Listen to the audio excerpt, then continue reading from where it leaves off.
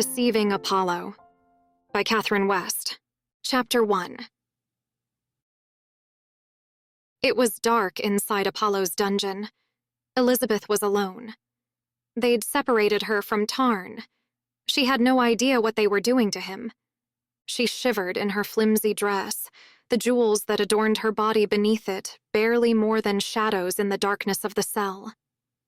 She'd gone along with this charade, desperate to spend more time with the man she loved, even if it was stolen time. She'd known all along that there was a risk that it would end like this, and she'd taken it anyway. Her mind raced. All she could think of was Tarn and what they might be doing to him. He'd told her that the last time he was at the house of Apollo, the god had a man flayed for disobedience and had his corpse put on display in the banquet hall. She was too shaken to even reach for her powers. She tried to flicker a flame into life, but mustered nothing but a faint glow at her fingertips. She thought back to when Sarah had first told her how to access them. It seemed like a lifetime ago. It was on the Malia ship, after they'd been taken captive and Sarah had taken sudden, final vengeance on the warriors who dared take them. Sarah teleported their cousins and the Guardians back to the waiting Guardian ship. She took Elizabeth's hands in hers. Whatever she was going to say was going to be big.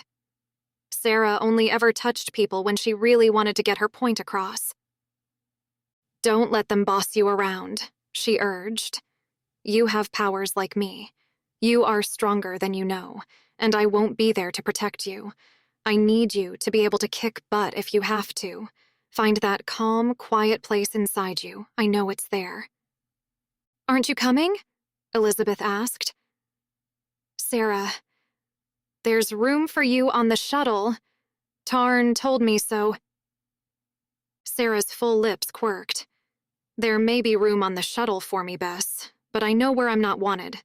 I've had plenty of practice. Besides," she looked around the ship. None of the Malias who had held them captive were around anymore. Not after Sarah used her powers and killed them all. "I have other things to do.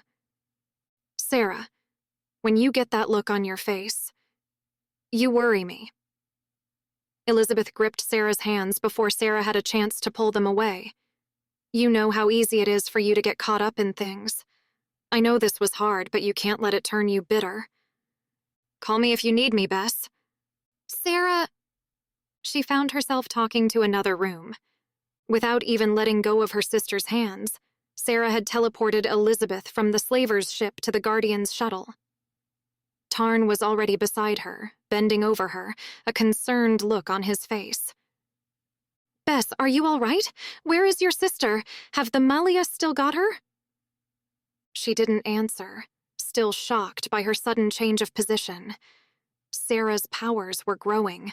She'd never been able to shift something she wasn't touching before. But then she'd never killed a dozen men with a single thought before either. She'd waited until after Teresa and Meggie were safely off the ship. Then she'd destroyed the Malia warriors with a single thought. Elizabeth had seen it happen, seen every one of the men who'd captured them drop dead. It made her realize that Sarah had always been capable of this. She'd just been holding back.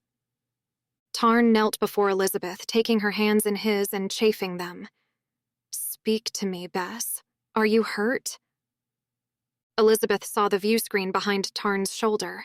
It displayed the particle-eaten hull of the slaver's ship. Its exterior lights flashed once, all of them, and it zoomed away. Elizabeth knew what was going to happen now. Sarah was going to get vengeance. Tarn's hand came up to caress her cheek. "Bess, please," he pleaded. She focused on him. Her sister was gone. "I'm not hurt," she said quietly. Jessen, the massive Guardian warrior who'd fought nonstop with Sarah, stepped forward. "Your sister," he stated brusquely.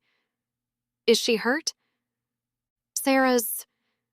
She'd been going to say that her sister was okay, but she was pretty sure that Sarah was far from okay. "She's not hurt. She's got something she has to do." Elizabeth swallowed hard. "She said to tell you she was sorry." Sarah had said no such thing, and from the look on Jessen's face, he knew it. He didn't call Elizabeth on the lie, though, just bowed and went back to the pilot's chair. "I'll pilot us back to Earth," he called as he seated himself. "Cairn, get everyone strapped in. Tarn, I could use a navigator when you've finished holding the pretty lady's hands." Elizabeth jerked her hands from Tarn's, blushing furiously. Tarn rose to his feet. "I'll come check on you later," he reassured her, and followed Jessen. Within minutes, they were back at Solace Station, in its static orbit on the far side of the moon. As they passed Earth, Elizabeth stared down at the blue and green ball that she'd been taught represented home. Just a week ago, they were abducted. They were told that they were now slaves and would be sold at a market. They'd been taken to the House of Aphrodite, and Meggie had won their freedom, although she'd never told them exactly how. Just when they thought they were free, the Malias had taken them again. Tarn and his warriors had tracked them down and saved them. And once Teresa and Meggie were safely out of the way, Sarah had made sure that the slavers wouldn't bother them again. Staring down at the earth, Elizabeth knew one thing. There was no way she could go home again. Meggie wasn't going back to Earth. She had a new life to look forward to. She was mated to Brav, one of the Guardian warriors who'd rescued them. They were going to live on Solace Station, the orbital space station that now circled the Earth like a sparkling jewel the size of a city. And if the way that Mac and Cairn looked at Teresa was any indication, she was going to have not one, but 2 reasons to stay on Solace Station. As for Elizabeth, while she and Tarn were close, and she, at least, wished they were closer, he'd never been the least inappropriate with her, as much as she wished he would, except once. Her heart beat faster, just remembering it. Once he'd kissed her so passionately that they'd nearly lost control. One kiss, to last a lifetime. He came to visit her in the infirmary. Even the infirmary on Solace Station was nice. She had her own room, her own table and armchair, and one wall transformed to show an image of a garden or a seascape or anything she liked, so she didn't feel closed in. "May I come in?" he asked, his deep voice gentle. "Of course," she answered. She'd been sitting in the chair and staring at the wall, wondering what sort of life you could live after being literally abducted by aliens. He handed her a small pot with a flowering plant in it. "I thought you might like something from your homeland to brighten your room," he explained. "It is a buddleia, a butterfly bush." He smiled encouragingly. "Earth supplies the butterfly bush, but I have only the winged flutters of Gerea to adorn it." He opened a little box he'd pulled out of his pocket. Shimmering gold and emerald and ruby red sparks fell from it. It took Elizabeth a moment to realize that they were holograms, jewel-toned, beautiful things that fluttered around the little butterfly bush. "Oh, they're lovely," she exclaimed. They were similar to butterflies, but their wings were bigger, semi-transparent, and they seemed to float on the air like the artificial gravity of the space station had no effect on them. "They're native to Gerea," Tarn told her. "My home planet. At least the non-holographic ones are. Do you mind if I join you?" He indicated the seat opposite her. "Of course," she replied. She was a diplomat by profession. She knew how to behave. Her throat went tight. She didn't want to be courteous with him. She wanted to be intimate. Her heart ached, even as she thought it. It wasn't just physical intimacy she wanted. She wanted to share everything with him. The chair creaked under his weight. All the Guardians were massive. Tarn himself was at least 6'6" of solid muscle. He leaned forward, resting his forearms on the table. "Bess, I needed to talk to you, before I leave." Her face fell. She'd planned to show nothing but her very best manners, but she couldn't help showing her disappointment. She scrambled to rearrange her features. Of course. What can I do for you, before you leave?" Leaving. He was leaving. Leaving before whatever wonderful thing that was growing between them even had a chance to grow.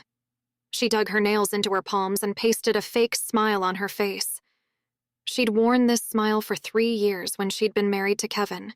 She could wear it for 10 more minutes. Tarn's face was serious. "I wish I could stay," he said, his voice low. "But I have responsibilities, Bess." "I know.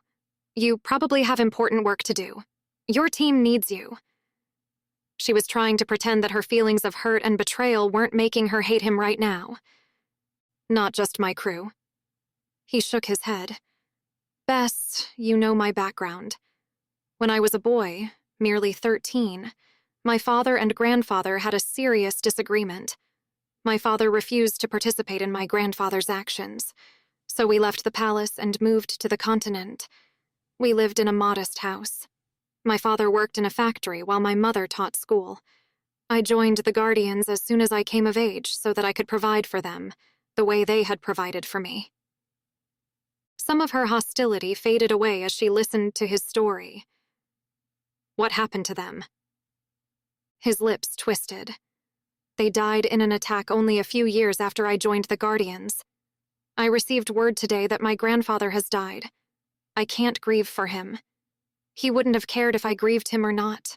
But this means that I have a chance, Bess. I can't undo what he did, but I might be able to make a way for our people to move forward." She swallowed and tried not to be selfish. "In what way, Tarn?" He took a deep breath and shifted in his chair. "I could stop the war. I could make peace. I could return Gerea to what it was before my grandfather annexed the Olona lands and enslaved them." He looked down at his hands. "Thousands of lives could be saved. Whole generations could grow up in peace and prosperity." Elizabeth blinked. "Tarn, you told me that your grandfather was king of Gerea.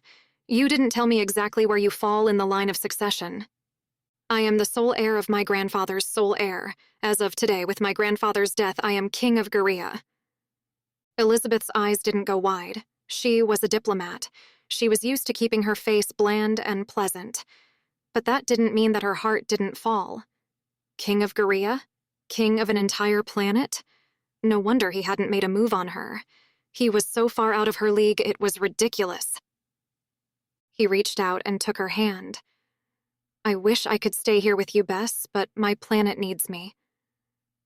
Elizabeth nodded, feeling a little overwhelmed. "I understand. I do. Really, I do." She squeezed his hand and pulled hers away. His hand lay open on the table for a moment before he pulled it back. "When do you leave?" "Within the hour. I must depart as soon as possible. With the death of my grandfather, there will be much unrest. But there is something I needed to ask you. What do you plan to do now?" A bright smile and a carefree word were on her tongue, ready to go, but he was looking at her so earnestly that she didn't have the heart to lie to him. "To be honest, I'm not sure. I've been through so much." She looked down at her hands, clasped on the table in front of her. "I'm not sure if I'm ready to go home." Tarn nodded. "Of course, I thought as much. Now that your planet has rejoined the Alliance, there will be much work for Earth diplomats. Gerea, as a member of the Alliance, will, of course, require a diplomat from Earth to represent her interests in our interplanetary relations. As the King of Gerea, it is within my purview to select an ambassador of my choice." Her head shot up. "Are you saying—" "I'm offering you a job, Elizabeth Greatheart. Would you take the role of ambassador of Earth to Gerea?" Tarn had to leave Solace, as he had said, within the hour. Elizabeth was to follow when she was fully recovered. She was only a few days behind him. Station Marshal Dreax, the man in charge of Solace Station, had sat down with Elizabeth in conference with various heads of government from Earth. She was to be the first diplomat from Earth to another planet. They impressed upon her what a privileged position she held, and how every government on Earth was going to be eagerly awaiting her dispatches. Elizabeth nodded politely and pretended that she wasn't annoyed at being told how to do her job, as if she'd never done it before. She spent a few days with Meggie and Teresa while she was waiting for her ship and her guard to be prepared. And then she was leaving, the lights of Solace Station fading rapidly into the distance. For a ship as well-equipped as the one Elizabeth was traveling in, it would only be a few hours to Gerea, even though it was light years away. Judicious use of wormholes, Station Marshal Drex had explained, and Elizabeth had nodded. She'd seen science documentaries. She was no astrophysicist, but she understood the basic concept. Wormholes were naturally occurring and provided a quick, easy way to get from one part of the galaxy to another. The sensation of using one was unpleasant, as one was stretched through both space and time for the duration of travel. The technical term was spaghettification, which Elizabeth only thought was funny before she tried it and threw up all over the guards sitting opposite her. They received clearance to land. Elizabeth watched the view screen. Gerea was blue and green, like Earth. It felt oddly familiar. She tried not to pretend that her heart didn't beat faster when Tarn himself appeared on the view screen. "Earth vessel Terra Prime, welcome to Gerea." The ship descended slowly, gracefully, and then everything exploded. Chapter 2. Elizabeth remained in her seat, but the seat itself was ripped from its housing and thrown clear. She gripped her harness and screamed as she hurtled through the air. She was so high that she might as well be falling from an airplane. Looking back up, she saw the remains of her ship, torn open as a blaze of light ripped into the hull. Burning hot bits of metal spurted around her. One grazed her arm, and she screamed some more. Another punched a hole through the headrest of her seat, close enough to singe the hair that curled in front of her ear. There was another ship nearby. It had fired on her ship, and long arms extended from it, catching the remains of her ship and extending nets to catch any debris. One long metal arm bent out towards Elizabeth. A net spurted from its tip and caught her. She stopped screaming and looked up. She was still strapped into her chair a mile above the planet's surface. The ship that held her and the remains of her ship began to descend. Elizabeth's heart was pounding even faster. "I'm not going to be captured again," she swore. She fumbled with the button that would release her harness and rolled further into the net. The ship was descending rapidly. She would have to time this just right. They crossed over a body of water as they headed for a city that looked like it had already been destroyed.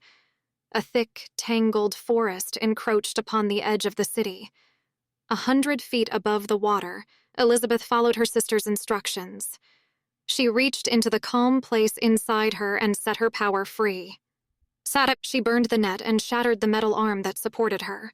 For good measure, she shattered the arm that held the remains of her ship. If any of the soldiers on board had managed to survive, at least this would give them a chance to escape. She called a wind to slow her descent and felt exhilaration flood her veins. She called the water to her, so that it slowed her descent further. She landed safe and unharmed on ground level. The remains of her ship gave a massive groan as it settled awkwardly on the ground. It had been a lot harder to slow the descent of the ship, but at least the landing had been survivable. At least they had a chance to be free. She'd planned to look inside the wreckage to see if anyone else survived, but the other ship was landing already.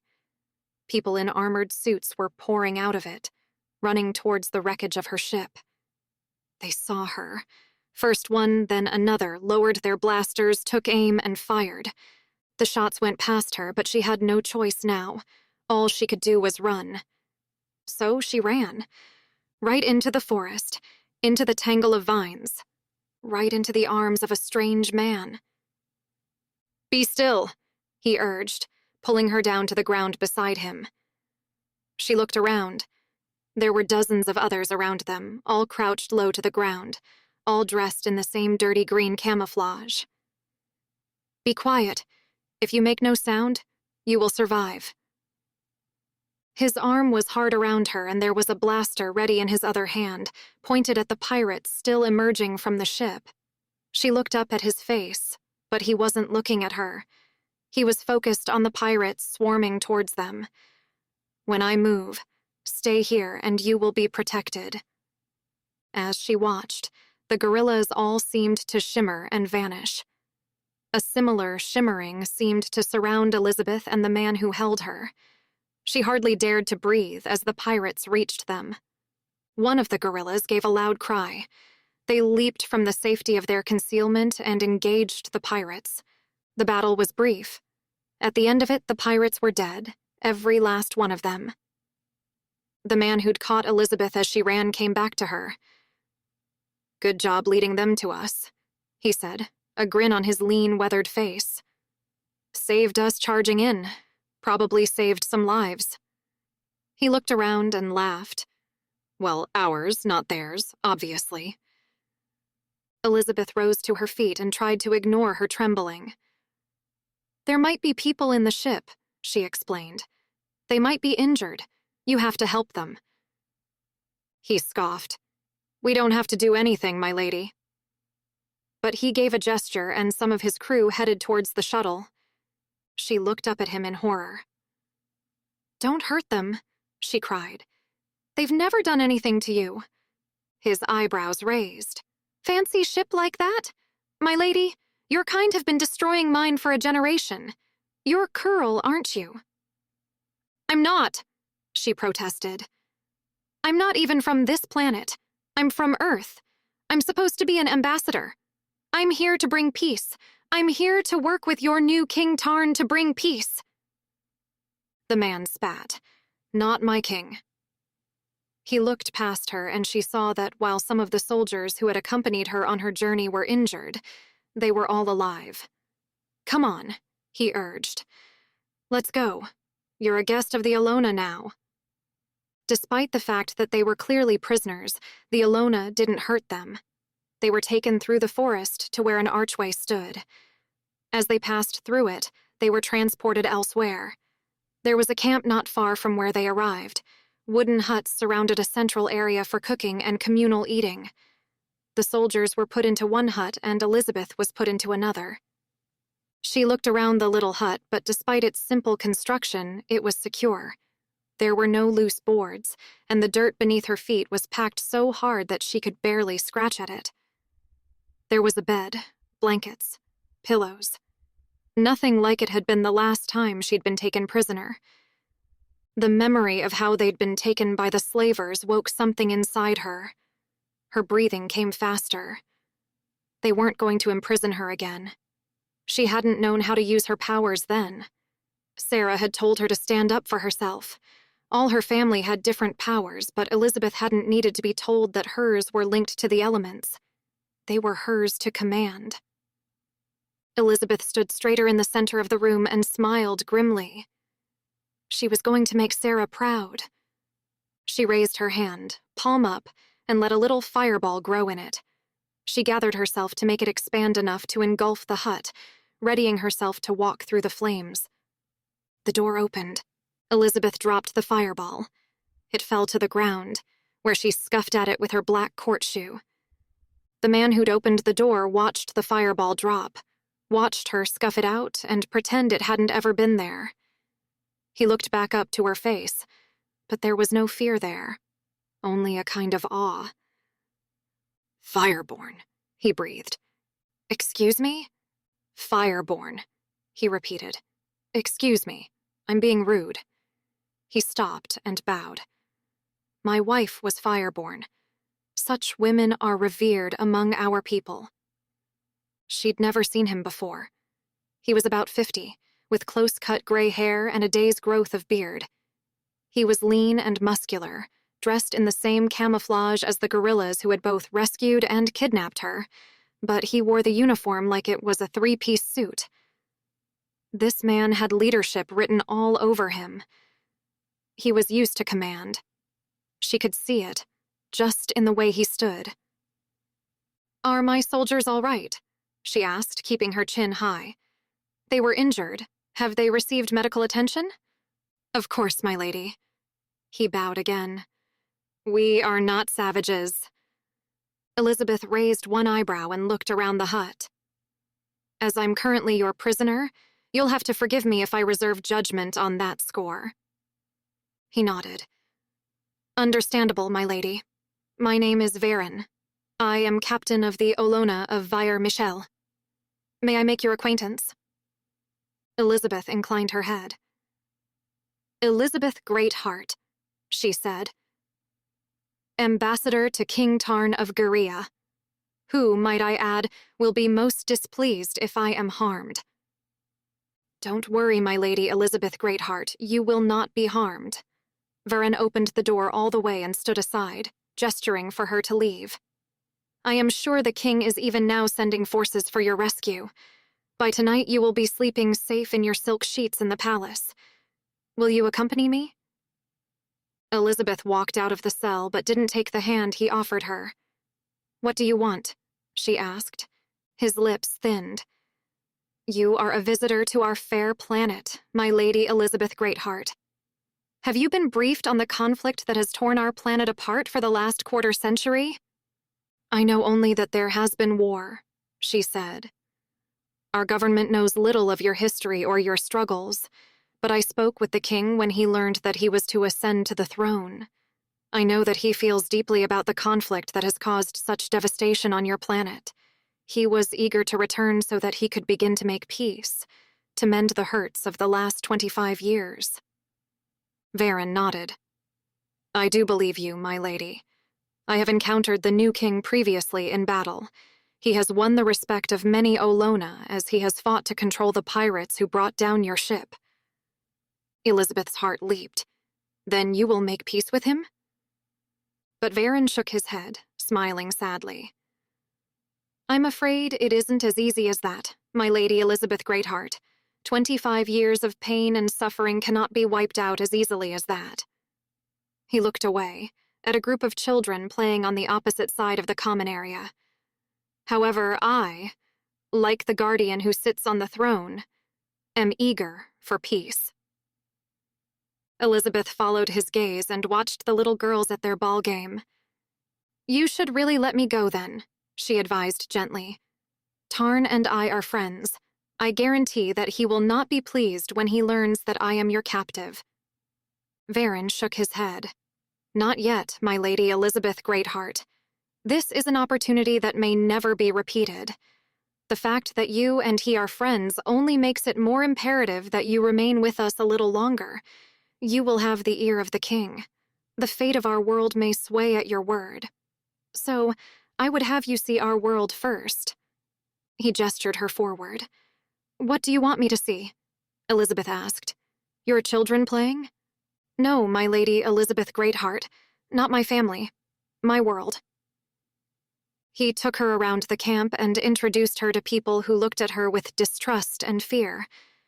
They were all slender, she realized. Food was not plentiful. Many of them were scarred. Few of them were old. When I was a boy, Varen told her as he led her into the forest, I was a citizen of Gerea, like any other citizen of Gerea. As Olona, my family cherished our customs. We sang our songs, spoke our language to our children, treasured our rites of passage and our culture. 25 years ago, the king, grandfather of your guardian friend, declared that our lands were forfeit. Elizabeth felt pity for what he was telling her, but she was also frightened. He'd led her out into the forest. They were alone. No one would know what he did to her out here. But, so far, he was just talking. He went on. Overnight, our culture was suppressed.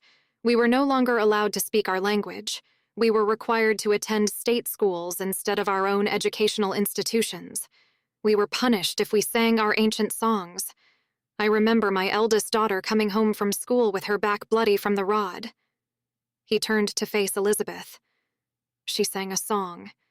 She was 5 years old, and they beat her with a rod. It got worse. We were required to leave our homes and move into assigned accommodation. After that, his face grew grim. After that, things got unimaginably worse.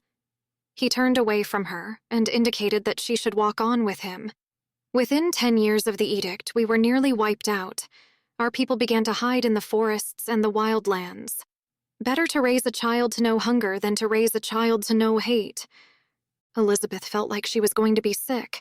No wonder Tarn had been so insistent on returning. They went through the archway that had transported them to the camp, and again, they were at the edge of the forest.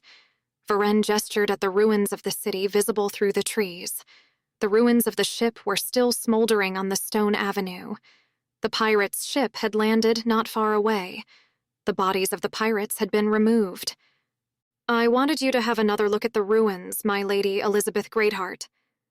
This city was the ancient home of the Olona. When I was a young man, I came here to be married, in one of our ancient temples. You can just see one pillar remaining. See there, on that hill? He pointed. That was where my fire-born wife and I spoke our vows. He gave her a brief smile. She died in childbirth 12 years ago, but she was magnificent. Our youngest daughter has inherited her power. You sound like you love her very much. I told you that we are not savages, my lady Elizabeth Greatheart. We live. We love. We treasure our children. I would do anything to ensure that my children and grandchildren live in a world that is safe and free. Now, my lady Elizabeth Greatheart. He put an arm around her and held her tightly. Smile for the nice gentleman. Elizabeth went rigid as she felt his blaster pressed to her neck. Chapter 3. She hadn't noticed that a ship had been flying overhead. When it spotted the remains of Elizabeth's ship and the pirate's ship, it came in for landing, its gun ports open. Elizabeth's heart was pounding. Oh God, she thought desperately. Please let it be Tarn. Please let it be Tarn. I can't take much more of this. When the hatch opened and it was someone else, she went weak at the knees and would have fallen if Varen hadn't held her so tightly. Then another man, and another, both armed, looking around carefully. Then, at last. Tarn, she whispered. Tarn saw her. An expression of pure rage flashed across his features. He stalked across the open area between them so swiftly that his guards had to hurry to keep up. They weren't even all out of the shuttle yet. You let her go! Tarn shouted. Right now! Or what? Varen asked evenly. Tarn drew even with them. If you hurt her, he informed Varen in a low growl, I will personally see that you die. Tut-tut. Even Elizabeth wanted to punch Varen for making the arrogant, condescending little noise. Varen looked down at Elizabeth. Which of us do you think is the brute now, my dear? I'm warning you, man, let her go. Not yet. Varen kept the blaster pressed to her throat. If you want her, you will have to bargain for her. Dismiss your guards, so-called King of Gerea. Give them your weapon. Come with us and show us how willing you are to parley with the Olona. Tarn handed his blaster back to the guard behind him at once. He took a step forward, hands raised. I will come with you, he said. Your Majesty, you can't... One of the guards began, but Tarn cut him off. Don't tell me what I can and can't do. He's got a blaster pressed to her throat. Get back to the ship, contact the others so they can call off the search. He took a slow step forward. Tell them I'm going to parley with the Olona at last. Tarn followed them into the forest. Has he hurt you? He asked Elizabeth urgently. If any of them have so much as laid one hand on you, I swear by all the gods. No one has hurt me, Elizabeth said quickly. Varen was holding both her wrists in one hand behind her back, pushing her in front of him. It was like the civilized man she'd been speaking with had never existed. They went back to the camp. Varen gestured to the warriors in the camp to open Elizabeth's cell. She was shoved inside. If you'll come with me, Your Majesty, Varen invited. The hell I will, Tarn growled. She stays with me. You want to talk, let's talk. I've been saying for days that I'm willing to listen to your people, but I won't listen to one goddamned word if I don't know that she's safe. Varen looked from Tarn to Elizabeth blandly. Finally, he nodded. They went to the large building that bordered one end of the camp. It was already full of warriors, and Elizabeth was astonished that they could have all assembled here so quickly. Then she realized, of course, they hadn't. They'd probably come together the moment she'd been taken captive. Tarn was seated at one end of a long table, Elizabeth to his left in an empty place. I wonder if they knew he'd insist on bringing me here, she thought. I wonder if Varen was just testing him.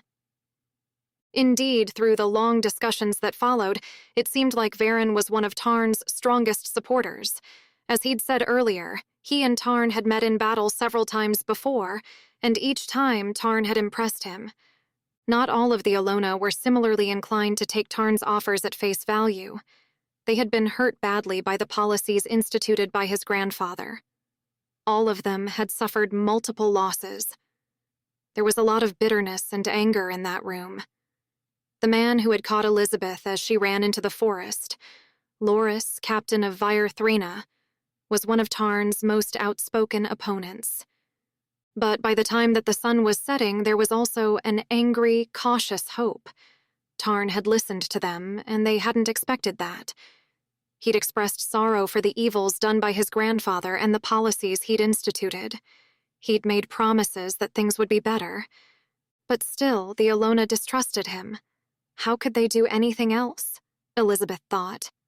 After everything they had gone through, there was no way they could trust him after one discussion. This relationship was going to require proof. It was Loris who came up with the suggestion that stunned them all. "If you would be our king," he said, as a young lady came in to light the rush lamps, "would you be willing to share your power?" "In what way?" Tarn asked. Loris called the young woman to him. She stood familiarly beside him, so comfortable with him that she was clearly a relative. "We have many intelligent and lovely young ladies among our people, Guardian. If you would marry a woman of the Alona, marry her and make her your queen, then we might believe your promises of fairness." Tarn shot a glance at Elizabeth. For a moment, his expression was agonized, but quickly covered as he looked back at Loris. "It would be an honor and a privilege," he replied. "Yes, Loris, I swear to you here and now that I will marry any woman that the Alona proposed to me." Elizabeth felt like she'd been stabbed in the heart. Still, it wasn't like she had a chance with him anyway. He was a king. They'd only shared one kiss, but that didn't mean it didn't hurt. Loris leaned forward, resting his arms on the table, his expression sly. "You're the one who thinks this guardian will make a good king, Varen. Would you agree to this bargain?" Varen leaped to his feet and extended his hand to Tarn. Hope lit his features like a beam from within. "King of Gerea, give me your hand on it." They clasped arms in a warrior's clasp. Around them, the others raised a cheer, and Elizabeth tried not to cry. After that, they were officially free to go. Elizabeth's guards were released, and she saw that, true to their word, the Alona had healed them. She spoke with them briefly, to ensure that they'd been treated kindly, then went back to Tarn. He was still talking with Varen. His own guards had been welcomed, cautiously, into the camp, but Tarn and the Alona captain were standing a little apart from them. Tarn reached for her as she approached and took her hand. "I will await my bride at the palace tomorrow," Tarn was saying. Varen nodded. "We will discuss it in council tonight and make a decision." He looked at Elizabeth and spoke obliquely. "I regret that such a move was necessary, but you must understand, Tarn. It was the only way they would ever accept you as their king." Tarn squeezed Elizabeth's hand. "I know, Varen, and it was a wise choice. It is the best way to broker peace between our peoples. I can't regret something that will save so many lives." "Stay and dine with us," Varen urged. "It won't be a feast, not like you're used to, but it would be our honor to have you at our table." Tarn laughed. "Varen, I left the palace when I was 13. I've been a guardian my whole adult life. My idea of good food is lots of it. I know that in Olona culture, it's polite that when receiving a gift, it's good manners to give a gift in return. In that spirit, I've sent some of my men back to the city. They should return within the hour with a Coranian buck, enough to feed 100 hungry guardians. Will you accept my gift of food for the feast?" Varen pressed his lips tightly together. His face was severe, but Elizabeth was pretty sure that he'd been moved nearly to tears by Tarn's considerate gesture and acknowledgement of his culture. The feast went on long into the night. The Coranian buck that Tarn had provided was enormous, enough to feed the whole camp for a week and more besides. The food went a long way towards healing the hostility that surrounded them. Someone struck up a song. "Sing with us, Guardian," Varen urged as the others around him took up the song. "Among our people, songs are meant to be shared." After a few halting attempts at the chorus and some giggles when he got it wrong, Tarn got the words right and was able to sing along with the others. He had a pleasant, tenor voice that made Elizabeth feel warm all over. Elizabeth sang too, aware that her voice wouldn't win any awards, but no one seemed to care. She drank glass after glass of the fermented follyberry wine that they plied her with. Her head was getting a bit fuzzy, but it beat in time with the music, and the experience was deeply pleasant. "Do you dance, Your Majesty?" she asked, smiling coquettishly up at Tarn. "I can teach you, if you don't know how." He smiled broadly and lifted her cup to his nose to sniff. He chuckled. "How much of this have you drunk, Bess?" She leaned forward to whisper, "Quite a bit," then laughed helplessly as she overbalanced. Tarn laughed too as he caught her. "Are you sure you're up to dancing?" he asked. "God, yes," she groaned. "I love to dance. Kevin hated it." "Kevin?" "My ex-husband." She leaned forward conspiratorially. "Between you and me, a complete loser. Cheated on me. Not that marriage to him was ever that exciting." She leaned back and tried to take a step in time to the music and stumbled. "Whoops!" Tarn caught her and held her close. "Do you really want to dance?" she asked, her voice low. Tarn wrapped both hands around her waist as the Alona around them were doing. "Oh, that's good," Elizabeth murmured. "To be honest, I was a little bit worried that you were going to have to hold me up because I'm a tiny bit tipsy." He only took the steps she told him to take, but he couldn't hide the practiced grace of his body. "God, I bet you'd be dynamite in the sack," she groaned. "You really know how to move." He growled softly, and his hands tightened on her waist. "I think we ought to sit down, Bess," he suggested. "No!" She threw her arms around his neck. "I don't want to sit down." She looked up at him beneath her lashes. "Show me how you can move, Your Majesty." Before Tarn could reply, one of the younger Alona warriors came up to him and clapped him on the shoulder. "Good for you," he exclaimed. "What?" Tarn asked, turning his head. "What do you mean?" "Glad to see a Curl man who knows how to honor our customs." "What custom do you mean?" The young warrior grinned. "The night before the wedding, it's traditional that an engaged man should enjoy everything that single life still has to offer." Another man beside him laughed uproariously. "That's true. An ancient custom, sir. One that we Alona practice even at the risk of our lives." His wife, standing beside him, swatted him irritably. "We have a custom like that on Earth," Elizabeth informed them. "The night before the wedding, a man goes out with his friends, and they drink and dance with pretty women, and don't necessarily tell their fiancé what happened. I didn't like it when I was the bride, but tonight I think it's a great custom." She plastered herself against Tarn, well aware that she was going to regret this in the morning. The older warrior clapped his hands and the music stopped abruptly. "Ladies and gentlemen, I have an announcement to make." Everyone looked at them. "Tarn has agreed to follow our custom of Aliyah Ra, and this fine lady will be his temptress." "Temptress?"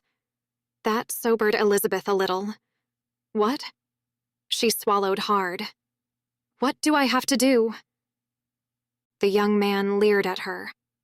"Why, everything in your power to tempt Tarn away from his impending marriage, of course. You dance for him.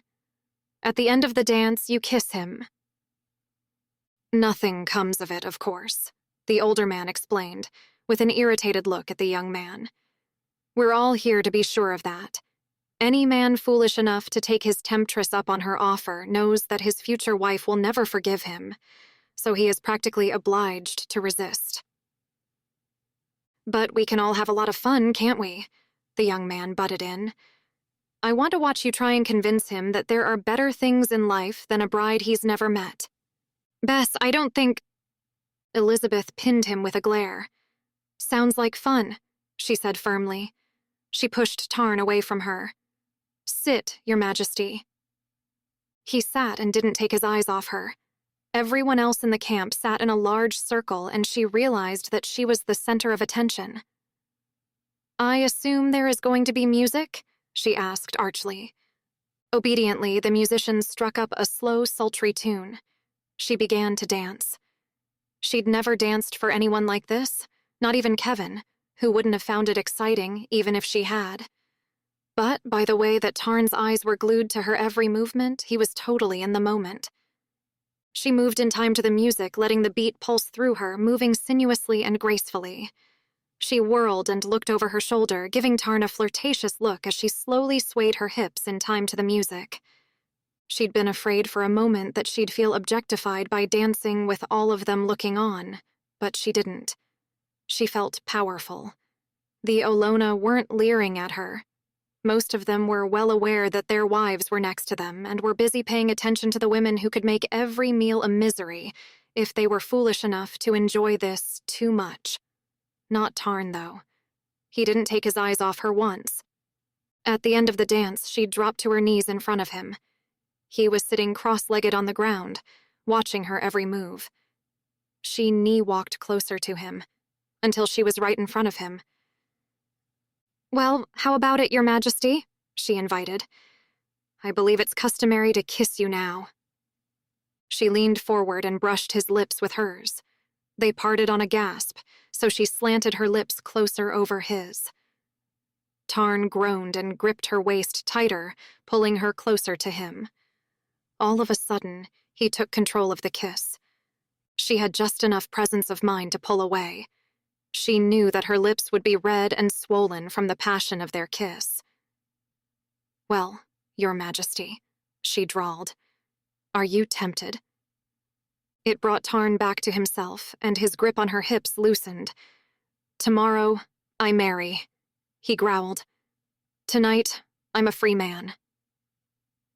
Elizabeth shifted back off his lap and rose to her feet. Pity, she murmured, and the assembled crowd laughed, as she'd intended they should. What she didn't expect was that the young warrior who'd started all this would jump to his feet. I'll take you up on your offer, he cried. Elizabeth shrieked as he bent and threw her over his shoulder and ran off into the darkness of the forest. She pounded on his back, but he ignored her. She heard angry sounds behind them as they sped into the dark. A cloud of flutters erupted around them as he tore through the underbrush. Chapter 4. He might have been drunk, but he knew the area. He took her into a cave and covered her mouth with his hand as they heard pursuers approaching. Their pursuers went straight past the mouth of the cave. No, Elizabeth whispered as soon as he took his hand away from her mouth. She wanted to scream, but she was so frightened she could barely breathe. The darkness of the cave seemed to close in on them. The warriors pursuing them were already only faint voices in the distance now. Please, no. He reached for her.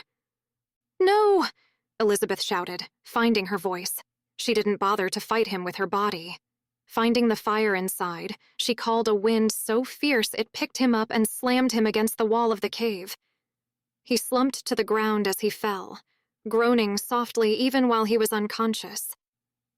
Elizabeth scrabbled her way to her feet and ran from the cave, leaving him there. She ran back towards the camp, but after a moment, she heard a familiar voice calling her name and plunged back into the bush. She didn't care where she was right now, but she needed to be with Tarn. He heard her approaching and turned, opening his arms to her so she could throw herself into them. He held her tight against his chest as she sobbed. It's all right, Bess, I've got you now, he soothed, rubbing a hand up and down her back. I'm here. Are you hurt?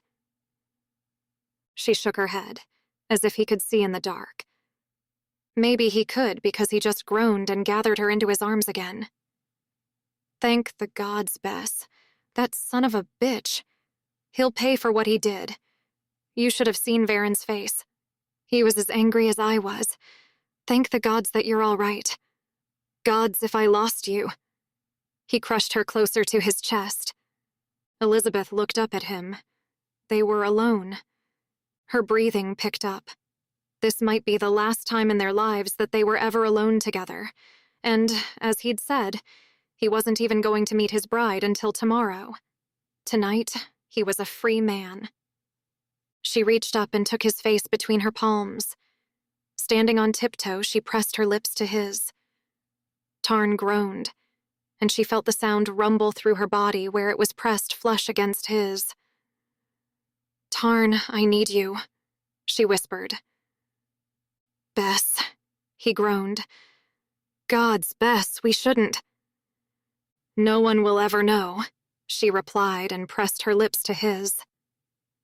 Sensing her need, Tarn pulled her down to the ground with him. The bushes around them were their only concealment as he rose above her. All around them, a flock of flutters rose from the bushes, their butterfly-like wings iridescent in the darkness. They both froze as they heard men shouting her name. Tarn looked down at her. His blue eyes were so bright that she could swear they were illuminated from within. He pulled away from her and sat back on his heels. "Gods, what am I doing?" he asked, staring at her. Elizabeth lay there for a moment, stunned. What had she done? He'd tried to resist her, but she'd been all over him. Not practically begging. Actually begging. She scrambled to her knees. "Oh my God," she muttered. "I am so sorry, Tarn. I don't know what I was thinking." When she rose to her feet, she knew she was blushing vividly. Tarn brushed the twigs and leaves from himself, and she did the same. A flutter alighted on her hair, and she brushed it away with shaking hands. She'd never been so embarrassed in her life. She was ready to blame the Follyberry wine, blame her fright and upset on the man who'd dragged her off into the dark. Hell, she was ready to blame it on that time of the month if she had to. Her hands rose to press against her cheeks as if she could force the blush to stop that way. Tarn's hands covered hers. "Bess, I'm sorry," he whispered, his voice very low so that no one could have heard him, even if they were close by. "Oh God, please, let's just never speak of this again," she begged. "I've never felt more humiliated in my life. Please, just let's go." He regarded her steadily for a long moment, then nodded. "If that's what you want." The camp was in an uproar when they returned. Elizabeth had finally stopped blushing, but tears were threatening now. She wanted nothing more than to go to bed, stick her head under the covers and never come out. Varen was, as Tarn had told her, incensed. They'd found the young man who'd taken her, still unconscious in the cave. "Throw him in the cells," Varen snapped. "I don't want to see his filthy face around my table again." He knelt before Elizabeth. "My Lady Elizabeth Greatheart, I apologize with my whole heart for the actions of this fool. Ask of me any punishment you wish, and it shall be done." Lips trembling, Elizabeth said, "I just want to go home." Her voice was very small and broken.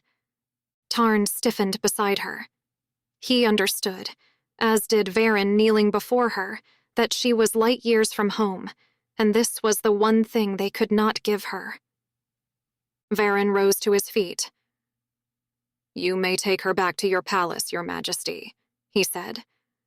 "With the sincerest regrets of the Olona, please believe me." "We'll talk about matters of justice tomorrow when you bring my bride," Tarn said, putting an arm around Elizabeth. She was trembling uncontrollably. "For tonight, I think it best if we go home." At his words, knowing that she had no home to go to, Elizabeth broke down. Tarn swung her up into his arms and carried her back to where his ship waited. The Olona provided a guard to guide them. Elizabeth curled up in Tarn's arms and clung to his neck, weeping into his shirt. There was no fanfare when they arrived at the palace. Tarn made sure of it. He took her from her seat in the shuttle and carried her to her rooms. Elizabeth didn't even see them. He lay her down on the bed. She curled into a little ball. Your things are here, Tarn said brokenly, as though her tears hurt him. I had them bring them in earlier, so you'd feel at home. The words seemed to stick in his throat. There are servants. They will provide you with anything you wish. Would you like something to eat? Pressing her face into the pillow, Elizabeth said politely, No, thank you. Would you like a bath? I'd really rather not have to deal with strangers right now, she replied. I'm sure the servants are lovely, but I'd like to be alone right now. I'll draw it for you myself, Tarn offered. If you don't want the servants in here, I can stay with you. I don't think you should be alone right now. Elizabeth finally lifted her face from the pillow. Please, she begged. You're just making it worse. Please, just leave. Tarn stood beside the bed for a moment. If that's what you really want, he said eventually. Elizabeth was crying again and didn't reply. She heard the door close quietly behind him. Tarn. Tarn paused outside her door for a long moment. He closed his eyes, hoping that she would call for him. He needed her to call for him. Gods help him. He was meeting his bride tomorrow. His hands clenched into fists. There had been no other way than to agree. He'd had no choice. The fate of his planet depended on it.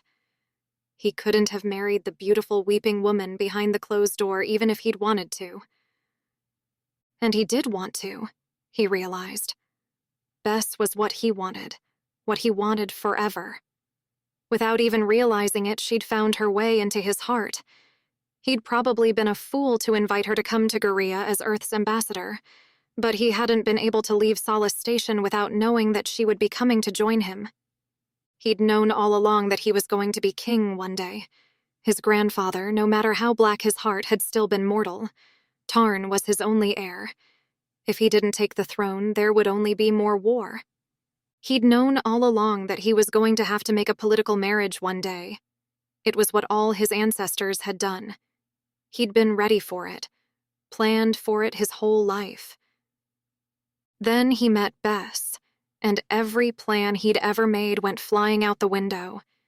He'd known from the very first moment she'd smiled at him that he was going to need those smiles in his life on a permanent basis from now on. He'd tried to ignore it. It wasn't fair to her to give her false hope. He'd tried to treat her with the same impersonal, disinterested respect he showed to every woman. But then he'd brought her to Gerea, knowing that there was no way he would ever be able to marry her. He leaned his forehead against the door. Those moments in the forest, when she'd lain down on the forest floor and offered herself to him, he'd never known anything like it. He'd had plenty of flings, especially when he was younger, but no woman had ever moved him like Bess. Just the press of her lips to his. Just her whispered, I need you, had been enough to shatter his self-control. He'd been moments away from taking her when they'd heard the voices of the others. If they hadn't been interrupted, they'd still be making love right now, gasping into the still night air. And he would have had to face her afterwards, knowing that he was going to marry someone else.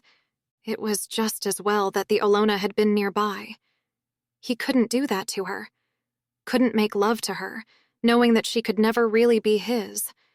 Knowing that he could never really be hers. He could still hear her crying. She hadn't been gone for long, but Tarn was so afraid that the bastard had still had time to hurt her. She was so small, so delicate. And later, when he'd practically devoured her whole on the forest floor, had he hurt her then? Had he frightened her? Was she crying because of him? Please call for me, Bess, he thought, willing her to whisper his name. He ached to be back in that room with her, lying beside her, wrapping her in his arms, comforting her. He ached to be the one she needed. Please, Bess. But she didn't call for him, and eventually he went back to his own rooms. Chapter 5. Elizabeth. Elizabeth woke to a gentle knocking at her door. She shifted under the silk sheets. Hang on. Silk sheets? It took her a moment to realize where she was. She was in the sumptuous ambassadorial suite in the Gerean palace. The sunlight was streaming through her windows onto what was probably a priceless, hand-woven carpet. And that knocking on the door was probably a servant. Her stomach rumbled. Hopefully, it was a servant with breakfast. "Come in," she called as she sat up and pulled the down-filled comforter higher on her chest. She realized that she wasn't wearing her nightgown. She was still fully dressed. She was even still wearing her suit jacket, and it was definitely a little worse for wear. Speaking of being the worse for wear, she put a hand up to her temple, waiting for the hangover to hit her. She didn't have a headache, not even the beginnings of one. She just felt hungry. The door opened and a man entered, pushing the door open with his back as his arms were fully occupied carrying a tray. Elizabeth let the comforter fall to her waist, since she was as fully dressed as she'd ever been in her life anyway. She sighed. "That smells wonderful. I'm hungry already. What is it?" The servant turned. Not a servant, Elizabeth thought. The king. The king brought me breakfast, but not just the king. Tarn. Tarn brought her breakfast. A rush of happiness filled her until she remembered how she'd acted last night, how she'd lain beneath him and begged him to satisfy a different kind of hunger. Her cheeks flamed, but he didn't realize how her mood had shifted. His expression was open and boyish, eager to please. "I sampled some of your Earth cuisine while I was on Solace Station," he said. "I brought you the nearest thing we have here to a big breakfast." He laid the tray over her knees, then flicked out a napkin to cover her lap like he'd done this every day of his life. He whipped the cover off the plate. Elizabeth couldn't help the way she leaned forward and breathed in deep. "Eggs and toast," Tarn said, pointing them out. "We don't have bacon, but this is salted honeycomb that tastes quite similar, but with a tiny kick of sweetness. These are baked vegetables, and these are rustiopods in a rich sauce. To drink, I brought you sweet Darren juice and a cup of uro. It's similar to your coffee, but be warned, you won't be going back to sleep after drinking it." "This is amazing, Tarn," Elizabeth said. He'd clearly gone to a lot of effort. Even if it had been someone else doing the cooking, he'd thought about what she might like. He pulled a chair from the dressing table to sit beside the bed and leaned forward, his face alight with happiness. "I'm glad you like it," he said modestly. "How are you feeling this morning, Bess?" That was all it took to make her blush again, and she fumbled with the cutlery. "Fine," she said noncommittally. He put a hand on her blanket-covered knee. "Tell me honestly, Bess. You went through a lot yesterday with the crash being taken prisoner, not to mention that son of a buck who took you from me." His face had gone hard and stern. "Did he hurt you, Bess?" She couldn't look up, so she just stared at the plate. "No," she answered. I got away in time. He just frightened me." Some tension seemed to go out of him, and she realized that he had been putting on a cheerful face for her benefit. He put a finger under her chin to raise her face to his. "And what about later, Bess, when I found you? Did I hurt you?" He could raise her face, but there was no force on Earth or Gerea that could make her lift her eyes. "You didn't hurt me," she replied. "Did I frighten you?" She flicked her eyes up to his for a second before looking away. His gaze was very intense. Frighten her? No. She'd practically climbed him like a tree. She was so shy that she could hardly speak. "No." His finger under her chin turned into a caress. "That's good. I never want to frighten you, Bess. I'd been so worried about you, so angry that he dared take you. I lost control. I hope you can forgive me." "There's nothing to forgive," she whispered. And she meant it. He was being a real gentleman here, pretending that she hadn't practically dragged him to the ground. "Bess, please look at me." She closed her eyes and heard him sigh. Bess, please. She looked up, but only for a moment and only because he was pleading. His hand dropped to take hers, where it lay in her lap. You cried so much last night. I was worried that I'd hurt you or frightened you. I know that I was not gentle with you, and I regret that deeply.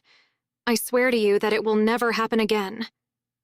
I was only playing my part, Elizabeth said, knowing it for the dirty lie it was. I was supposed to tempt you. She looked up, steadied by the lie. And of course it won't happen again. You're going to meet your new bride today. Bess? He didn't get any further. The communicator at his wrist beeped, and an insistent, tinny little voice sounded. Your Majesty, you must return to your rooms so that you can be prepared for the arrival of your bride. Tarn's regretful eyes met Elizabeth's. Gods damn it. They dress me up like a God's damned doll sometimes. He pressed a button on the communicator. I'll be there in a moment. He lowered his wrist and looked at her again. Bess, listen. I need you to know... The communicator at his wrist beeped again. Your Majesty, your location shows that you are not moving. He sighed heavily. He can go to hell, Bess. The communicator beeped again. With a frustrated roar, Tarn rose from his seat. He crossed the room in swift strides and opened the window. He tore the communicator from his wrist and threw it as far as he could into the garden. Perched up on the pillows, a tray over her lap, Elizabeth giggled. Her laughter subsided as he came back to her. All of a sudden, he seemed very big, very intent, and very, very male. He put his hands on the headboard behind her, enclosing her in the circle of his arms, but not touching her. Whether it was fake for you or not, what we shared last night was real to me, Bess. And it meant something to me, even if I wasn't as gentle with you as you deserve. I need you to know that if I was any other man, if the fate of my people didn't depend on me, I would be on my knees before you right now, asking you to be my wife. I need you to know that when I never touch you again, it's because I respect you too much to make you my mistress. He straightened and left the room without another word. Elizabeth sat there wordless, the fork still in her nerveless fingers, all her appetite gone. Servants came in not long after Tarn had left. They dressed her in a sleeveless gown of amber silk that reached the floor. They arranged her hair into a complicated style and made up her face with more beauty products than she had ever seen. When they were done, she looked at herself in the mirror. Given that every inch of her face had been painted, Elizabeth was surprised that she still looked natural. Better than natural. Her brown hair shone and her whiskey eyes seemed to shine with a reflection of the amber of the dress. She thanked the servants and allowed them to guide her to the throne room. Everyone was still getting in position. At one end of the room was a dais with a large, ornate throne. Chairs were ranged behind it. In the rest of the throne room, people were filing in and finding their places, assisted by the servants. One of the servants guided Elizabeth to a chair that was nearly directly behind the throne, just a tiny bit to one side of it. This is the place of highest honor, my lady, the servant told her. His Majesty specifically requested that you receive the honor his alliance with your planet deserves. Here. He handed her a pamphlet. His Majesty also requested that we provide you with a guide, so that you will know what to expect. Again, touched by Tarn's thoughtfulness, Elizabeth thanked the servant. There was always a lot of waiting around at events like these. The few moments of pomp and ceremony that would be recorded by the media would be preceded by at least an hour of boredom, if past experience was anything to go by. She was grateful for the little pamphlet. She read it through until she was familiar with the local customs that would guide the event and felt more comfortable. A large man, his hair dotted with silver, came to sit on her other side, just as close to Tarn as she was. He bowed. My lady, Elizabeth Greatheart, I am Null, the Lord Protector of Gerea. Tarn has told me a great deal about you. Nice to meet you, Elizabeth said. What did he say? He told me of your bravery when you were taken by the slavers, your consideration for others, your compassion for those less fortunate. He thinks very highly of you, my lady. Wow, that's a lot. I have known him since he was a boy.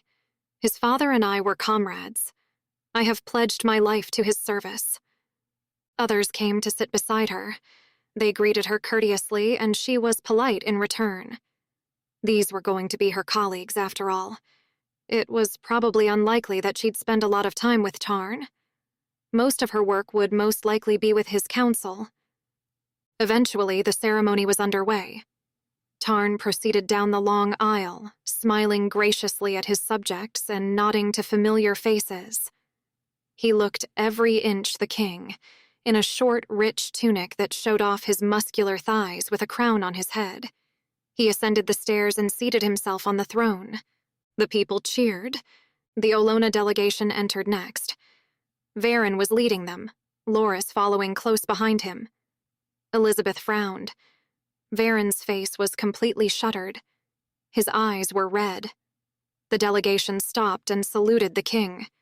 Elizabeth could have sworn she saw Varen's hand shaking as it pressed above his brow.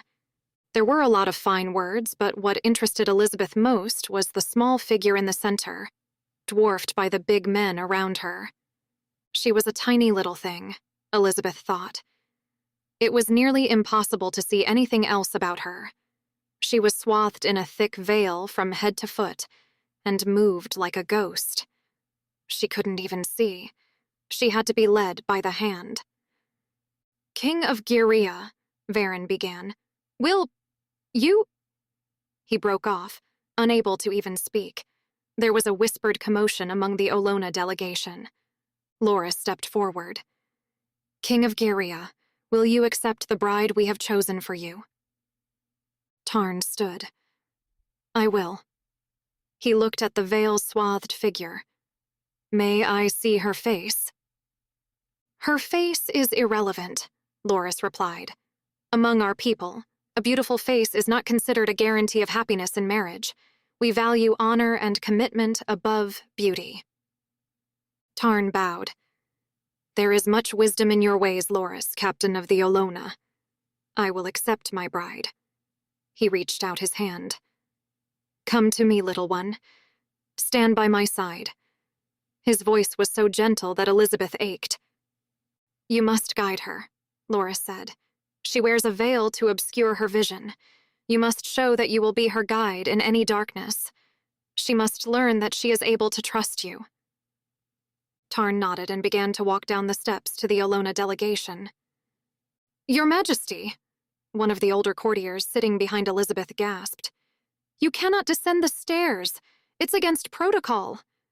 "How do you think I got up here?" Tarn asked casually. "I'm going to have to walk downstairs sometime."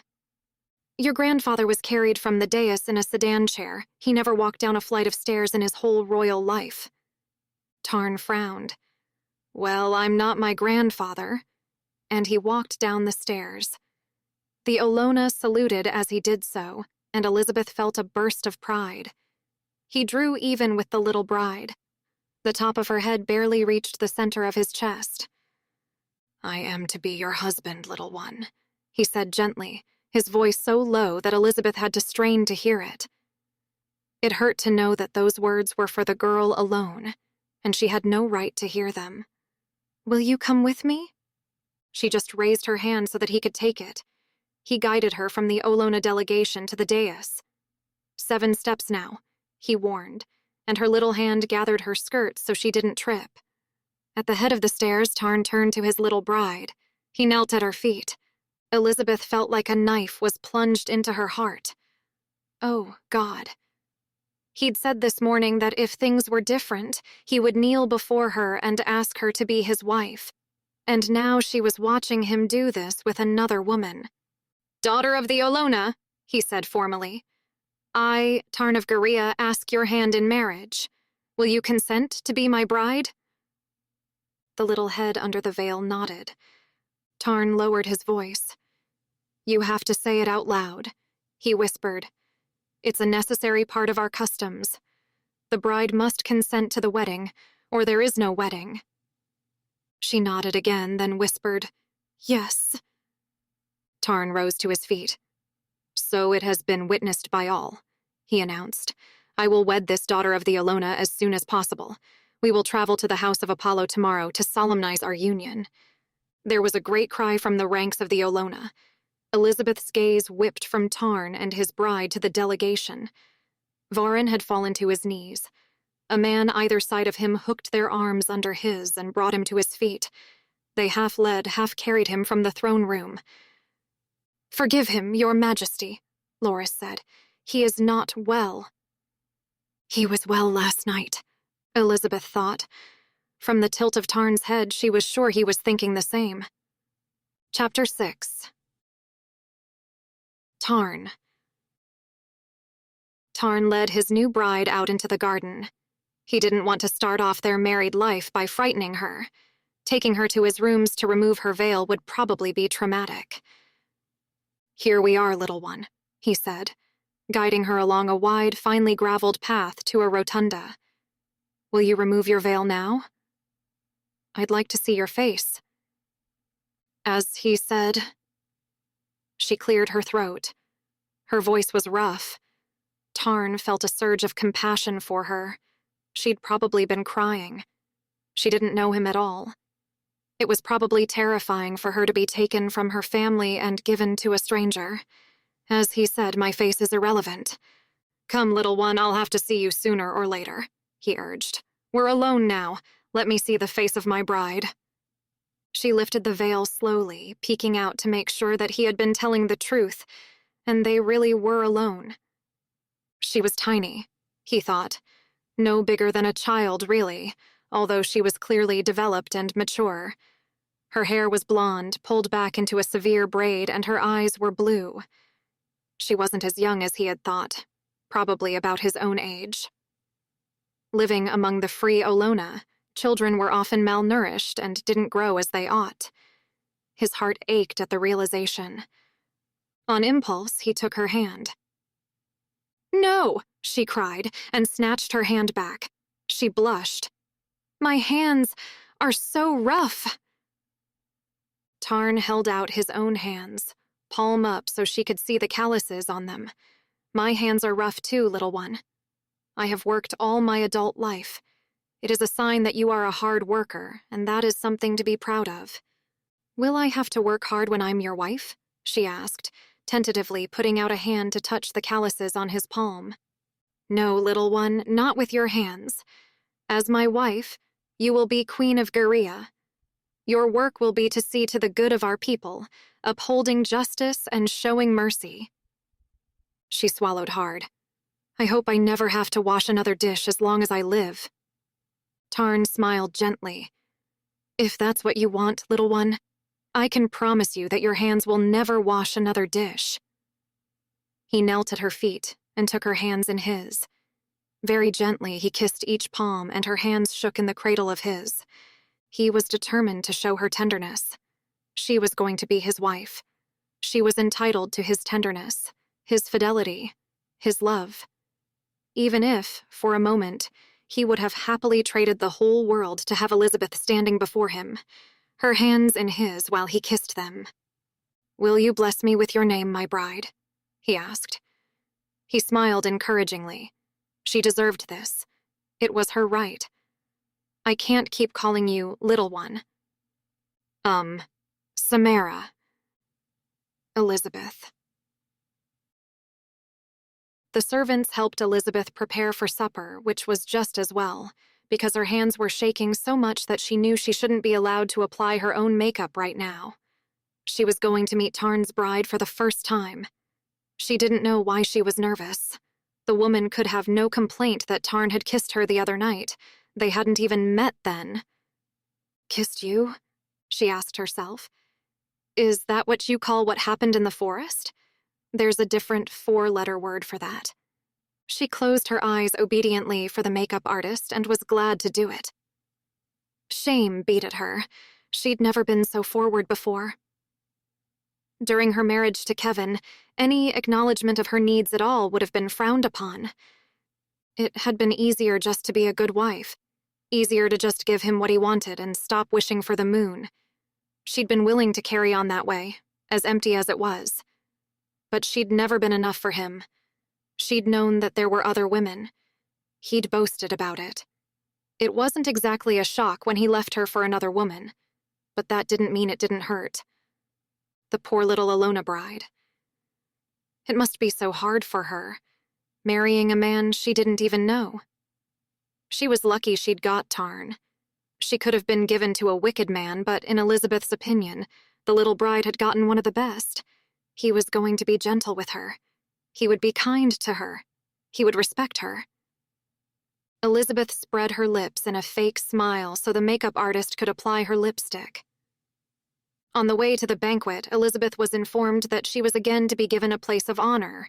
She was to sit at Tarn's right side, while his new bride sat on his left. Both his new alliances showcased to the court. She chatted to the others in the anterooms beyond the grand banquet hall, while she sipped at a glass of wine and accepted hors d'oeuvres from servants bearing delicacies on silver trays. No one had seen the little bride without her veil. It was reported that she'd removed it briefly in the garden, but no one but Tarn had been close enough to get a good look at her. Since then, she'd remained in her room. Everyone was anxious to see her. Elizabeth watched the clock. The time that had been indicated for the banquet to begin came and passed. Neither Tarn nor the new bride appeared. Nall, the Lord Protector, came to stand by her elbow and spoke in a low voice. "My lady, would you be so good as to follow me, please?" Elizabeth followed. "What's this about?" she asked. "His Majesty wishes to speak with you." He guided her to a small room where Tarn was waiting, and left them alone. His hair was wild, like he'd been running his hands through it. "Or someone else has been running her hands through it," a hurtful little voice said inside her. "Bess, forgive me for imposing on you," he said, coming towards her, but not reaching for her or touching her. "But I don't know any of the ladies at court." "What can I do for you, Your Majesty?" she asked formally. He winced, but made no comment on her tone. "I'd like you to talk to my bride. She refuses to leave her room." He ran one hand through his hair, messing it up even further. "I'm afraid she's nervous. I've tried to reassure her, but she won't listen to me." He gave a disbelieving little laugh. "Why should she? We've never met before today." He took a deep breath. "I thought, if another woman were to speak to her, she might feel—" "Of course, I'll talk to her," Elizabeth assured him, even though the very last thing she wanted to do on this planet or any other was to ease the virginal nerves of the woman Tarn was going to marry. Tarn led her to the bride's room and walked away so that they had privacy. Elizabeth knocked. "Who is it?" Feeling a little awkward, Elizabeth called through the locked door. "My name is Elizabeth Greatheart of Earth. May I speak with you?" She didn't even know how to address the bride, she realized. Was there some honorific she was supposed to use? She wasn't a majesty yet, but neither was she a highness. Elizabeth settled on the generic. "My lady." The door opened. The bride stood there. "You've got a lot of names." Elizabeth smiled encouragingly. "It's the custom where I come from." "Who are you?" "I'm the ambassador from Earth, another planet." Another encouraging smile. "It's my first day at court, too. Only my second day on Gerea, in fact." "Not even from this planet, hey? What do you want?" "I'd like to talk to you if you'd let me, my lady," Elizabeth said. If she gave any more encouraging smiles, her makeup was going to crack. "If you'll allow me." The bride frowned. "All right," she said grudgingly, and stood back from the door. Elizabeth hadn't expected that the room would be a mess, but it was. The bride had only been here a day, and already the contents of her trunks were strewn all around the room. Elizabeth realized that the other woman, for despite her size, she was not a girl, was dressed in a skirt and blouse that didn't match at all. From the disorder in the room, she had probably been trying on clothes. "Wow, so many clothes," Elizabeth commented. Did you bring them with you, or are they new? New, the bride gloated, giving the first genuine smile Elizabeth had seen. She went to the bed and picked up a sheer white nightgown. Pretty sweet, huh? Gorgeous, Elizabeth agreed. I suppose you didn't have a lot of things like this when you were out in the forest. The look the woman shot her was pure venom. I am never going back there. Not for one instant. That's all right, Elizabeth soothed, a little shocked by the intensity in the woman's glare. You don't have to go back. You're going to be the queen. You can do whatever you want. And I will, she snapped. She glared at Elizabeth, and then suddenly laughed. One of the things I think I want to do is the king. She laughed at her own joke. Pardon? It took Elizabeth a moment to catch up. Oh, you mean... The bride sank back to sit on the edge of the clothes-strewn bed. That man has some big D energy, and I can't wait to try it out. What do you think? Do you think he has a massive one? Elizabeth's eyes were wide. She'd expected to soothe some innocent nerves, not to speculate on the size of Tarn's D. Besides, came that little voice inside her, you don't need to speculate. It's not 24 hours ago that you figured that part out for yourself. Elizabeth looked away. I really couldn't say, she replied. I bet he's huge. The bride held her hands apart like she was measuring something so long that if it entered her body, it would probably come out the top of her head. You're new in court, so you won't know if he screws around. I'll have to ask some of the maids if he's any good in the sack. He's only been in the palace a few days. Even if he was the type to, screw around, he would hardly have had time. The bride shrugged. Well, I'll find out sooner or later, won't I? She grinned. What about you? Have you got a guy with big D energy? Elizabeth wished with all her heart that she was anywhere but here. It wasn't the conversation that bothered her. She and Teresa had held much the same conversation when they'd first met the Guardians, giggling furtively even while they were held in the cells. The laughter had been like a light in the darkness. This conversation, though, it wasn't fun. It hurt, because they both wanted the same man. Not that the bride knew that. I'm divorced, Elizabeth said. I've had quite enough of men for one lifetime. The bride looked her up and down speculatively. I've never had a girl, she mused. Feeling like a piece of meat, Elizabeth looked around the room. Her gaze fell on a small parcel. Her name was printed on it. Not just her first name, but her full name, as Varen had said it. Lady Elizabeth Greatheart. She gave an exclamation of surprise. Oh, is this for me? She asked. A moment's panicked confusion crossed the bride's face. Is what for you? Elizabeth reached out and touched the little parcel with the tip of her finger. This has my name on it. The bride vaulted up from the bed. Give it to me, she demanded. Elizabeth handed her the little parcel. Before her eyes, the bride tore off the card and ripped open the fabric and twine that wrapped it. It was a little box, made of wood, very plain, and stamped with a simple pattern on the top. The bride opened it, looked inside.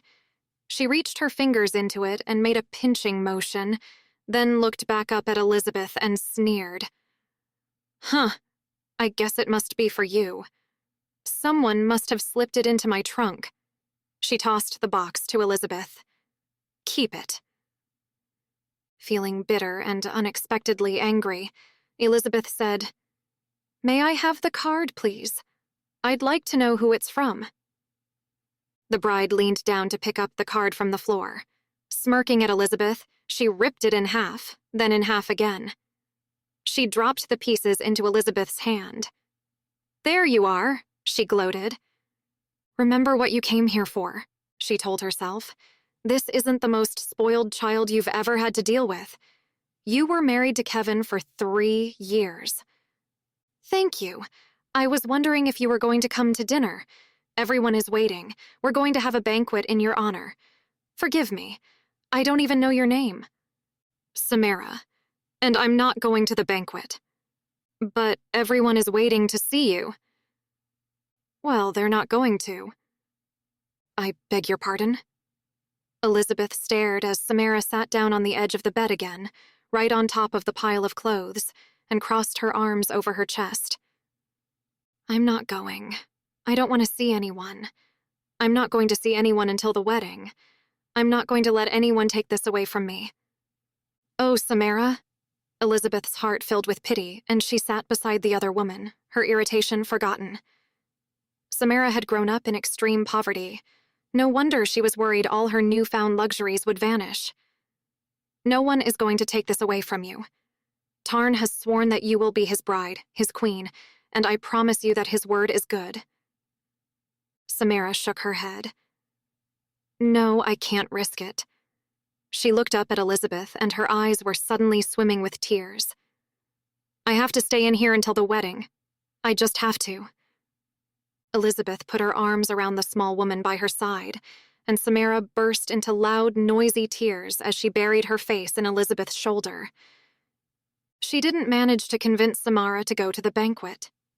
She couldn't even convince the woman to agree to leave the room. In the end, Elizabeth had to go back to Tarn and admit her failure. Chapter 7. He was in his study, concentrating on a computer screen in front of him. The servant had let her in, but Tarn hadn't even noticed her. She knocked tentatively on the open door.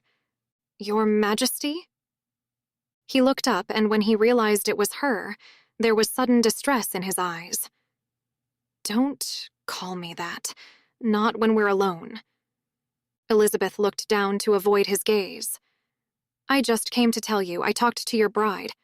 She won't leave her rooms, I'm afraid.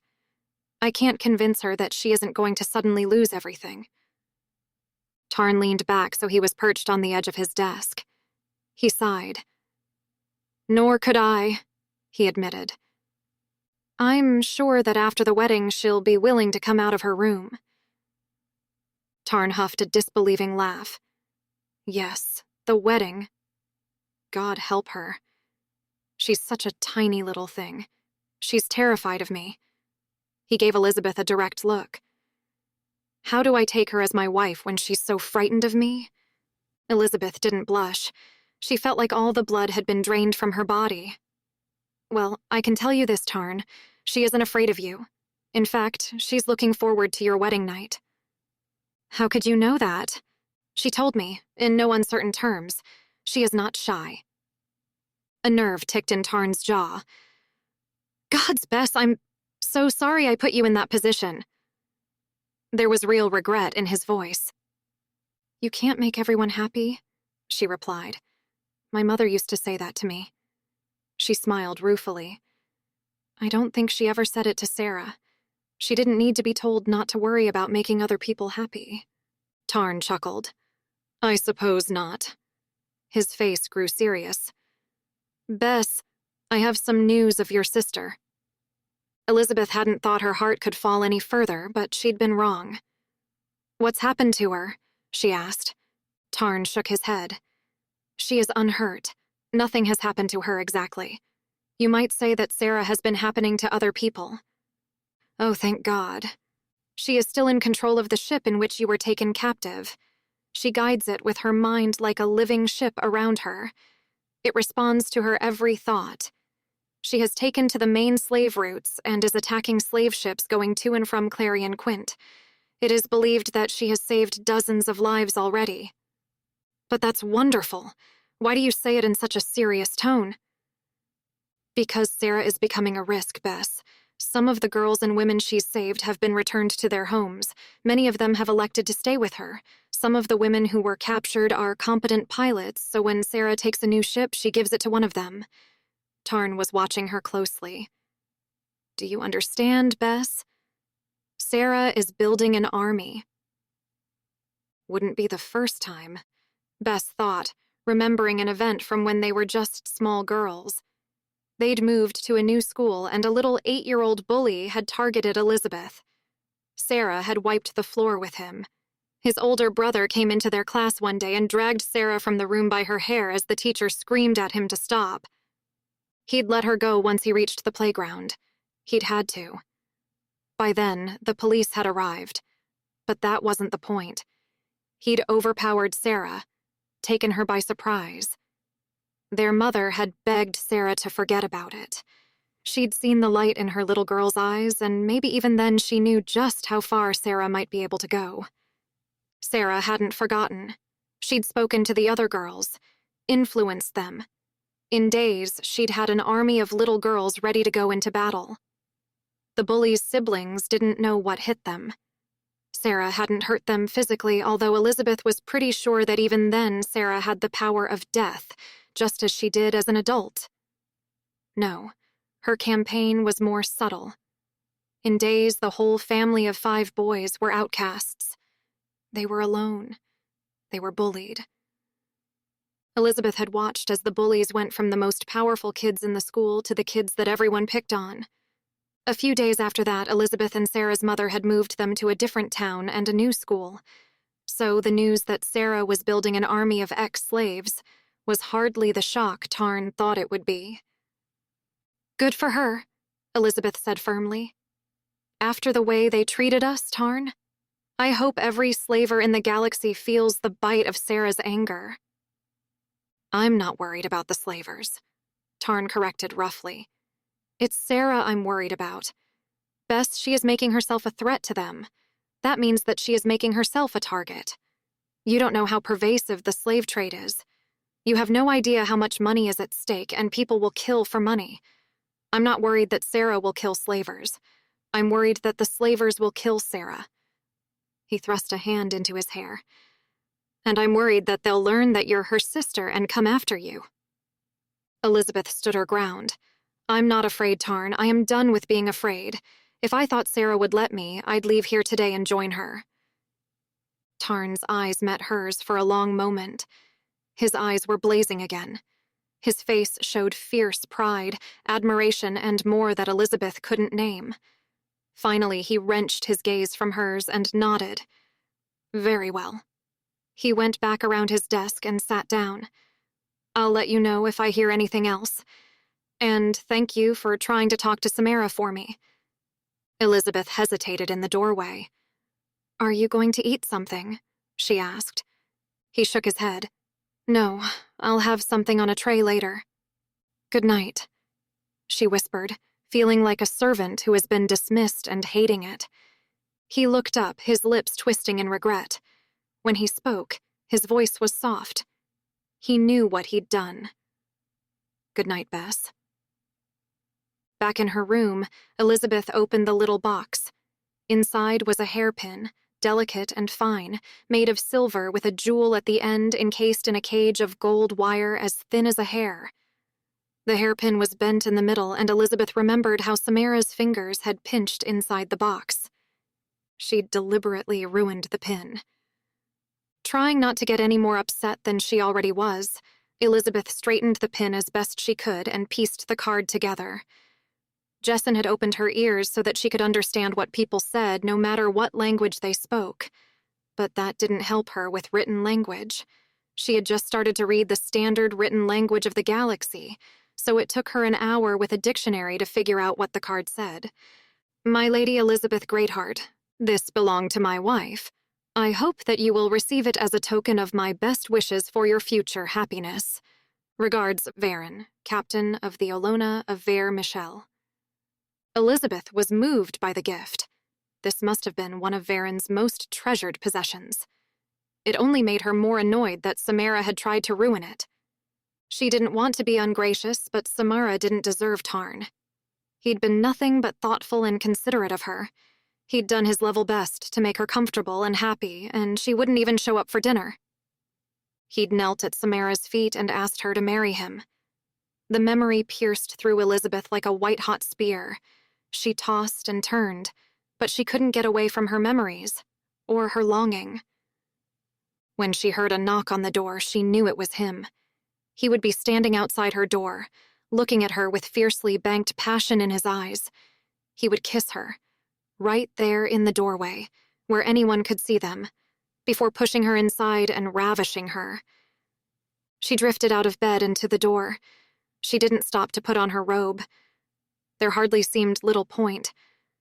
Putting on more clothes would only slow the process. She opened the door. He was there. "Tarn," she whispered, weak with longing. "Bess." He frowned as he took in her face, then his eyes flicked quickly down her body and back up to her face again. "Bess, please, I need to talk to you."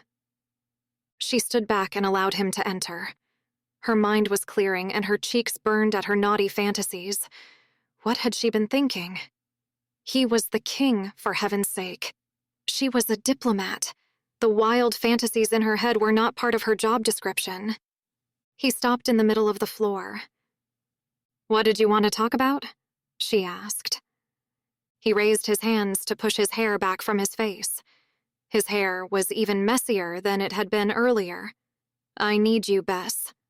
Chapter 8. She took a small, involuntary step towards him. His eyes flared, just as they had when she'd kissed him.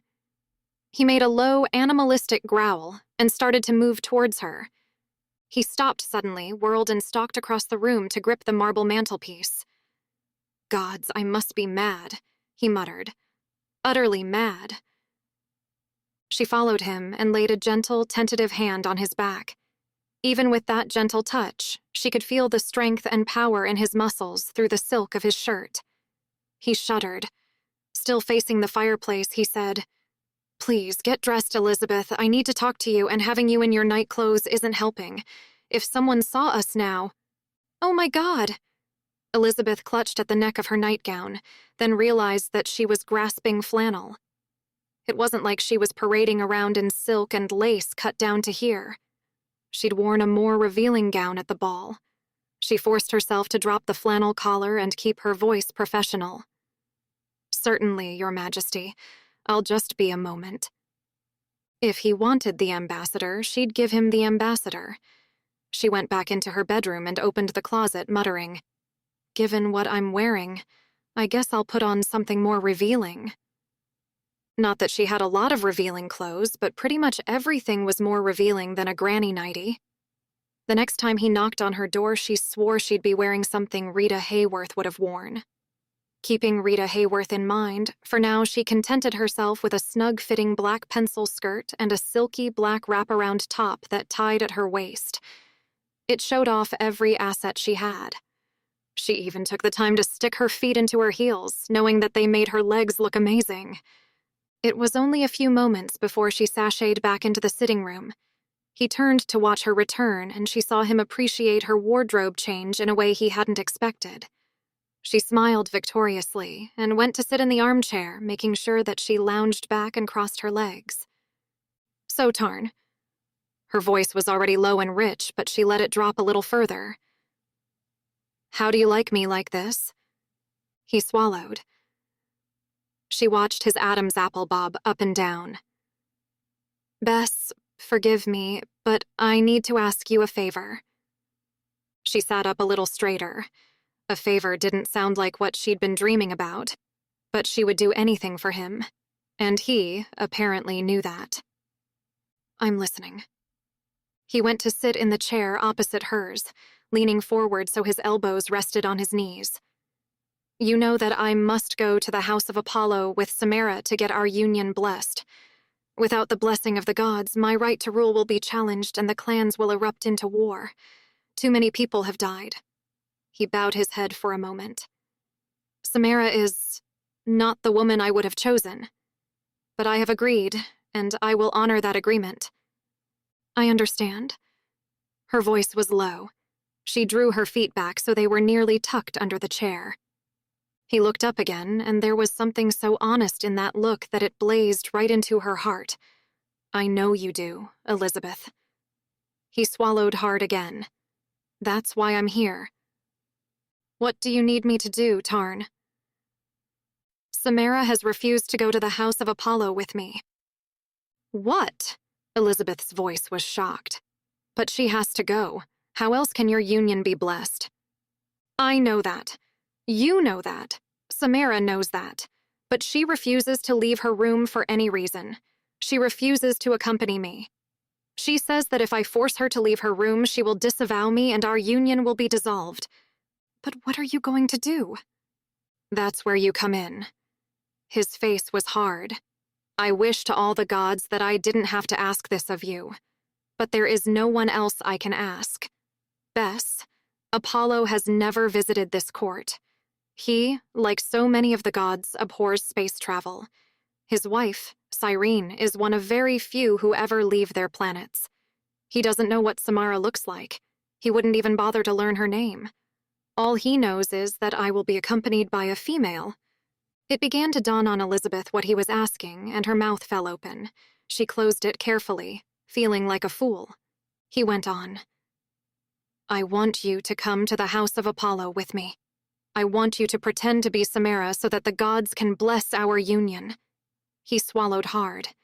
And then I want you to return here to Gerea and pretend that it never happened.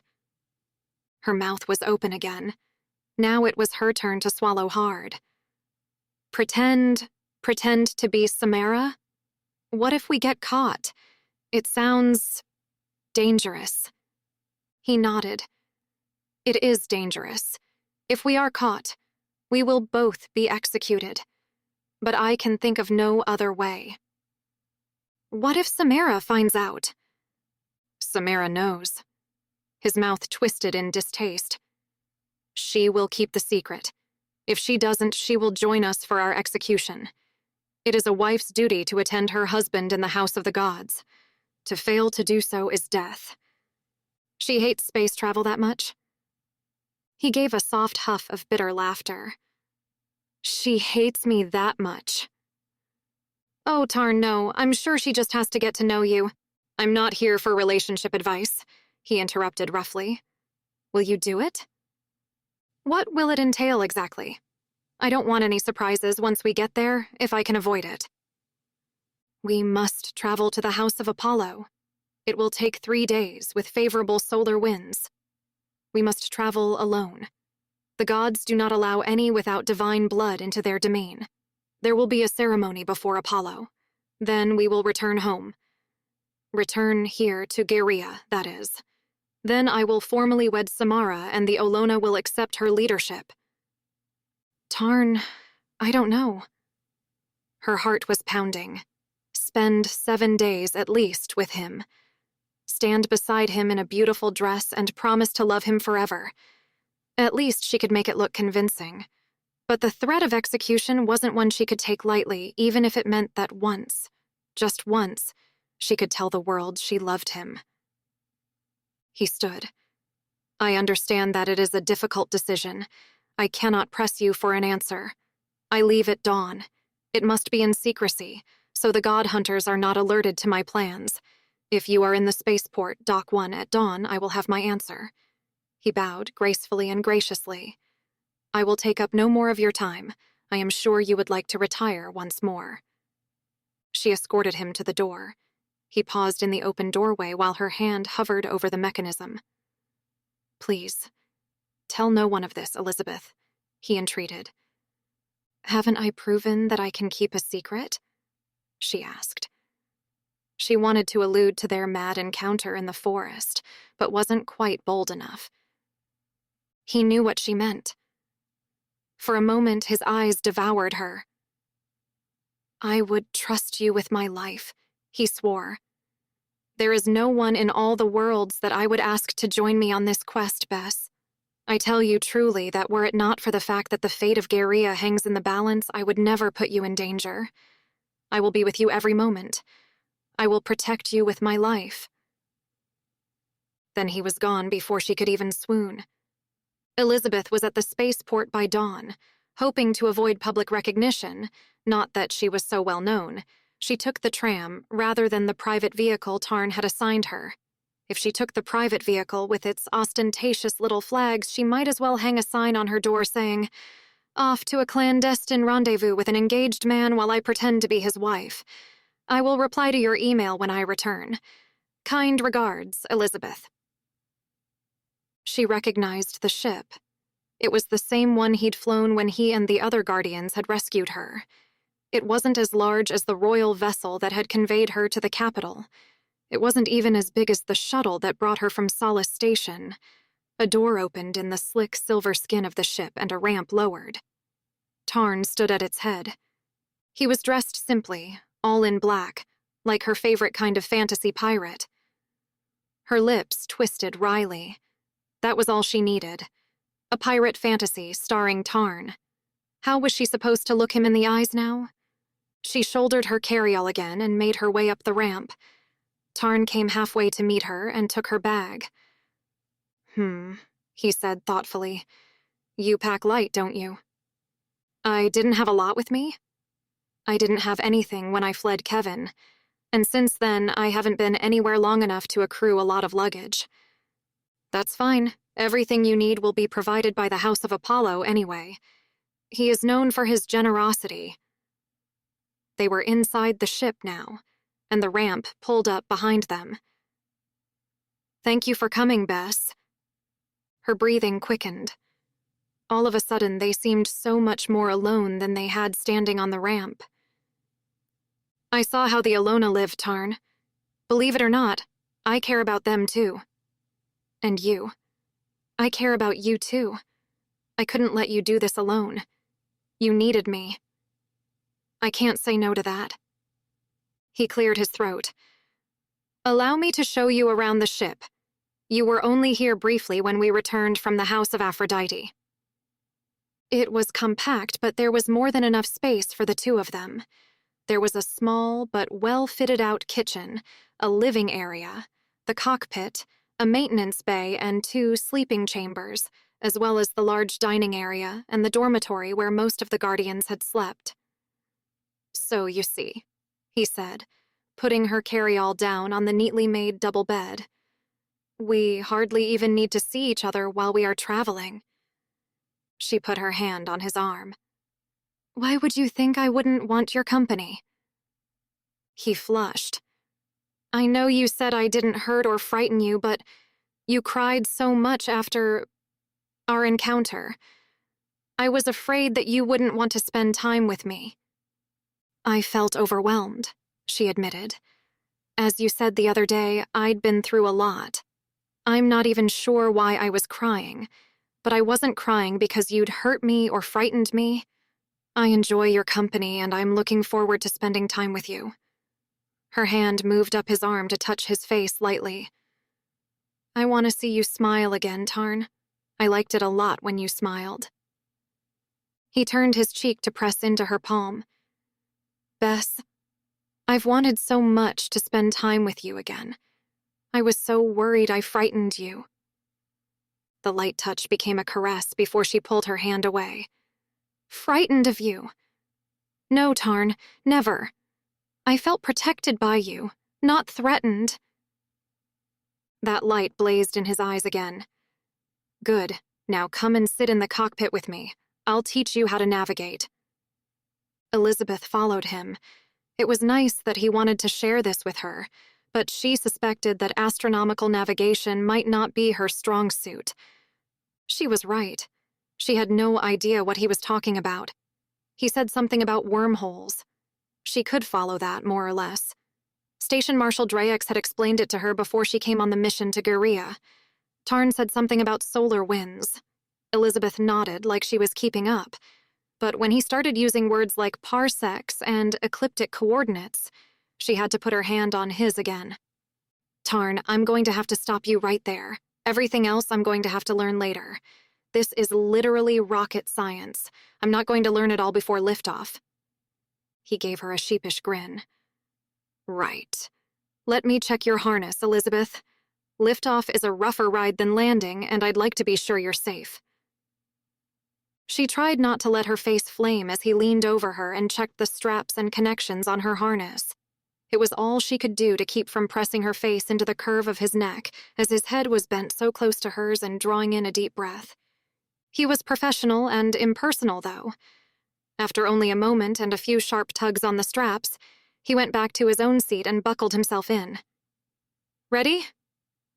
She gave him a warm smile. The smile he was giving her practically demanded it. It called to the very depths of her. Ready. Liftoff was rougher than landing had been, and Elizabeth was grateful that he'd checked her harness. She'd never experienced liftoff from a planet before. The whole ship vibrated as the engines fired, and Elizabeth felt like she was about to be pasted to the back of the seat. No wonder Samara didn't want to travel anymore, if this was what it was like. She tried to keep her gorge down. He'd been so attentive, it would be a dreadful shame to throw up all over the man. The sudden release of pressure, the sudden cessation of vibration was so unexpected that Elizabeth cried out. Tarn's arm shot out to steady her shoulder. "Bess, are you all right?" Instead of the bright, chirpy, "Oh, fine," that she'd hoped, what came out was a sob. "Bess?" He turned to face her. "Talk to me. Are you all right?"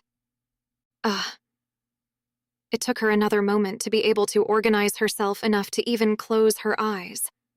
"I wasn't as ready as I thought I was." Tarn unbuckled himself and knelt beside her. He was still taller than she was. His hands were gentle on her shoulders. "Are you hurt?" Another sob. "Oh, no, I'm not hurt. I just wasn't expecting that." She held her breath, because that was apparently the only thing that was going to stop her making that distressing little noise. He opened her harness and drew her into his arms. She felt like a fool as she sobbed into his shirt. She would never have admitted it, but she'd been terrified. The feeling of being shoved back into the seat so forcefully had reminded her of the time that Kevin— Tarn's gentle hands on her weren't rough like her husband's had been. His hands were at least twice the size of hers, but she didn't doubt for a moment that she could trust him and rely on him. And that was why she was crying. Because for the first time in years, it was safe to cry. These tears had just been waiting for the right opportunity. He smoothed his hands up and down the length of her back in long, soothing strokes. "I'm so sorry," she said as she drew away. She hiccuped, which didn't do anything for her desperate hope to appear professional. "It was just a fright." Not for anything could she tell him that she'd once been held down and restrained. She barely knew Tarn, but she knew that he would make it his mission in life to make sure Kevin never held another woman down against her will. "Nothing to be sorry for," he rumbled. His voice was even deeper and richer than usual. "I should have given you more warning, explained things better." She shook her head. "No, let's just forget about it, hey? I feel silly enough. Shouldn't you be steering the ship?" "No, the autopilot will take it from here until we get to the House of Apollo. We'll be alerted if something unusual happens." He rose to his feet and urged her to join him. "Come on, let's get you to your cabin and you can have a lie down." She allowed herself to be folded into the curve of his arm and steered down the hallway from the cockpit. She allowed him to sit her on the edge of the bed and watched in wonder as he knelt before her and removed her shoes. Her hand came out to ruffle his hair and he looked up in surprise. "Sorry," she muttered, snatching her hand back. "I love the feel of your hands in my hair," he muttered gruffly. He took her hand and pressed her palm to his cheek. The feel of his stubble against her palm did strange things to her insides. "Bess, when we get to the House of Apollo—" "Yes?" Her hand trembled on his skin, held in place by his own, larger hand. "Everyone is going to need to think you're my bride." She flushed and withdrew her hand from his light clasp. "I know. You told me that. It's important that people should think that we're comfortable touching each other. We need to look like a couple." "Yes." If her voice got any smaller, it would disappear. Oh God, was he going to suggest what she thought, hoped he was going to suggest? "If anyone believes that you are not my betrothed, both our lives are in danger. The fate of the kingdom depends on the success of this mission." He reached out to skim his hands down her arms. "You need to be comfortable when I touch you." Comfortable wasn't the word. She tried to hide the shiver that ran through her core. His voice was so deep, growling and dark. That voice did things to her. But he wasn't finished, and thank God for that. "You need to be comfortable touching me." His hands had reached hers. He brought them up to rest against his chest. "You need to look like my bride, Bess. You need to look like you can't keep your hands off me." If he wasn't going to say it, she was. "Maybe we should practice some," she whispered. Her hands spread out, looking like tiny starfish against his broad, muscular chest. He moved forward infinitesimally. "Maybe we should practice," he rumbled. Chapter 9. Elizabeth's hands rose to cling to the back of his neck as he leaned forward. She hadn't forgotten a moment of his kiss that night when they were captured by the Alona, and everything that came after it, and she hungered for the feel of his mouth against hers again. "We have to make it convincing," she whispered, well aware that she wasn't convincing anyone right now. She wanted him and didn't care what she had to pretend in order to get him. He moved closer. The heat from his body nearly branded her, and they were barely touching. Holding her eyes with his, he lowered his head and took her lips. Elizabeth didn't bother to pretend to be coy. The whole point of this exercise was to show how much she wanted him. She didn't have to pretend. He broke the kiss abruptly, but came back almost immediately to nip at her lips again. He pressed his brow to hers as though he couldn't look away. His breathing was fractured and rough as he stared at her flushed cheeks and still gasping mouth swollen from his passionate kiss. "Bess," he whispered. It wasn't a conversation. It was a sound of raw need. She caressed the side of his throat, slipping her fingers under his shirt to seek the skin of his shoulder. He shuddered. Then he pulled away. "Are you freaking kidding me?"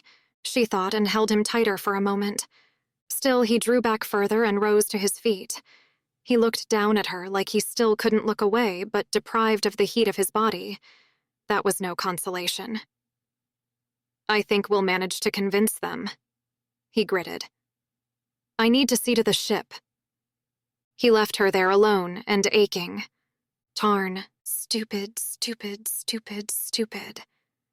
Every beat of his boots down the metal hall echoed the same word. Stupid, stupid, stupid. But he hadn't been able to resist. She'd been so soft and warm in his arms. Willing. That hadn't been a pretense. He was sure of it. It had been every bit as electrifying as their encounter in the forest, and for the last 24 hours he'd told himself continuously that it must have been a fluke. Some strange confluence of the planets. Kissing someone he had no right to kiss couldn't feel that good.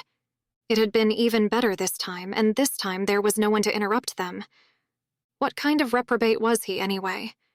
He was engaged. Engaged. In 9 days, he would stand beside Samara in the temple and swear to be true to her forever. What kind of man could make a vow like that when his lips still burned from another woman's kisses? It wasn't fair to Bess, and it was brutal to Samara. She already felt like some kind of sacrificial victim, offered on the altar to a barbarian tyrant.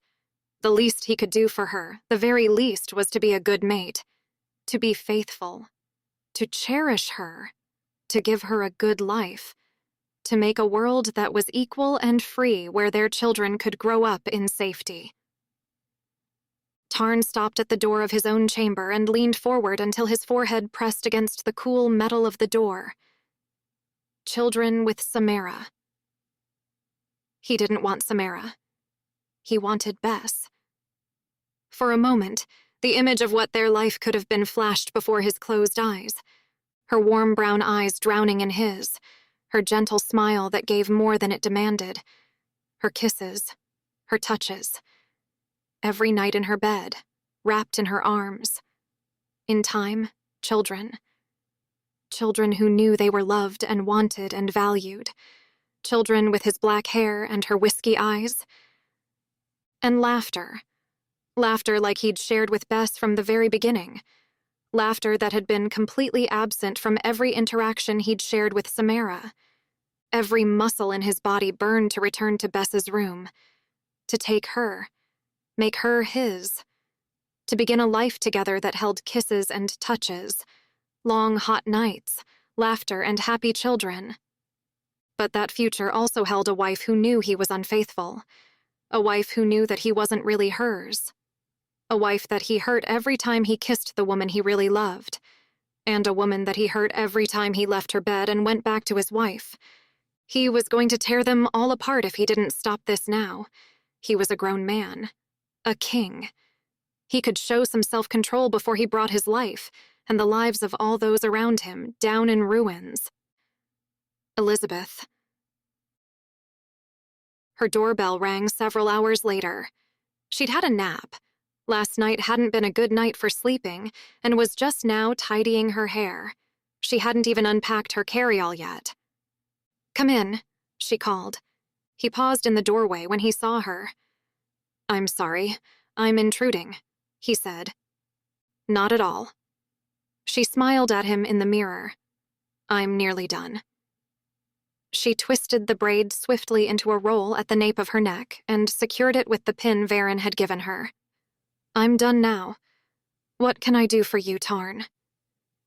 She was acting like the last time she'd seen him she hadn't moaned in his arms. She was proud of herself. After all, this was her job.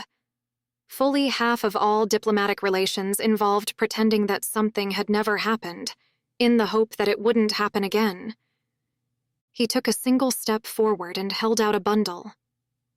"I synthesized the clothes you will need for our time in the House of Apollo." That was an awfully small bundle. She tried not to react, but he read her expression. "It's traditional clothing, I swear." Elizabeth couldn't help her giggle. "Oh, Tarn, that sounds dangerous." He unfolded the dress he'd made for her. No wonder it made a small bundle. It was practically transparent. "I can't wear that."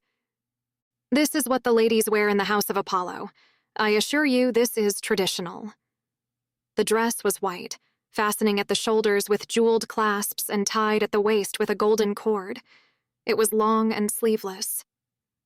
Well, they certainly save money on fabric, don't they? She came forward and pinched the fabric between finger and thumb. It felt like water between her fingers. She slipped her hand between the folds. Her hand was still clearly visible through even 2 layers of the fine fabric. "I can't wear this, Tarn. I might as well be naked." To his credit, he kept a completely straight face. "In addition to this, there are the jewels." He held out his hand and she noticed the small box in his palm that had been concealed by the fabric. She wasn't going to bite. No box that small could possibly contain anything that could cover anything worth covering. She shrugged. "I'm always open to seeing jewels, but I remain unconvinced that they'll give me any modesty in that dress. The jewels, I'm afraid, are not for concealment. They are for adornment." He opened the box. They were awfully pretty. On a bed of black velvet lay a necklace and earrings, plus an odd-shaped little gem that she assumed was for the top of her ear. All 4 pieces featured ruby teardrops, surrounded by diamonds set in gold. Her hand went to the tip of her ear. "I don't know," she said hesitantly. "My earlobes are pierced, but that's all. I don't know if I want to get another piercing in the top of my ear." Her eyes widened as she saw Tarn begin to blush. "Oh no." She stared down at the jewels. Now that she was looking closer, those weren't earrings, and the necklace had several long strands. Tarn, where exactly are these jewels meant to be worn?"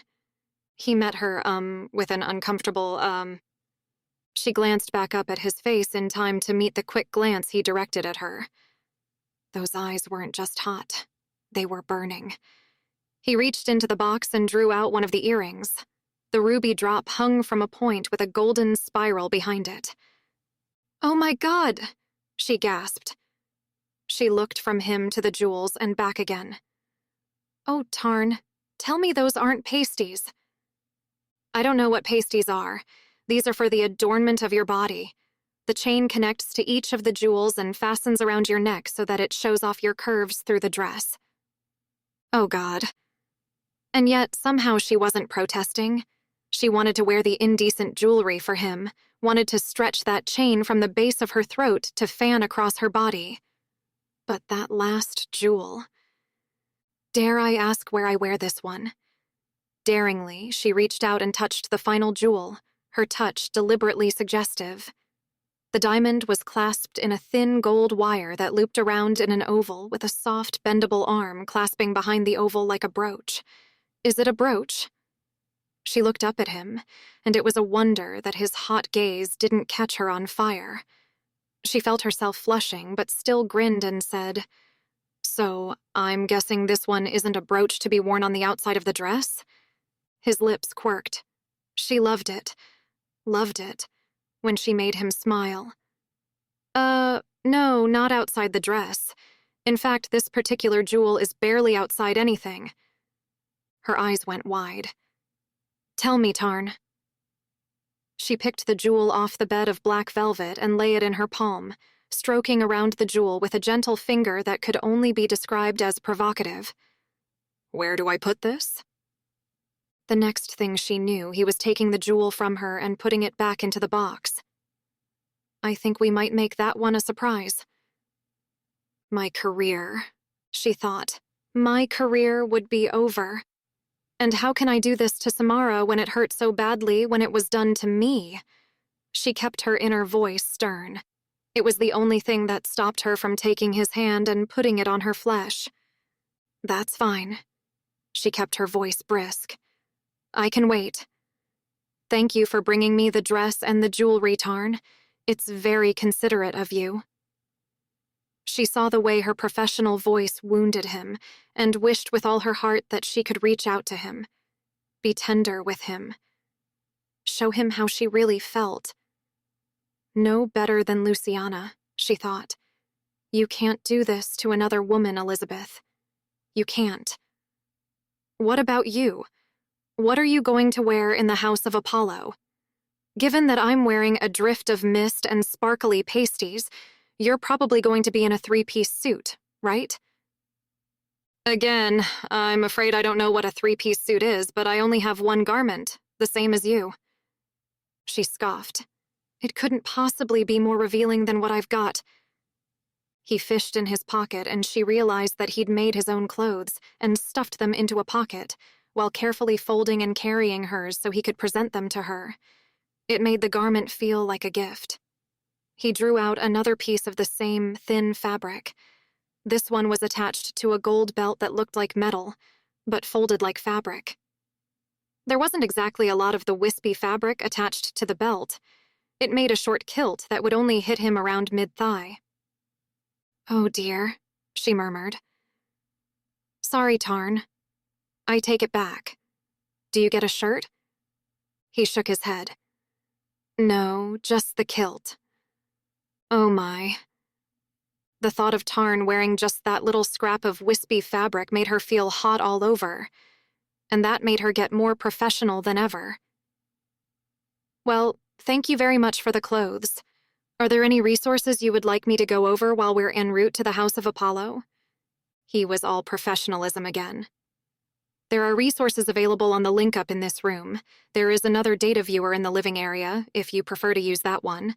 There isn't a lot of information about the practices within the house itself, since each Apollo has preferred to maintain their privacy. If you want to ask me questions, I can tell you what I remember." "When did you go to the House of Apollo?" "I was a boy. My parents took me to the House of Apollo so that I could undergo the manhood rituals." "How old were you?" "I had just turned 13. Elizabeth's eyebrows went up. "You seem to have noticed an awful lot about the women's clothes and jewelry for a boy of 13. His cheeks reddened. "I was a boy, but old enough to be paying very close attention to ladies in transparent dresses with jewels sparkling in interesting places. And of course, my manhood rituals involved me becoming intimately familiar with the application and removal of both clothes and jewels." Elizabeth's eyes widened. She opened her mouth to say something, even she didn't know what, when an alarm sounded, discreet but insistent. "What's that?" she asked. His face had gone very stern. He took the dress and jewels from her and deposited them on the bed. He dropped his kilt on top of them and enclosed her hand in his. "Come. I think it would be safer if you were strapped in for this." Chapter 10. Tarn? He was holding her hand firmly as he left the room and pulled her down the corridor behind him. "Tarn, what's going on?" "We've got company, and in this neck of the woods we don't want company. It can only be a god hunter." "A god hunter?" "They're looking for those descended from the Alterans, like us, Bess. And if they find us, they're going to lock us in their hold and sell us as slaves." He directed her to the chair that she'd occupied during liftoff, and she strapped herself in, trying to be as firm and efficient with the harness as he had been. His hands came briefly to test the security of the straps, and he murmured, "Well done," before strapping himself into the pilot's chair. "Don't be afraid, Bess. I need you to be strong for this." "I'm a diplomat," she retorted, "and Sarah's sister. You think I can't kick butt when I need to?" "That's my girl." He pushed a button on the console. An image flashed up on the screen in front of them. A man, dressed in a similarly random collection of leather and linen as Tarn appeared. His face was rough with dark stubble, his hair greasy around a face marked by a fierce sneer. He spat. "Where you going?" "None of your goddamn business," Tarn snarled. Bess had to work hard to disguise her shock. She'd never heard him use that tone before. If he'd sounded like that the first time she'd met him, she might never have had the courage to laugh with him. She glanced sideways at him. His face was stern and aggressive. "What you carryin'?" Tarn growled. It was a low, deep sound that practically vibrated through the cockpit. It sounded like an animal defending its territory. He snarled out a blistering curse. "Get out of my way, poacher, or I'll leave you scattered across this sector. I've been in business a long time, and I didn't last this long without a really good particle beam." He flipped up a small, clear plastic housing and rested his finger on the button below. "Let me show you how it works." He changed the view on the screen above them so the man's face was relegated to a small section on the lower portion of the screen, while the rest of it showed a ramshackle ship, hovering in the dark among the stars. "Watch," Tarn growled. Elizabeth hung onto her chair tightly as a beam of light shot out in front of the other ship's bow, close enough to leave a sprinkling of golden light sparking around the tarnished metal of the hull. "See, baby, pretty colors." "Pretty," Elizabeth cooed, smiling vacuously at the strip of light that still lingered across the God Hunter's bow. The God Hunter swore, punching buttons and pulling levers. "Gods damn you, bastard. You near tore my ship apart. Those particles can penetrate the hull, you know." Tarn leaned forward. "Then get out of my way before I send the next beam straight through your cockpit." He laughed grimly. "You'll find it funny, baby. See what a particle beam does to a man's cockpit." Elizabeth laughed like a drain. She reached out a hand to lay on Tarn's arm. "Honey, show me. Show me." "Oh, baby, can't say no to you." Tarn reached for Elizabeth even as his hand stretched for the button again. With a peal of swear words that were, to be fair, very creative, the God Hunter peeled out of their way. Tarn's particle beam went carefully wide as the God Hunter obligingly did what he was told, and got out of their way. Tarn leaned back in his seat, a grin splitting his handsome features. He started to chuckle. "Ooh, pretty," he teased. "Bess, I didn't know you had it in you." "Nor you," she retorted. "I've never heard you swear before."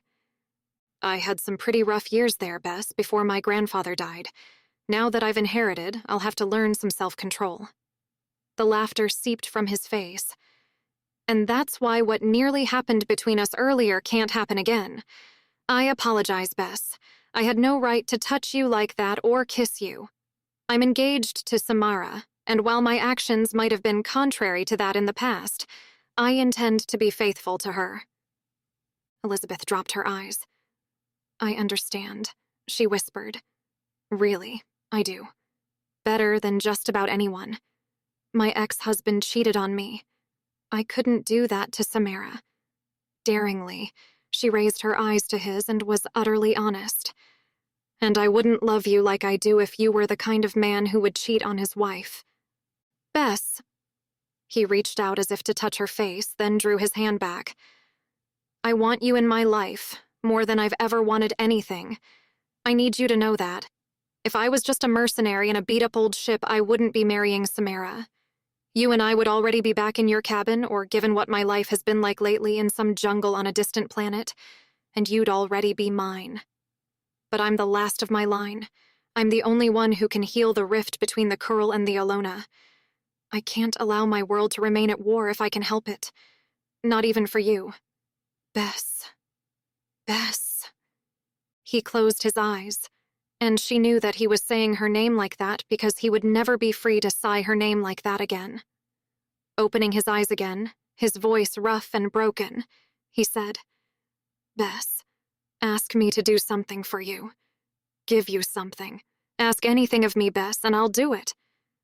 Heartbreaking, Elizabeth unfastened her harness and stood up. He was so tall that even when he was still sitting, his face was barely below hers.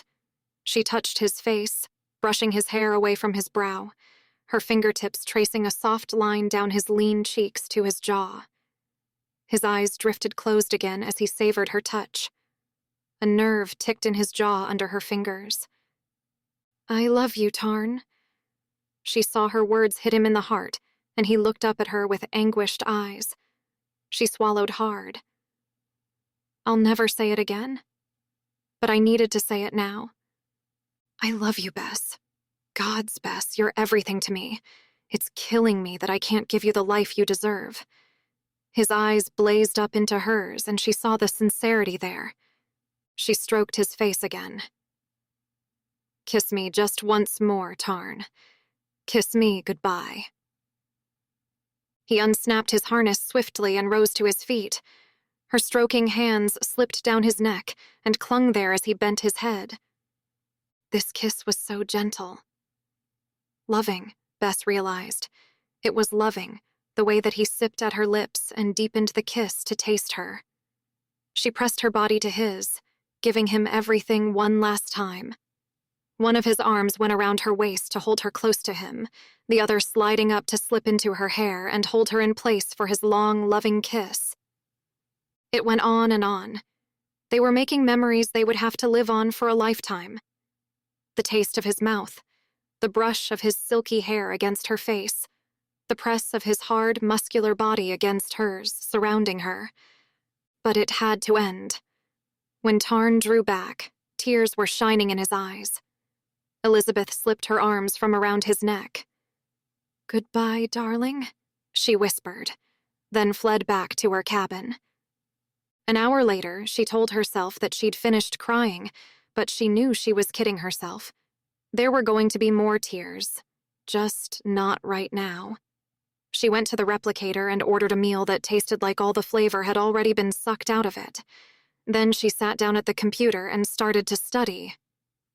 After a few moments, she had to stop and sob, her face buried in her hand, but then she found her control again and focused on the screen. She studied. She slept. She ate. She didn't leave her room. She heard Tarn's footsteps outside her door once or twice, but he didn't knock. She didn't know what she would do if he did. That wasn't true. She knew. She didn't like herself very much for what she would do if he knocked on her door and said, Bess, I need you. But she knew how she would respond. She explored her room. There wasn't a whole lot to explore, but it wasn't like she had anything else to do. She sat on her bed and read. She sat in the chair at the tiny dining area and read. She sat in the more comfortable chair in the living room and, you guessed it, read. On the second day, she was sitting in one of the armchairs in the living room. She was sideways, her legs hanging over one arm of the chair, while the other arm, and a bunch of pillows, supported her back, because by now sitting in a chair with both feet on the floor was beyond boring. Something poked at her hip. She looked down, into the space where the cushions on the back of the chair met the seat. There was something sticking out of there. Knowing that anything, absolutely anything, might be down there, she gingerly slid her hand into the dark space, knowing that this is how Australians die. Chapter 11. Her hand came back out holding a book. It was old, but wrapped in a leather case that protected the fragile paper. Elizabeth opened the soft leather that bound the notebook. It was filled with handwriting, written in Tarn's language. Sitting up a little straighter, Elizabeth began to read and translate slowly. It was a woman writing, Elizabeth guessed, and couldn't have explained why she thought so. It was definitely a diary, each entry dated in elegant, flowing script. She was traveling somewhere with a man. Elizabeth couldn't make out every word, but the repeated phrase, I love him so much, was easy to decipher. It was scattered everywhere through the diary. Elizabeth had to stop and place her hand on her chest because even reading the words made her heart ache. She got off the chair, still holding the book carefully. It was old, and she didn't want to damage it. She went to the computer and opened the language program that Tarn had recommended for her. With the diary open on one side of her and a scribing pad on the other, Elizabeth began to copy each word, each sentence, translating as best she could as she went. We are to go to the House of Apollo, she read. Olver has said that it will only take a few days and then I will be me given. The ship is... Elizabeth paused, looking up the word in the dictionary. She threw back her head and laughed when she found the entry. The ship is freaking tiny. Well, maybe freaking wasn't exactly the word she used.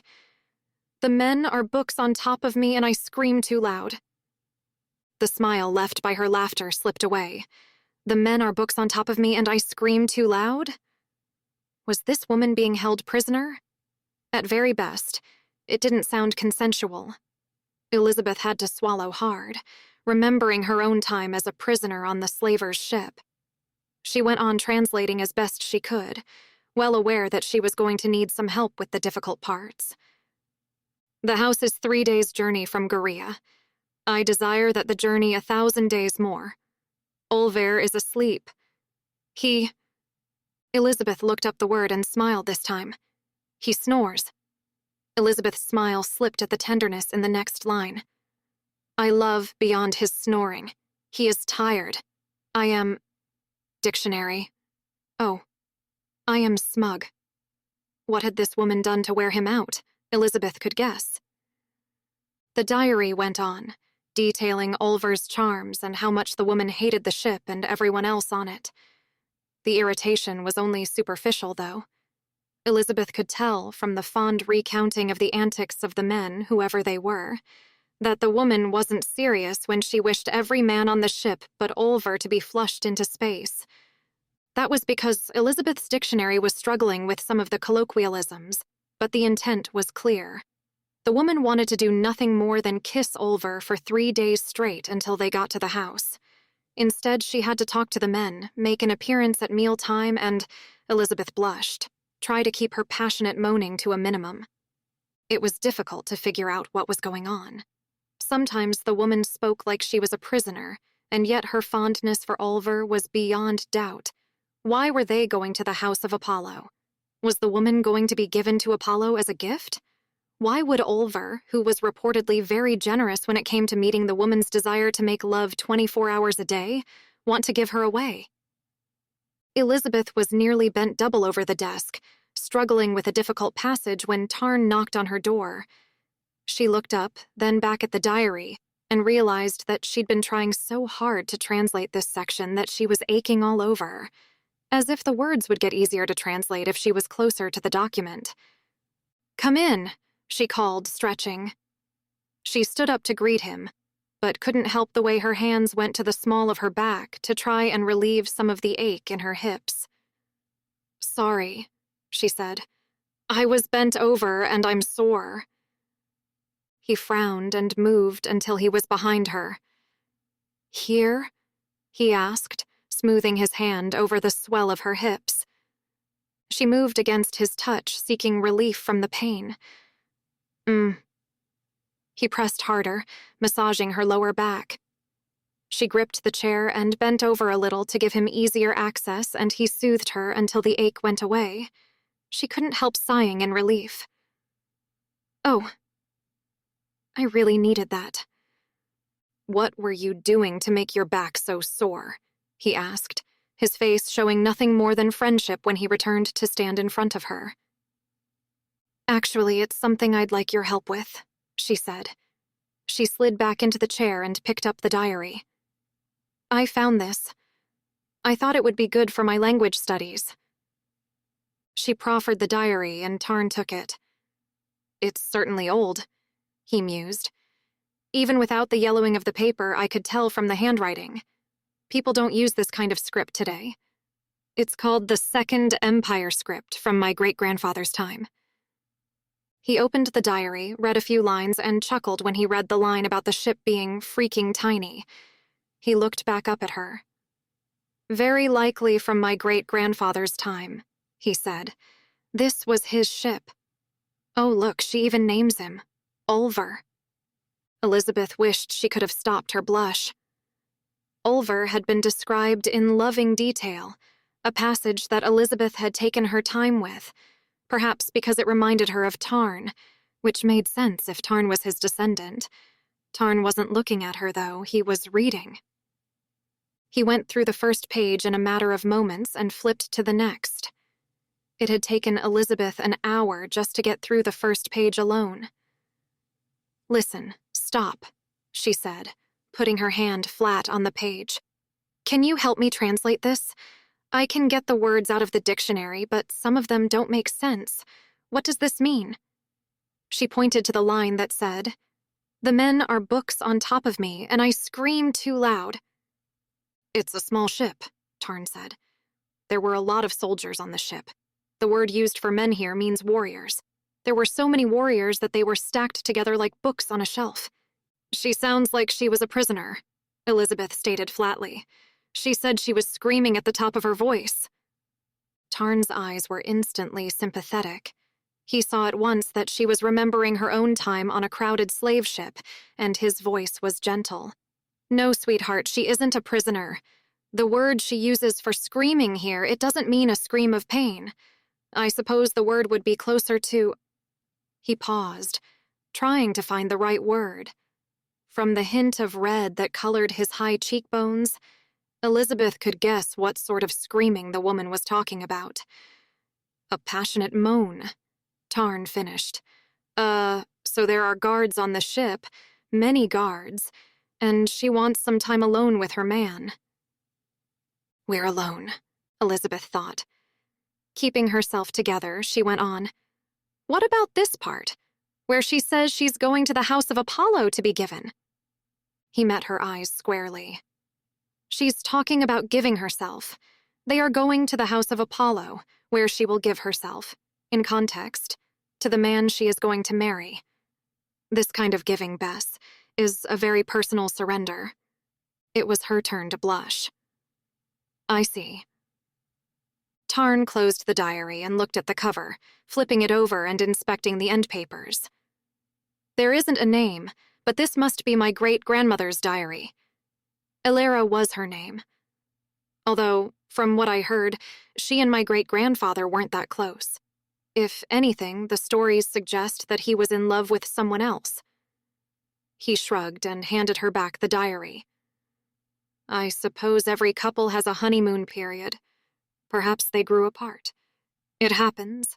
Good luck with your translation. God, he was being so polite that Elizabeth wanted to smack him with the diary. Would you help me?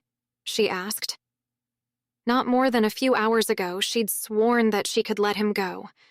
Now she couldn't bear the thought of not being allowed to sit next to him. What was wrong with her? Of course I'll help you, he agreed. I generally spend most of my time in the common area when I'm not piloting the ship. You can find me there any time. He grinned, and for a moment, just a moment, the man she knew shone through. I won't translate it for you, though. You wouldn't learn if I did it all for you. There are a lot of colloquialisms, she admitted. So many things that I looked up in the dictionary and couldn't figure out. Like that comment about the men being books.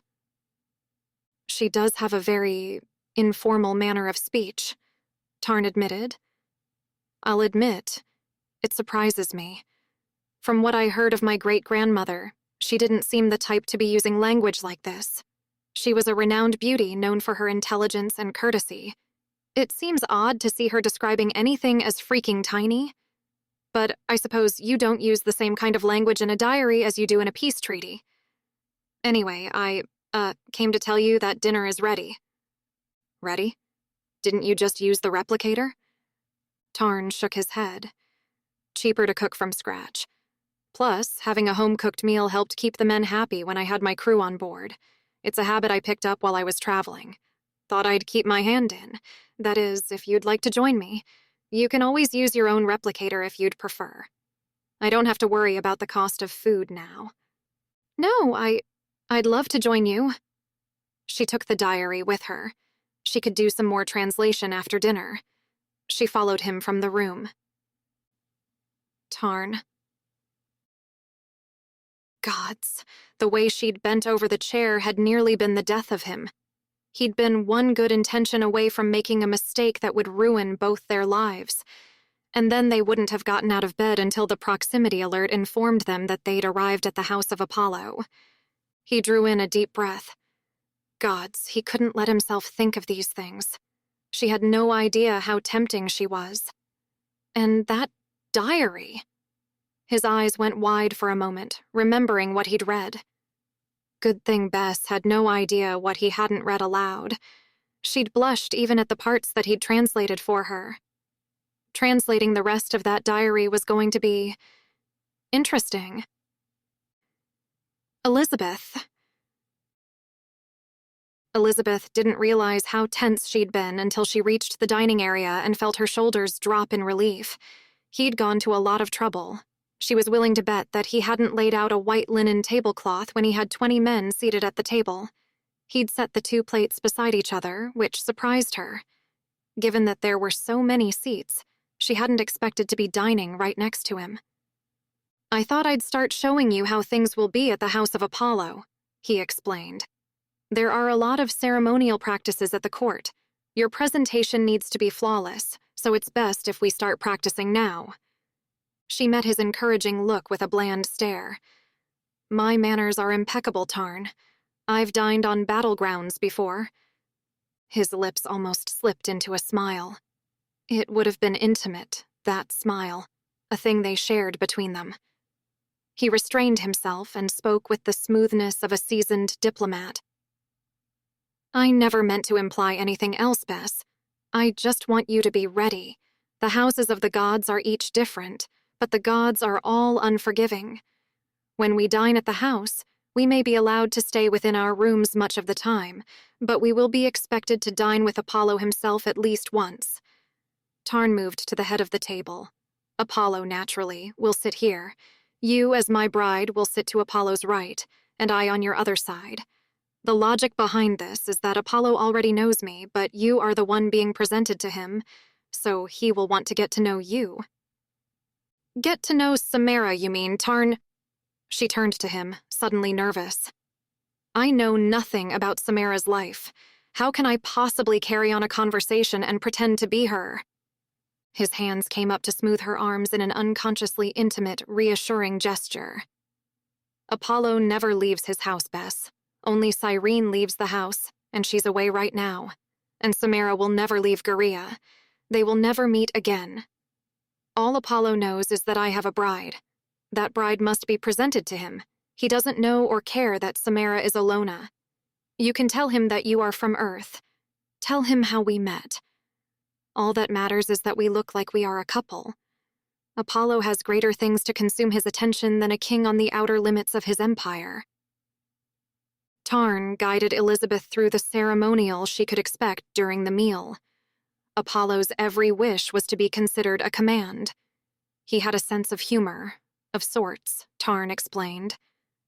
Apollo's sense of humor often manifested itself in making his guests or his staff embarrassed, so she was to brace herself for that and do whatever he commanded, no matter how strange or unappealing. What he loved more than anything was obedience, and obedience without question was what Elizabeth had to give him. "What sorts of things might he ask me to do?" she asked nervously. "He won't hurt you. You are my bride, and I wouldn't allow it. You know that, don't you, Bess?" She drew in a deep breath and nodded. "I know that, Tarn. I know I can rely on you." "Apollo might ask you to sing or dance. He might ask you very personal questions. Sometimes he likes his court to dress in outlandish clothes. When I was at the house for my manhood rituals, he had me cluck like a chicken." Elizabeth's lips quirked. She couldn't help it. "Oh, I'm sorry, Tarn, but the thought of you 13 years old at a formal dinner, clucking like a chicken is something else." Tarn grinned ruefully. "Something else is right. I held very tight to my dignity at that age, and there was a very pretty lady opposite me who laughed until she was red in the face." He grew serious. "I want you to take this seriously, though, Bess. Apollo played silly pranks, but he also had a man flayed for disobeying him. His corpse was pinned to the wall of the banquet hall so Apollo could enjoy the sight of him as he ate his dinner." Elizabeth shivered in horror, and she'd thought that she'd had bad bosses in the past. Tarn sat beside her and demonstrated the cutlery. It wasn't too different from what she was used to on Earth. Apparently, starting from the outside is universal etiquette. Literally. They shared a meal together, home cooked by Tarn, if the phrase home cooked can apply to anything cooked on a spaceship. It wasn't fancy, but Elizabeth guessed from the anxious way he asked if she was enjoying it that it was the fanciest meal in his repertoire. He was used to feeding 20 hungry soldiers, not for stick-thin celebrities who were all palate and no appetite. The main meal was roast meat and vegetables with a spicy gravy to pour over them. It was tasty and filling. However, the dessert was special. For dessert, he'd prepared stewed fruits in a sweet syrup, decorated with tiny balls of light, flaky pastry. Layered beneath the fruit was a rich, thick base of something Elizabeth didn't recognize, but that reminded her a little of sweet, juicy sultanas or dates with a slightly spicy kick. Elizabeth sighed in delight at the first taste of the dessert, closing her eyes for a moment to savor the complex, delicate flavors. The combination of sweet and spice made her mouth tingle in the best way. Tarn, what is this? It's delicious." "You like it?" He shifted awkwardly in his seat. "It's called Yeren Fruit Sunrise. My mother used to make it when we were living in Ferilia. It was my favorite dessert when I was growing up." "And what's your favorite thing to eat for dessert now?" His eyes went heavy-lidded and he glanced down at her body. Elizabeth had to restrain herself from pressing her thighs together to ease the sudden ache there.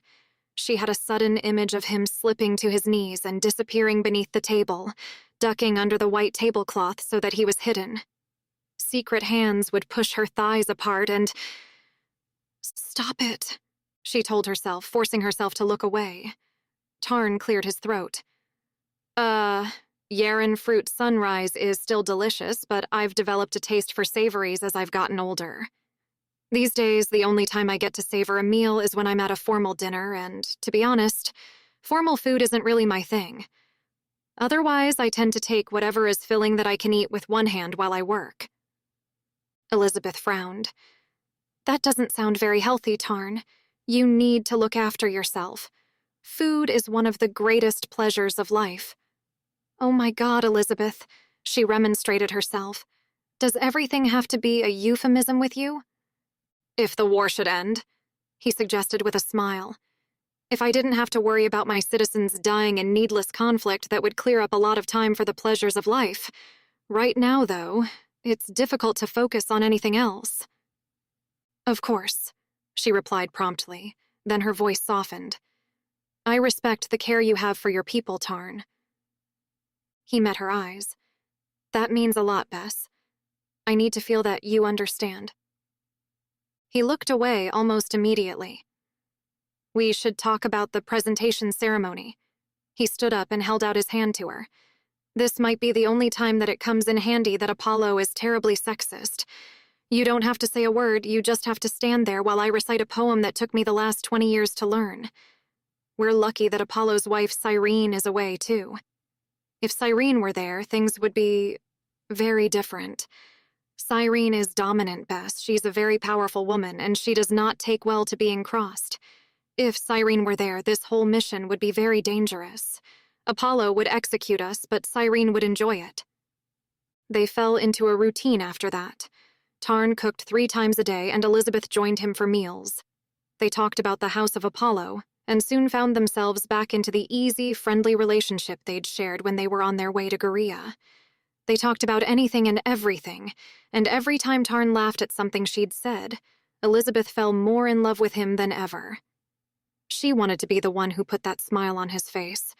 She wanted to be the one who made him happy. She spent a lot of time with her language studies. She told herself that translating the diary was good practice, that it would prepare her for her time at the House of Apollo. But that wasn't it. The fact that the diary was steamy as hell was also a bit of a draw. Elizabeth hadn't expected it to be steamy. She'd gone to Tarn the next morning with a word she couldn't translate and watched his eyes widen. He glanced up at her, then back to the text, but it was obvious that he was looking at the text to avoid looking at Elizabeth. "I can't figure out this word," she said, pointing to it. "She seems to make a big deal out of it." Tarn's lips twitched. "I'm not surprised. It means a passionate kiss, a very loving kiss." Elizabeth was moved. "Oh, that's kind of cute. Do your people have different words for different kinds of kisses?" "Sort of." His cheeks were starting to flush, so Elizabeth found herself starting to babble. "I heard that the Inuit people, one of Earth's subcultures who live in a land of perpetual ice and snow, have 100 different words for snow. I think it's beautiful that your people have different words for different kinds of kisses. What other words do you have?" The flush of red running along his high cheekbones was nearly fluorescent by now, but he finally looked her dead in the eye. "Bess, this kind of kiss isn't mouth on mouth. It's mouth on—" He grinned. "Further south." She nearly choked on her own suddenly dry throat. "Specifically," he went on, "kissing a woman.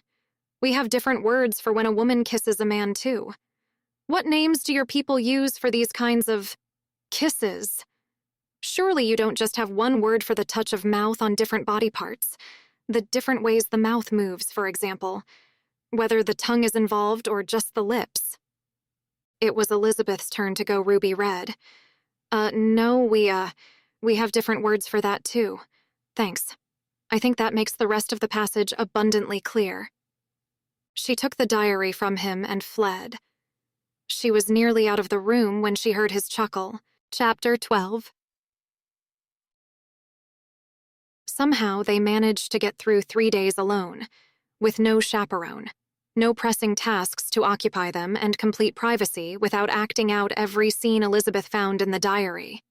She kept translating, studying doggedly, even as it got more and more explicit. She'd tried to read in context and avoided asking Tarn for help with any words used when the writer was talking about Ulver. The pair were certainly inventive. Elizabeth's limited experience with Kevin had not prepared her for the kinds of acts described in the diary. It didn't help that the man described was consistently described as looking like Tarn. He kept teaching her the ceremonial that would guide their actions while they were in the House of Apollo. They kept busy, even if the glances they cast at each other sometimes were hot enough to burn the whole ship to ashes. He even gave her piloting lessons to pass the time. For these lessons, Tarn sat Elizabeth on his lap. "All right, sweetheart.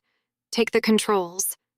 Sweetheart, she thought, but didn't draw attention to it. She reached for the controls, then hesitated. "What if I do something wrong?" Tarn chuckled. "We've got a long way between us and everything else. See?" He pointed to a view screen. "This shows our location and everything around us." He explained the scale of what she was seeing. Everything was so vast that it was difficult to comprehend. "You can't hit anything, sweetheart. Just move the ship forward a little." His hand closed over hers and guided her. Elizabeth tried very hard to control her breathing, because sitting on his lap while his large, warm hand wrapped around hers was nothing like the driving lessons she'd had with her mother when she was a teenager. "How do I know I'm moving forward?" she asked. "I don't feel any movement." "This screen here, and these are your coordinates." He was patient with her, answering her questions as simply as he could and never once lost his temper. My God, she thought, I've gone sex mad. Everything about him reminds me of sex. The way he was teaching her, taking things slow, letting her go at her own pace. All she could think was, this is how he would make love. At the end of the lesson, he leaned forward a little, resting his chin on her shoulder. "All right now, baby. I want you to gun it. Hit that accelerator as hard as you can." Elizabeth squealed as she pushed the control column as far forward as it would go. She went so fast that she could even see the movement of the stars around her. Tarn gave a delighted shout, and his arm tightened around her waist. She slowed the ship abruptly. He'd pulled her far enough back so that she wasn't thinking about flying the ship right now. And from his groan, neither was he. "God's best, I'm sorry," he muttered, drawing his hips back. He bent to press his forehead to her shoulder and drew a deep breath. "Right, now, navigation." He indicated the coordinates. "These give your location in three-dimensional space. The reference point, he was professional after that. Restrained."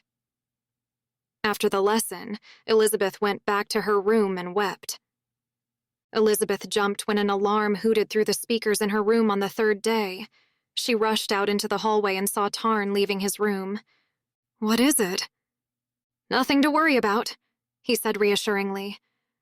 "Early proximity alert for the House of Apollo. We have an hour before we arrive. Have you still got the dress and jewels I synthesized for you?" Yes." She'd tried the dress on, but not the jewels. Just the thought of where they were supposed to go was enough to keep her blushing for hours. "Good girl. You get changed, and I'll do the same." He grinned. "I remember feeling very silly in my kilt when I was 12. At least we'll be silly together this time. Do you need help with the jewels?" "No!" She took a step back and moderated her voice. No, I'll be fine. I'll see you as soon as I'm dressed." She hurried back to her room and stripped off the day gown she'd been wearing, folding it carefully and putting it away with shaking hands. The gown was just as transparent as it had been a few days ago. If she rolled it up tight, it would have nearly fit in the palm of her hand. She shook it out. "I could read through this," she complained. Still, she'd worn clothes from other cultures before. Admittedly, none of those had involved showing, or not quite showing, so much skin. "This is indecent," she whispered when she saw how the gown looked. Maybe she'd been hoping that it would look different this time. It wasn't. Still, breathing a little faster, she took out the box holding the jewels. Body jewelry, she thought, and the chain to fan over my body, under the gown. And this. Oh, God. She just knew where it was supposed to be worn. She took out the jewels and opened her shit-on where it was slit to the waist in the center front. The jewel num didn't seem to want to attach, though. She tried twisting them slightly, nervous that they would pinch her tender flesh, but nothing would make them stay on. Hands shaking badly from nerves now, she tried the third jewel. She hadn't noticed before, but the dress wasn't just cut to the waist. It was open all the way down the front. The only thing holding it together was the belt. She tried to fit the last jewel to its intimate destination. It wouldn't stay. "What do I do?" she whispered, meeting her own frightened eyes in the mirror. After a few moments of pacing back and forth, she knew that she had to ask for help. She went to her door and slid it open just a fraction. She stuck her head out and whispered, "Tarn." "I'm here, Bess." Oh my God. Oh my God, indeed. He was wearing his traditional clothing, what there was of it, and he was mouth-watering. His broad chest was bare, and the scattering of hair that dusted his firm pectorals only made him look bigger. Elizabeth's wide eyes were glued to him, sliding from chest to impossibly broad shoulders and thickly muscled arms, then down his washboard abs to the golden belt, then— oh my God. The fabric really was transparent. He shifted. Bess, I'm warning you. Looking at me like that isn't going to help. That was her cue to look away. But she couldn't. I am so sorry, Tarn, she whispered, still unable to take her eyes off him. God, I know I should look away, but— Her eyes finally flicked up, but only so they could meet his. You're gorgeous. I never knew a man could be gorgeous before. His eyes were blazing. Come out, Bess, let me see how you look. She was still standing behind the door, just her head sticking out. And she was well aware that having spent the last few minutes staring at his transparent kilt, she'd given up any right to modesty. Swallowing hard, she slid the door all the way open. His eyes dipped down her body. Gods, Bess, you're beautiful, he husked. So beautiful. She jumped when she felt his hand on her face. Her eyes flew open. When had he gotten so close? For such a big man, he moved in near-perfect silence. Don't be shy of me, Bess. There isn't anything to worry about. Not really. I know, she whispered. She wanted to reach out and touch his chest, but restrained herself. Even my husband never saw me like this. He was a lights-out kind of guy. Tarn looked down ruefully. Bess, I'm making it pretty clear that you're the prettiest thing I've ever seen in my life. You don't have anything to be shy about. He cleared his throat. Why aren't you wearing the jewels? I couldn't get them on. Even admitting it was hugely embarrassing. Do you want me to help, Bess? God, there was something about his deep voice that made it sound like what he was really saying was something far more intimate. And heaven help her, if Elizabeth wasn't on the verge of pulling him back into her room and onto the bed. Please, she whispered, not entirely sure what she was saying please to, but knowing that she was willing to beg for anything he was willing to give her. Come, we'll go into your room. He put an arm around her shoulders to turn her around and guide her inside. Now, where are the jewels? Oh, I see. He picked up one of the paired jewels. I see you've been trying. What was the problem? They wouldn't stay on, they just fell off. I see. His eyes were on her body. He saw, all right. Surprising her, he knelt down in front of her. Easier to reach you from down here, he explained. He still held the jewel in his hand. May I touch you, Bess? Oh, God. Whoops, that was allowed. I mean, yes, of course.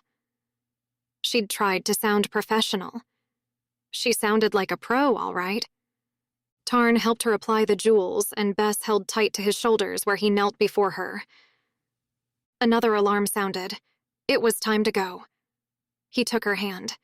He must have noted her frightened gaze. It's going to be okay, Bess. We're going to be together every step of the way, I promise.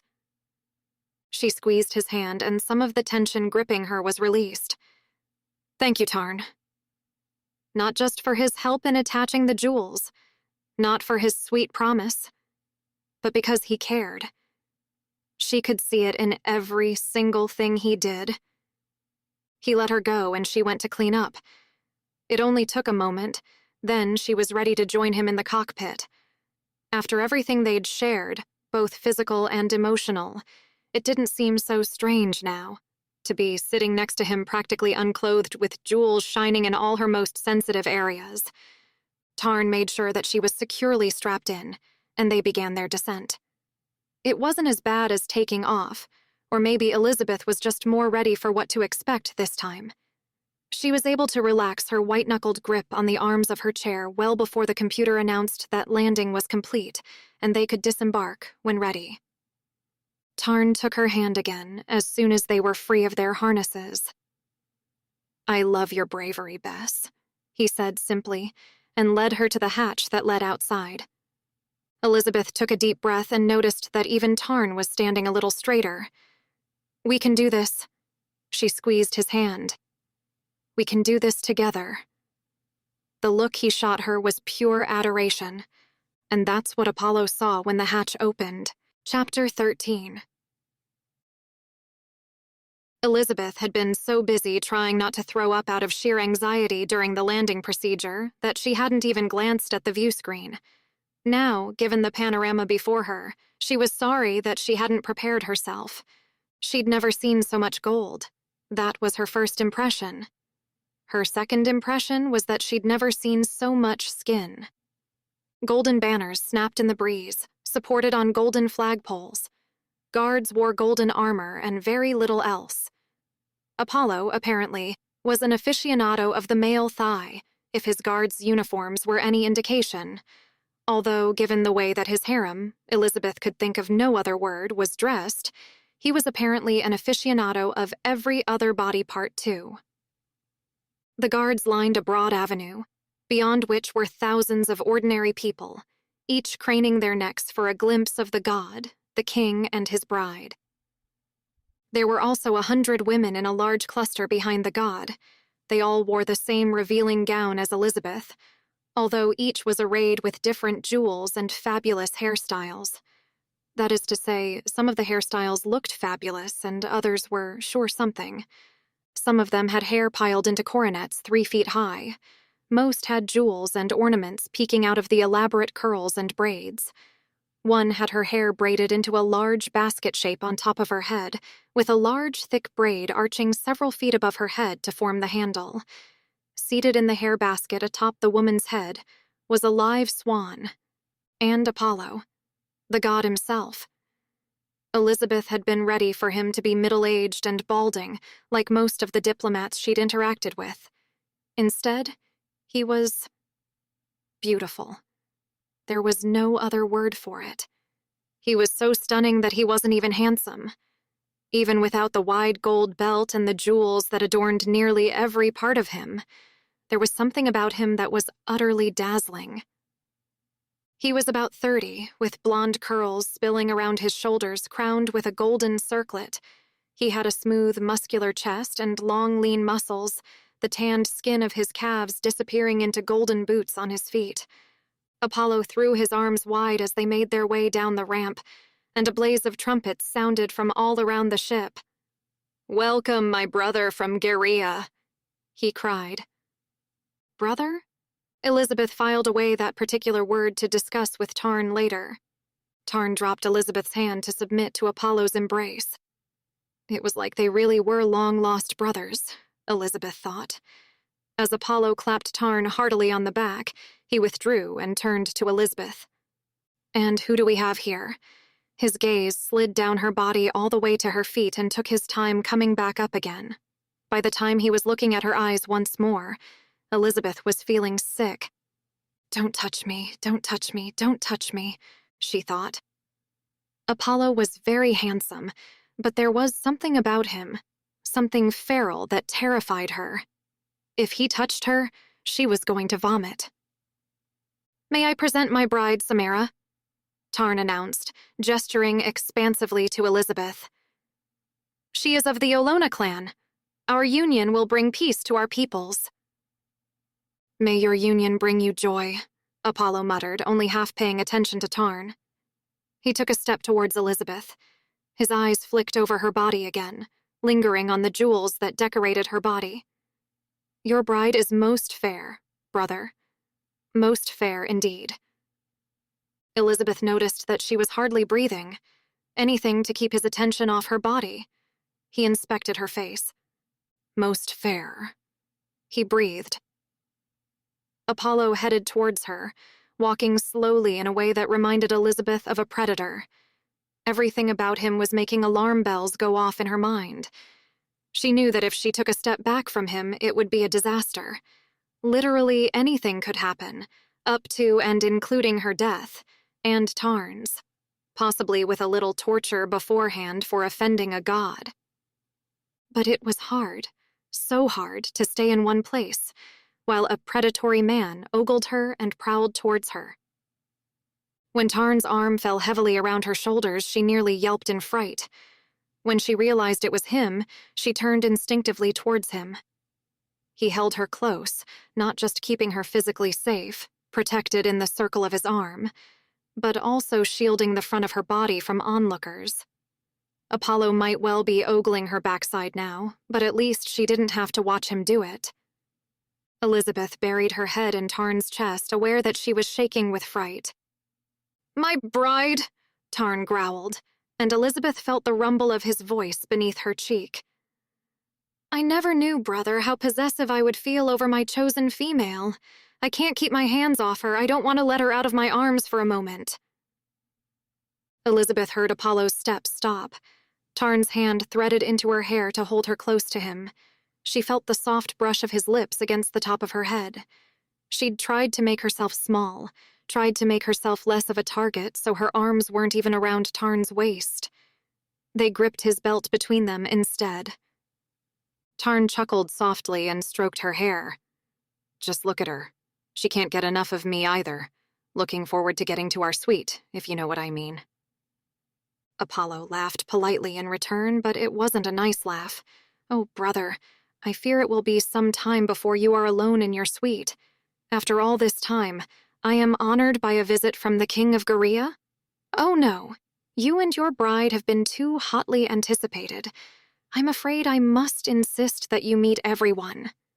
Tarn pressed another kiss to her hair, and it felt like a mark of possession. "Oh, all right," he conceded. "It's only polite." "Well, look," Apollo said, clearly trying to be reasonable. "You can take her here if you like. We don't mind waiting." Elizabeth's eyes flew wide, but she didn't move a muscle in Tarn's arms for fear that Apollo would make it a command. Tarn stroked her back soothingly. "No, we can wait," he said. "My bride is modest. Anticipation makes it all the sweeter when we finally do come together, doesn't it, baby?" He pulled back a little so he could look in her face. His scan of her face couldn't have made his intention clearer if he'd said, "Are you all right?" Aloud. "Yes, my lord," Elizabeth whispered. Behind her, Apollo gave an approving growl. "By all my brethren, there are no words I'd rather hear on a woman's lips. Come, brother, bring your bride so that you can be presented to the people." Apollo led them, and the 1,000 or so people who seemed to comprise his personal retinue, along a broad avenue. Beyond the ranks of guards, there must have been easily 5,000 people. They were not dressed in gold or transparent white silk like the court and the guards, but they'd clearly made an effort to fit in. Most people were dressed in shades of yellow, orange, or white. They cheered as divinity and royalty strolled past them. Elizabeth smiled into the crowd and gave a little wave. The crowd roared even louder.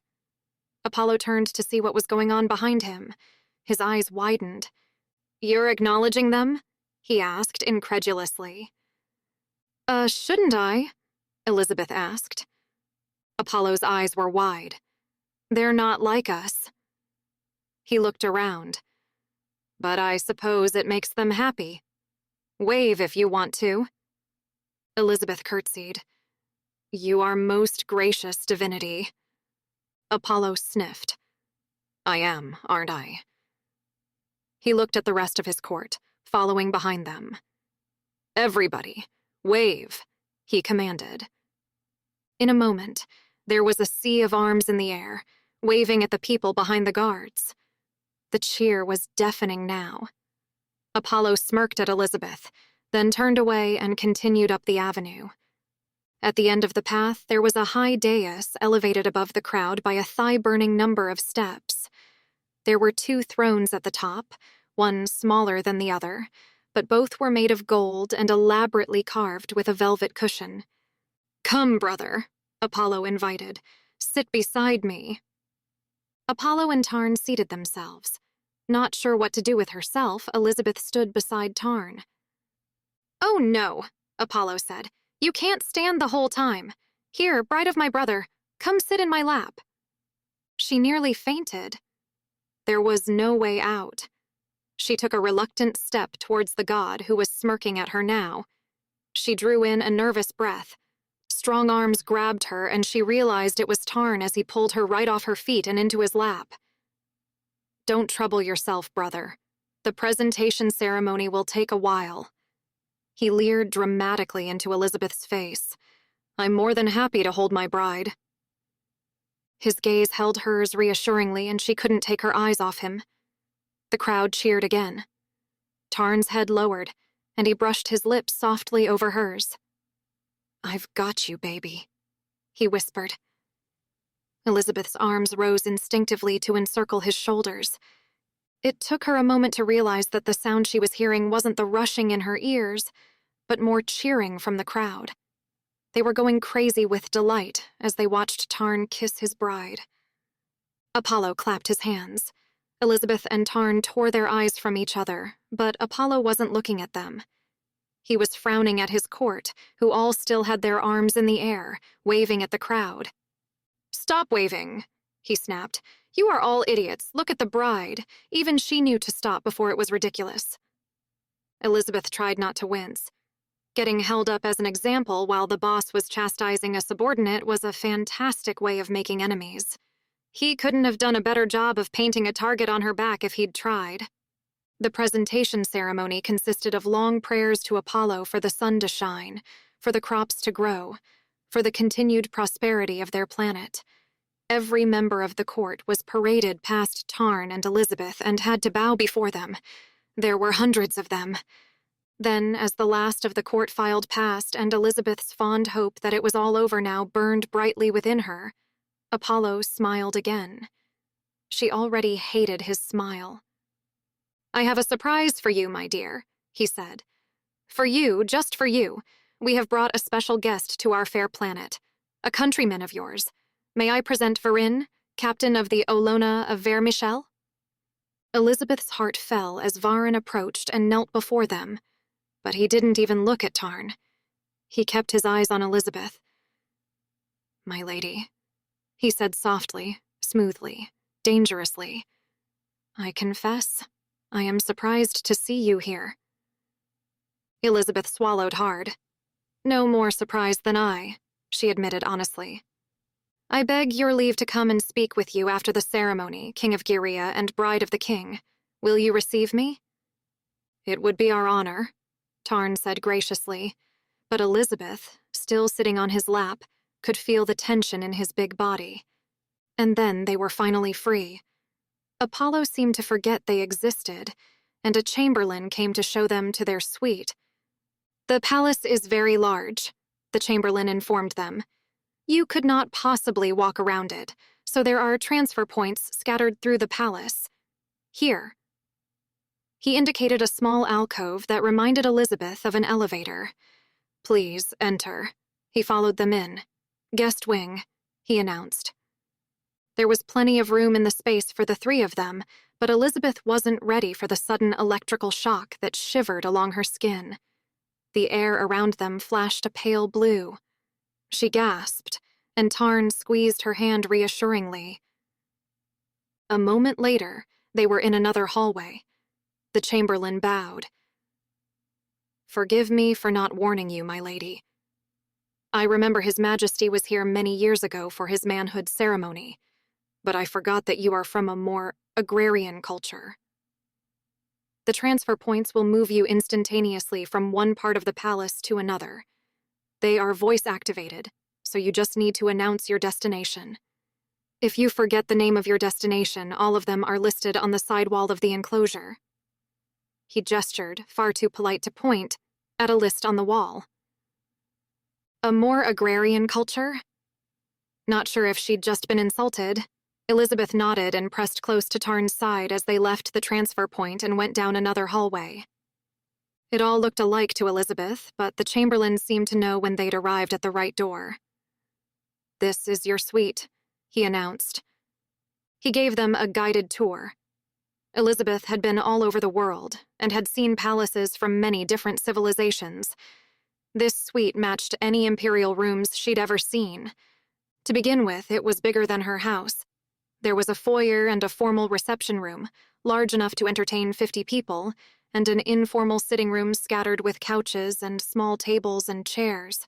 The biggest difference, she mused as she looked around, was that the informal sitting room didn't have its own fountain. Both she and Tarn had their own mini-suite of rooms, with a room for dressing larger than Elizabeth's bedroom back home, the white marble floor and pillars decorated with gold. In the middle of the room was a deeply studded white leather couch where she could sit while one of her servants fetched her clothes and helped her dress and apply her jewels. Tarn's arm was tight around her shoulders. "We won't need servants for that," he informed the chamberlain. "No one dresses my bride but me. No one fixes her jewels but me." "Of course you may instruct your servants as you wish, Your Majesty," the chamberlain agreed smoothly. "Their quarters are through this door here." He indicated a discreet door outside the kitchen. Their own private kitchen. Each room has its own ensuite, and the main bathing suite, of course, is state-of-the-art. Elizabeth nearly swooned. She'd seen bathing rooms like this before in the ruins of Pompeii, and used similar facilities in Turkish baths in Paris and Istanbul. It wasn't just a bath in a tiled room. There was an anteroom where they would undress. Further in was a hot room that, the chamberlain assured them, would fill with steam in a matter of 5 minutes and heat to just the right temperature to open the pores. "Necessary for good health and hygiene?" he sniffed. Through an arched doorway, there was a cold room with a circular pool in the middle. "Ice cold," the chamberlain boasted. And then, of course, the warm relaxation pool afterwards. It was at least 20 feet across, and the domed roof above it was painted with frolicking sea creatures. The pool was so deep that Elizabeth wouldn't be able to touch the bottom. There was a ledge running around the inside at the right height to sit on, but she loved the feeling of being out of her depth and went weak at the knees at the thought of relaxing into the warm water. Lastly, there was a warm room to relax after the bath. In the center of the room was a large, square marble platform where they would be massaged with oil, and there were wide padded benches along opposite sides of the room where they could recline and relax while the servants served them tea. "If you'll let them serve your bride, that is," the chamberlain mused disapprovingly. "You're right," Tarn said. "When my bride is unclothed, her skin glistening with oil and heat, I'm the only one who's going to be serving her." Elizabeth didn't blush. They were playing roles here, after all. It was important that they look like they were a couple. Even more important, now that Tarn's apparent possessiveness was the only thing that stopped Apollo touching her. They went back out to the foyer. "If you need anything, each room has several bells." The chamberlain indicated a strip of tapestry that they would pull to summon a servant. "The rooms are also equipped with voice activation, so if you prefer, you could just clap your hands and call for the servants and they will come." He bowed. "With your leave, Your Majesty." "Our thanks," Tarn said, graciously bowing his head, and the chamberlain left, closing the door behind him.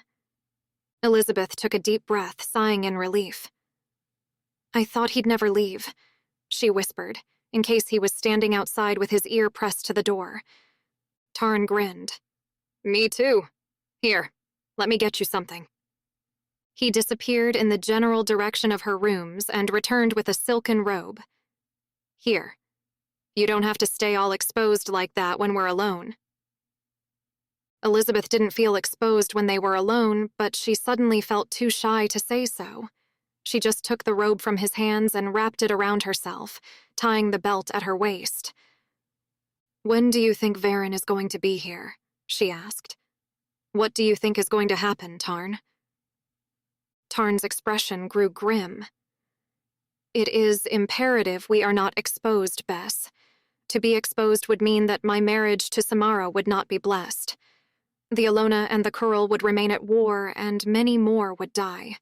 Not that either you or I would know anything about that, on account of the fact that Apollo would probably have us both put to death." His face was hard as granite.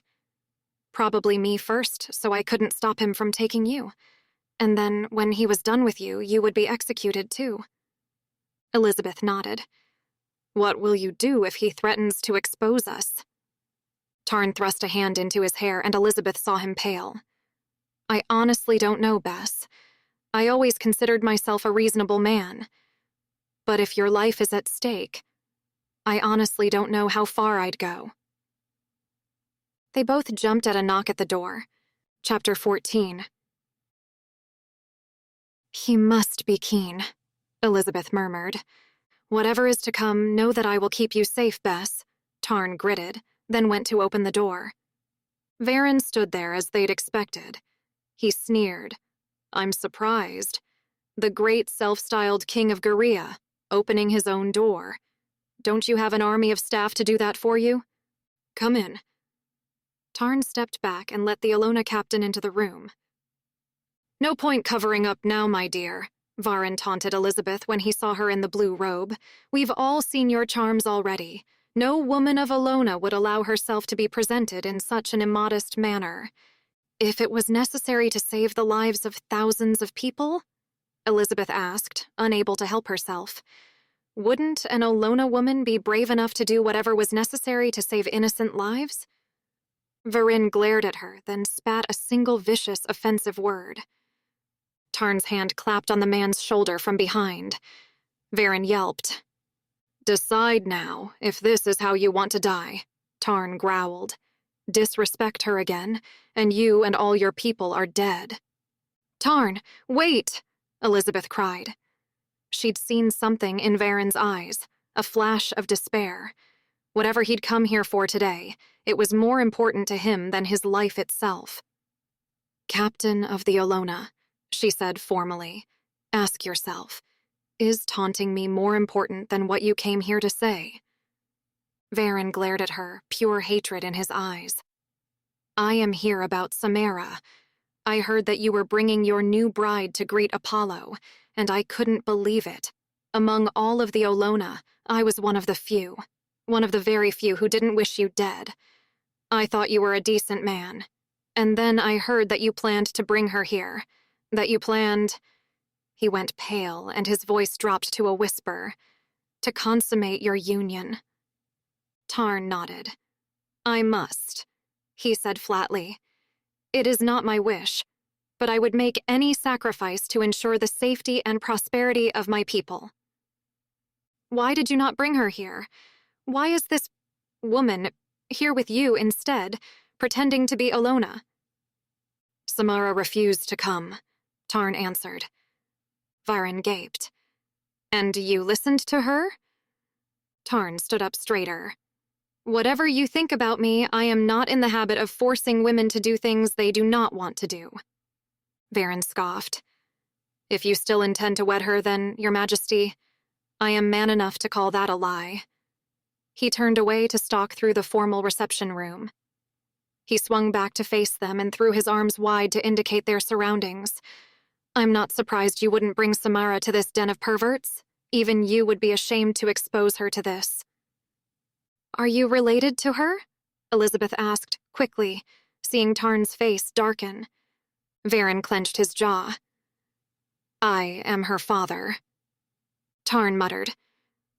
Well, that explains Samara's manners, at least. Samara is a good girl, Varen shouted. A decent, modest girl, faithful and loyal and loving. She does not deserve this fate. If you think being mated to me is a fate worse than death, why did you volunteer her for my bride? I did not volunteer. She was chosen. It was a punishment for me. He swallowed hard. It was my fault. I supported you, publicly. So, they chose my little girl for their sacrifice. Just tell me where she is. Tell me where she is. Tell me that she is unhurt. Let me take her away, and I will bend my knee to you. I will swear fealty to you. I will place my neck on the block. Only please don't hurt my little girl. Tarn cast an unhappy glance at Elizabeth. He approached Varen. Captain of the Alona, I am sorry that you did not have the opportunity of consenting to the marriage, but it isn't something I have any control over. Marrying Samara is the only way to bring peace to our peoples. I will... His face worked. I will tell you the truth. Tarn gestured to Elizabeth. There stands the woman I love, the woman I would give my life to serve and protect and cherish. But I cannot marry her. To bring peace to our peoples, I must marry your daughter. Samara has agreed to our union. She is looking forward to our marriage. Varen gagged. For a minute there, Elizabeth really thought he was going to be sick. His hands clenched into fists. I should kill you, you bastard. Kill you before you have a chance to lay hands on her. Samara has made her choice, Elizabeth pointed out, hoping to calm Varen down. Why can't you respect that? Varen snorted, as if Samara is capable of making these kinds of choices. You're a woman. How can you stand by and allow this man to mate with my daughter? If he doesn't kill her in the process, at the very least he'd tear her apart. What kind of woman can stand by and allow this to happen? His lips quivered like he was fighting back helpless tears. Elizabeth wrapped her hands around Tarn's arm. I don't like it any more than anyone here, she confessed in a small voice. But I understand that it is necessary. Varen turned back to Tarn. All I need to know is, have you hurt her? Of course I haven't hurt her, Tarn snapped. No, I mean, have you... Varen clenched his eyes shut, obviously forcing himself to speak. He finished in a desperate whisper. Have you taken her? No, I have not. We are not yet mated. Oh, thank the gods. Varen fell to his knees. Elizabeth made to go to him, but Tarn held out his arm to stop her. Varen was sobbing, but he regained control, his hand clenching into a fist in the thick, tufted rug. He rose to his feet. I don't believe you are a monster, he said, drawing the back of his hand across his face to wipe away the tears. I don't believe you can do such a hideous thing. I can't believe it. You have always acted with wisdom and compassion. You stopped the massacre of the Farvra when you could have seen them wiped out.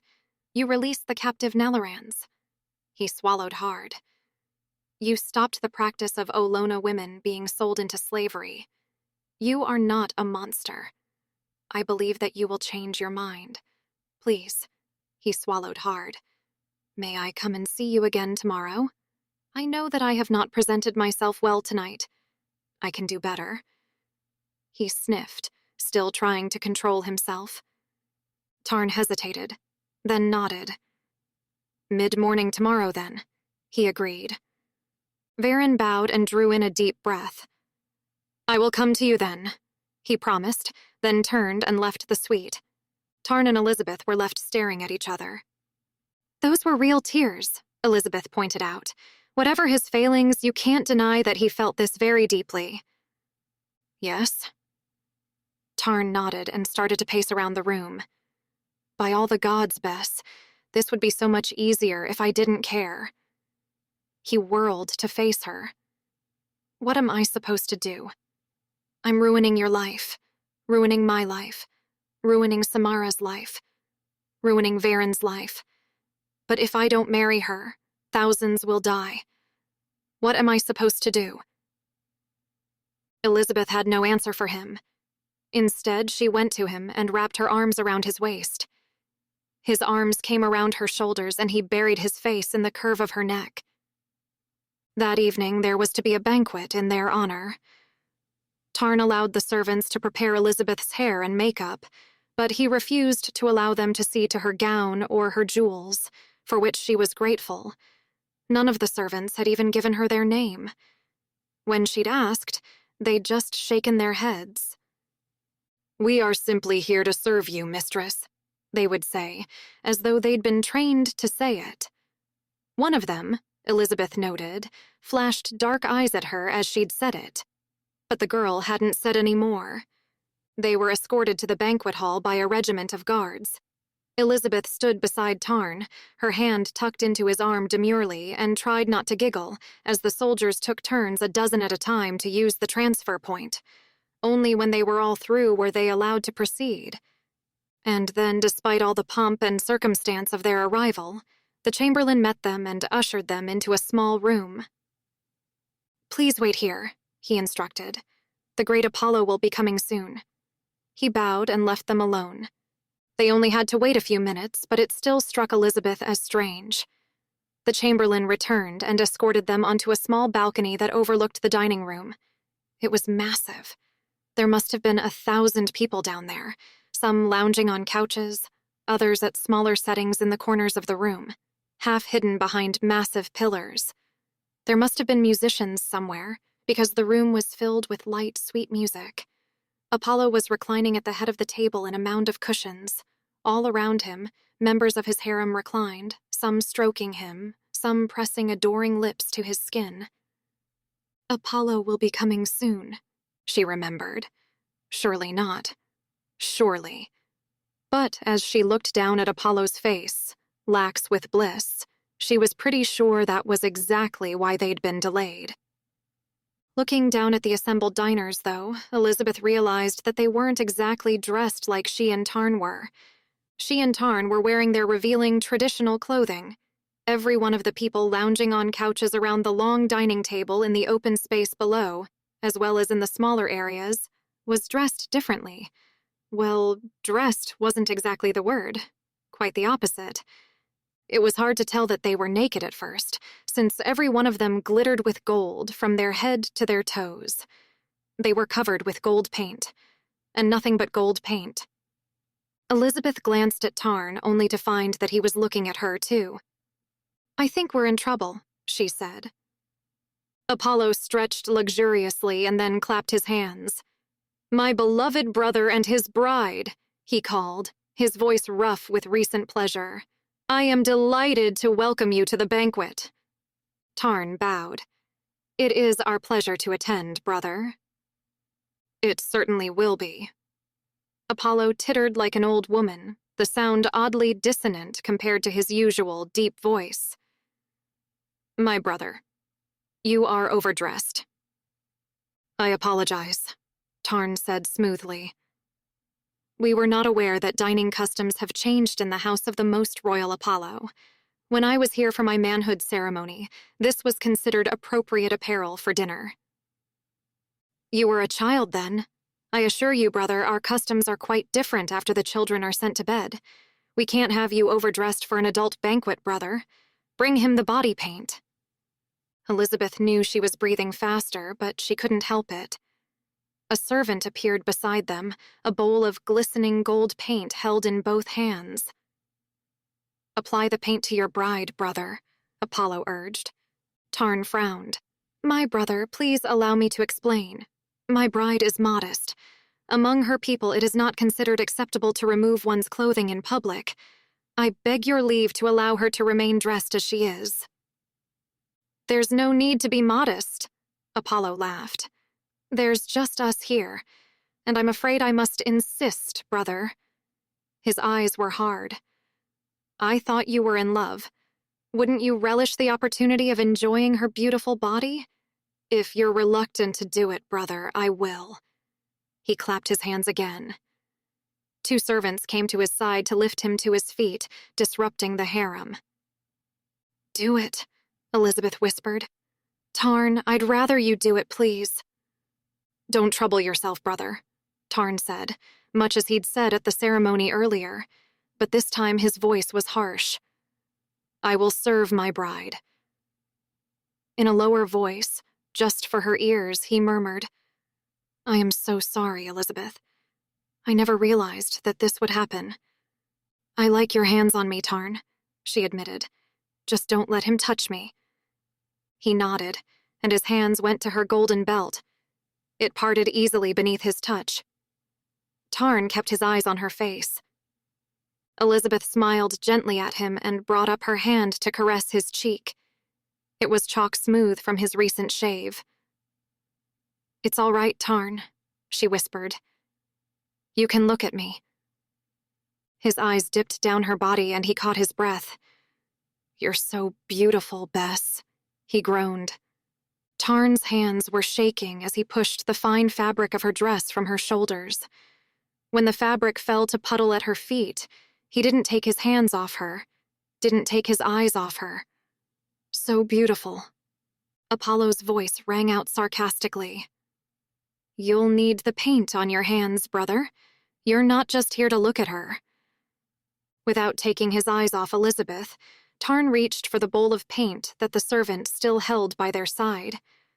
Somehow, having this intimate eye connection with him made her forget about everyone else who was watching. All she could see was Tarn. All she could think about was his touch and how much she wanted him. Chapter 15. They painted each other with the gold paint.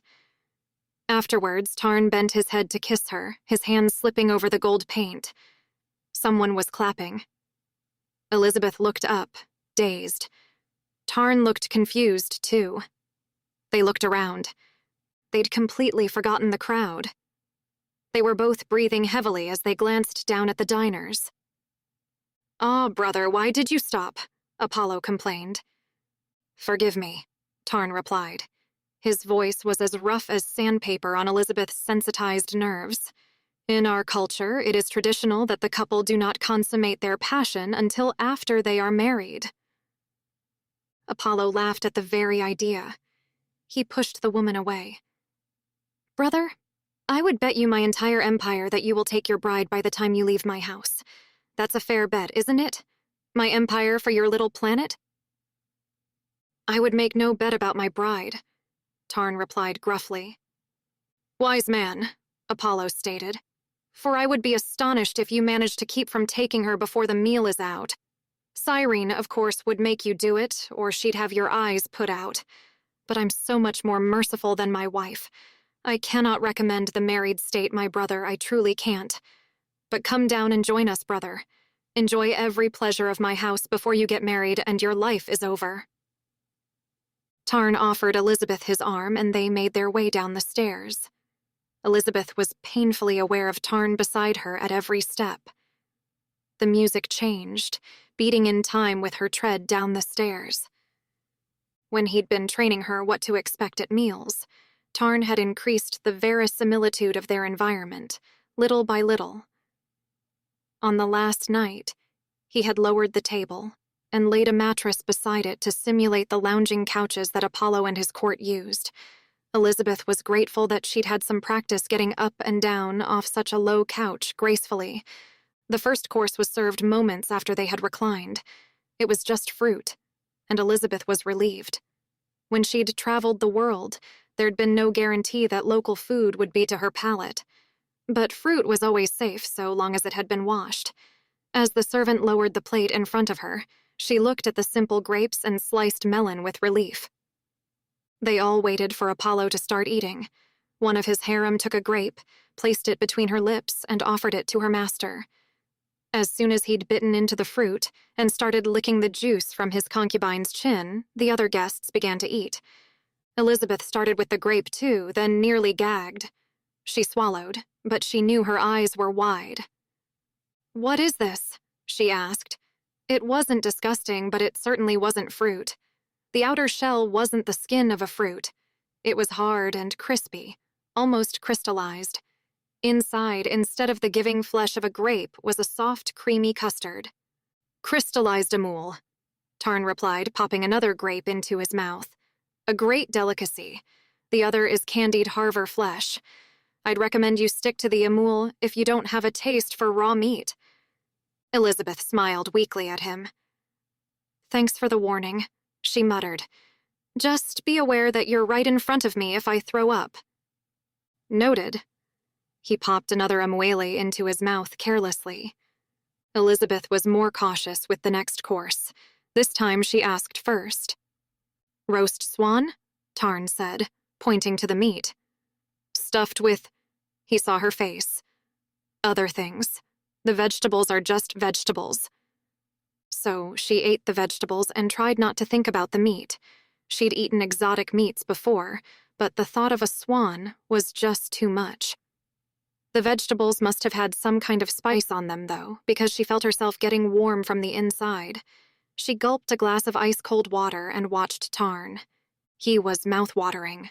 Lying beside her, propped on one arm, enjoying his dish of vegetables, the same as she was.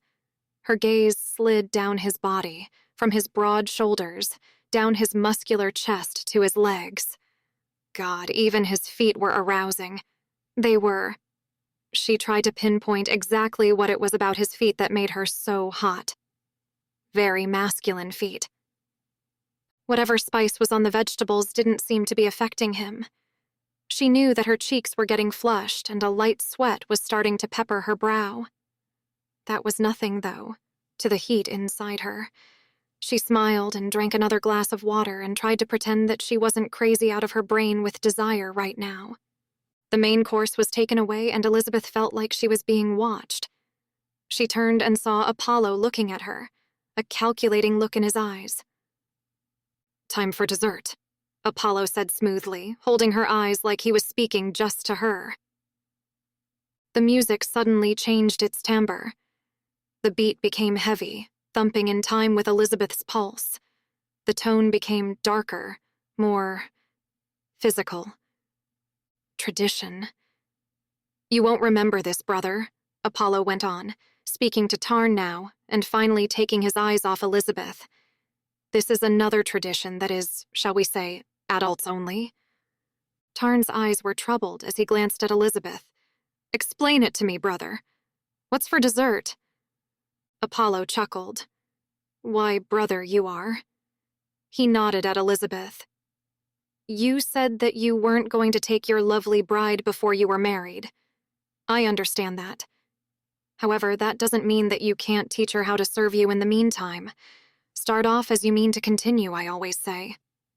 Even though she was so hot by now that Elizabeth felt like she might spontaneously combust, she felt a sudden surge of nerves. Kevin had hated the way she'd done this. He'd insisted, early in their marriage, and she'd wanted to be a good wife. So she'd done her best. It had been a disaster. After a few moments, Kevin had pushed her away, telling her that she was no good at it. He went out then, telling her that he'd find someone else who knew what she was doing. She'd sobbed her heart out, still kneeling on the kitchen floor. He'd never asked for it again. He had left her feeling horribly inadequate. Her experiences with Tarn had been the exact opposite. It had made her feel strong and sexy and powerful to see her effect on him. But maybe that was going to change if she tried to do what Apollo's concubines were already doing. And now it wouldn't just be the man she was trying to please who'd know that she was inadequate. It would be the whole court. Tarn shifted closer to her. He was looking at Elizabeth now, not at Apollo. "That seems like an excellent idea, brother." He reached out and put a hand on Elizabeth's hip. She looked up at him nervously. "Tarn," she whispered, hardly audible. "I'm no good at it. Please don't make me." He was so close to her that no one else could see his expression. It was full of compassion. He bent to kiss her lips. When he spoke, his voice was so low that no one else could hear him. "I made you a promise on the ship, Bess. Do you remember?" "Yes, but that was before I was stripped naked, painted gold, and a god told me to... She couldn't even say it. "I want you, Tarn, but I can't do that. I just can't." He stroked her face and swiped the tear from her cheek. "I'm going to keep my promise, Bess. You don't have to do that if you don't want to. What if..." He glanced down her body like he couldn't help himself. "What if it wasn't me on the menu?" He gave her a lazy grin. "Do you want me to have you for dessert, Bess?" Elizabeth nearly melted there, and then at his deep, growling voice. "Yes," she whispered. "Tarn. Yes." Chapter 16. He pushed her gently onto her back and rose over her. He glanced over at Apollo. "She can enjoy me in private," he growled, "but we can still end the meal with pleasure. Give me permission, Apollo," he begged, but he was looking at Elizabeth. "Give me permission to taste the sweetness of my bride." Apollo sniffed. "Well, I suppose if you have to." He turned to the concubine, who was still riding his hand. "But Cyrene would never allow this, you know. The last time someone defied her, she ripped out their spine." He arched and groaned softly.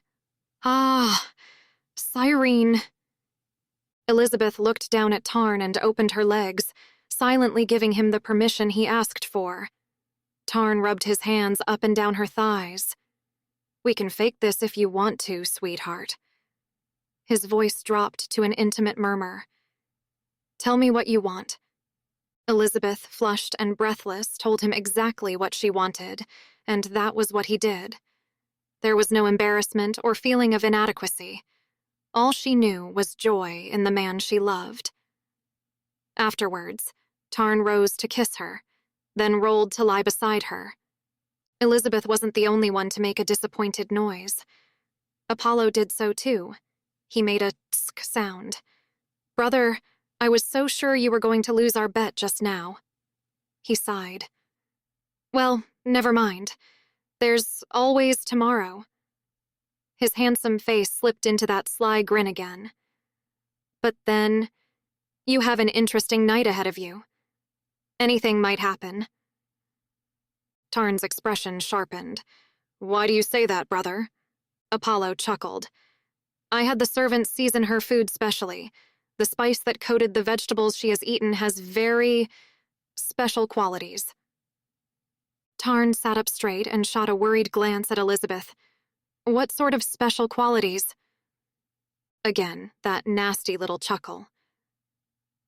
Elizabeth sat up too, bending her knees up to her body to shield her from the god's lustful gaze. "Oh, it won't hurt her. It's just an aphrodisiac.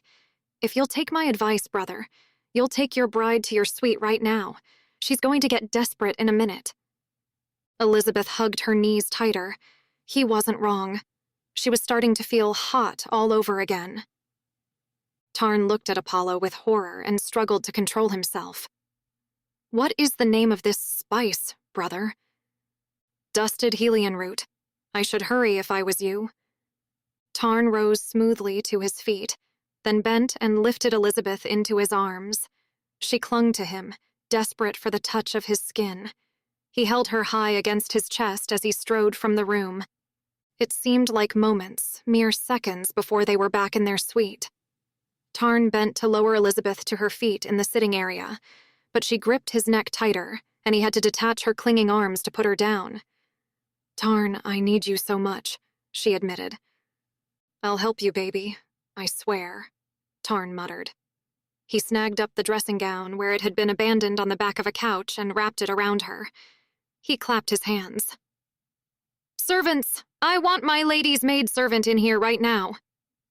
The girl, in her late teens with the dark eyes that had barely restrained a show of spirit when Elizabeth had asked her age earlier, sped into the room. She looked from Tarn, painted gold, to Elizabeth, leaning weakly against the couch. Her eyes went wide.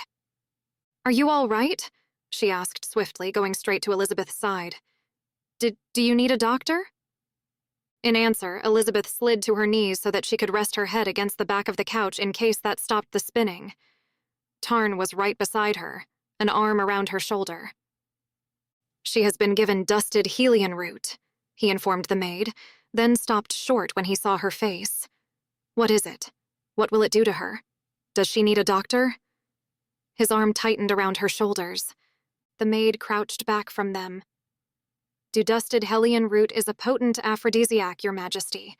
The god gives it to his concubines so that they will submit to anything he asks. If she isn't treated, the dust will spread through her system. It has been known to cause convulsions, brain damage, even death." "If untreated, you said," Tarn pressed. "What is the cure?" The maid met his gaze directly. "She will need to drink your essence, Your Majesty, or take it into her body. If she does not, then she may die." Tarn's eyes went wide with shock. "But that's—" His eyes went from the maid to Elizabeth and back again. "That's abhorrent. She isn't in a state to consent to this." The maid rose to her feet. "It is the only cure, Your Majesty." She bobbed a quick curtsy. "I beg to take my leave of you. You will want privacy, either for her treatment or her death." She left the room as swiftly as she'd entered it, her head held high. Tarn didn't even watch her go. He lifted Elizabeth into his arms and carried her to her bedroom, laying her on the gold brocade coverlet. Bess, he whispered. Sweetheart, come back to me. Chapter 17. She opened her eyes drowsily. He was nothing more than a golden shape bending over her. She replied, and closed her eyes again. He shook her shoulder roughly. Bess, you can't fall asleep. Listen to me. He choked. Gods, Bess, I'm so sorry. I should have protected you. He lifted her again, and the next thing she knew, she was sliding into a warm bath in her ensuite. The tub was huge, big enough for 2, at least. It was probably big enough for 6, and deep enough that if she stood up, the water would be chest-high. She sighed in pleasure as he lowered her to the underwater bench that surrounded the edge of the bath. I like this, she murmured. Come on in, Tarn. The water's wonderful. She raised her arm to beckon him and realized that the gold paint shone even brighter on her wet skin. Pretty. That's my girl, Tarn said roughly. Wake up, sweetheart. He scrubbed a washcloth down her arm, and the sensation made her feel more alert. Elizabeth sat up a little straighter. It wasn't long before she was begging him. He stared at her, then a veil seemed to drop over his face. He shifted his hips away from hers. It's the spice, he said finally. You don't want me. It's that rotten spice in your system that makes you think you do, Elizabeth protested. No, I do want you, Tarn. Want you so much. Please don't turn me down now. I'm not turning you down, he replied, stroking her hair back from her face. I'm just postponing it. I want you, Bess. But not like this. She pouted. In a swift move, Tarn pulled her to the edge of the bath and lifted her out. I'm not going to assault you just because of some dust in your system, he gritted. He set her gently on her feet, made sure that she was steady, and grabbed 2 towels. He gave her one to dry herself and scrubbed the other roughly over his body.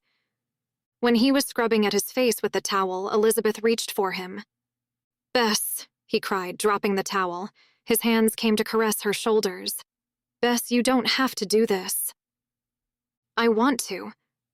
Want to? At the banquet, you begged me not to. You begged me, Bess. But I want you so much. Above her, Tarn swore again. Gods know I want you, but I won't make you do this, Bess. We'll find another way. You're not making me do anything. There was no thought of inadequacy, no thought of anything but pleasing the man she loved. Afterwards, she held on to him tightly, feeling so close to him. She felt oddly vulnerable. Tarn's stroking finger made its way under her chin to lift her face to his again. He was studying her. Are you all right, Bess? At the banquet, you didn't want to do it. Are you sure that this was what you wanted? I wanted to, she confirmed. The spice made me hot, but if I'm honest, it was an excuse. I wanted to do it. I wanted to please you. He chuckled. Well, you certainly succeeded in that, sweetheart. She smiled shyly in response. I didn't want to take advantage of you. He looked around. Come on, sweetheart, let's get into bed. He rose to his feet and lifted her into his arms. She protested. Tarn, I can walk. But he shook his head. Want to carry you? He replied. Want you in my arms. God's Bess, I need to hold you. He stopped in the doorway of the bathroom. Your room or mine, Bess? Will you let me hold you tonight?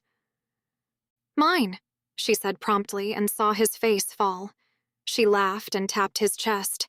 Silly, I didn't mean alone. I want you in my room, in my bed. Mine is closer. He tumbled her onto the brocade coverlet and came down over her. He kissed her gently, and she had to swallow hard past the lump in her throat. Tarn, she whispered, stroking his face as he drew away. Every time you kiss me, you make me feel so loved. His lips came back to press against hers once more. You are loved, Elizabeth Greatheart of Earth.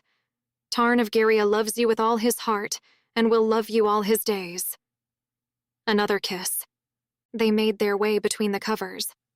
Elizabeth went into his arms like she'd been sleeping there for the last decade. Her head rested on his chest and her body pillowed against his side. His arms came around her and cradled her close. He called for lights out and the room dimmed, then went dark. His hand moved soothingly up and down her back. "Bess?" She kissed his chest. "Yes, darling?" "Gods, I love you." She smiled in the darkness. "Why do I get the feeling that wasn't what you were going to say?" "It wasn't. You kissing me like that. It was so sweet, I couldn't help myself." For that, he got another kiss. "Bess, when we were at the banquet, you begged me not to make you take me in your mouth. You looked really distressed. Why was that?" Elizabeth smoothed her hand over the crisp curls on his chest. A wise man, this. He knew that she'd only be able to talk about this in the dark. "You know I was married before." He growled. "Yes, I know." He added a low curse to describe exactly what he thought about Kevin. "Uh-huh. He sure was." Elizabeth went on to tell him her disastrous experience during her marriage. "I was so afraid that I was just not good enough. He said that was why our marriage broke down." Tarn held her tighter. "You know that's not true now, don't you, Bess? I've never known anything like that in my life. You were amazing. So sweet and hot. So loving. So giving. The fault was his, Bess." She looked up at him, trying to make out his features in the darkness as he went on. "You are a wonderful, generous woman. Everything we do together is beautiful and perfect. You can't do it wrong, not when you're giving yourself in love. Love isn't a performance. It's a gift." She stretched up to kiss the lips that were saying such beautiful things. "I give you my love, Tarn. Always." His arms tightened around her. "I love you too, Bess." Tarn. He wanted to stay awake so he could enjoy holding her, but sleep was already threatening. She fit perfectly against his body. He held her close. The way she'd given him so much pleasure. The way she'd opened up to him emotionally when they were talking in the darkness. He'd never loved anyone so much in his life. This was the best night of his life, and the knowledge that in only 2 days he would have to leave Bess and marry Samara was nearly more than he could stand. Chapter 18. Elizabeth woke late. The sun was already streaming through the windows and painting the floor with light. Tarn woke and whispered words of love. They were interrupted by a knock at the door. "Who is it?" Tarn called. "The maid, Your Majesty. I have your breakfast." "Wait a moment." Tarn's lips came back to touch Elizabeth's lightly, softly, in a kiss that felt like farewell. "Let me find a robe and I'll get the door." Elizabeth's lips quirked when he realized that the only robe in the room was hers. Her smile turned into a full-blown laugh, quickly smothered when he obviously thought he'd give the robe a try anyway, and stuck his arm into the sleeve. His arm barely made it up to the elbow before the narrow sleeve pulled tight against his bulging biceps. The look of consternation on his face was the funniest thing she'd ever seen in her life. "Just a moment," he called, going into the bathroom.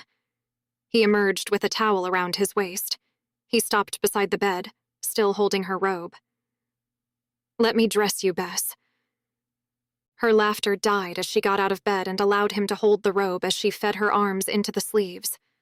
Such a small thing, but she felt the caring in every single thing he did, even as he tied the robe gently at her waist and went to open the door. Chapter 19. They breakfasted quietly in Elizabeth's room, the tray balanced on the covers between them. "We'll have to get ready," Elizabeth murmured, regretting it already. "Varen will be here soon." Tarn took the hint, kissed her forehead, and went back to his room to get ready. Elizabeth pulled the cord by the bed to summon her maid. "We're going to have a guest soon," she told her. I'd like to be nicely dressed, but nothing too formal. He is—" the lie nearly stuck in her throat. "A kinsman of mine. Can you help me get ready, please?" "Of course, my lady." Elizabeth put her hand on the young woman's arm. "By the way, I wanted to thank you. I understand that it's thanks to you that I—" She blushed furiously. Received the care I needed." The maid smothered a smile. "My pleasure, my lady." "Mine, too," Elizabeth quipped, and the maid's expression broadened into a real smile. "The king seems to care for you very much." Elizabeth blushed some more. "He's a good man," she said softly. "How did you know what to do?" "I have studied medicinal herbs, see. The maid paused and deliberately relaxed her jaw to get through the stutter. "Since I was a young girl, my lady.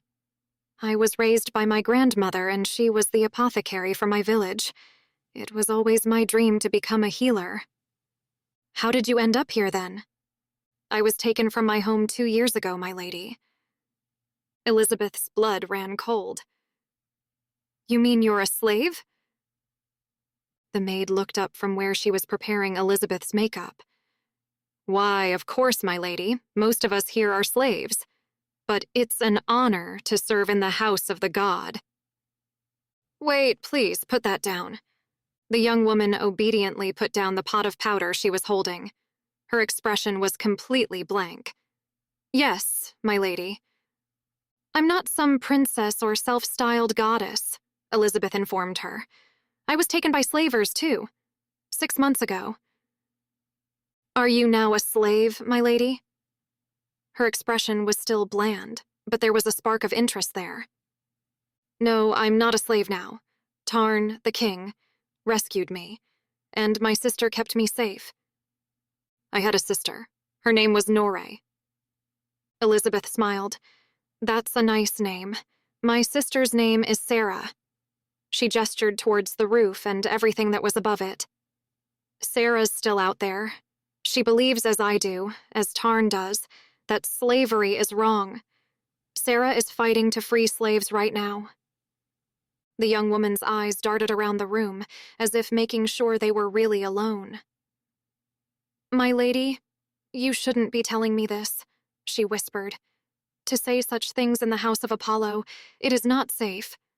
She leaned forward.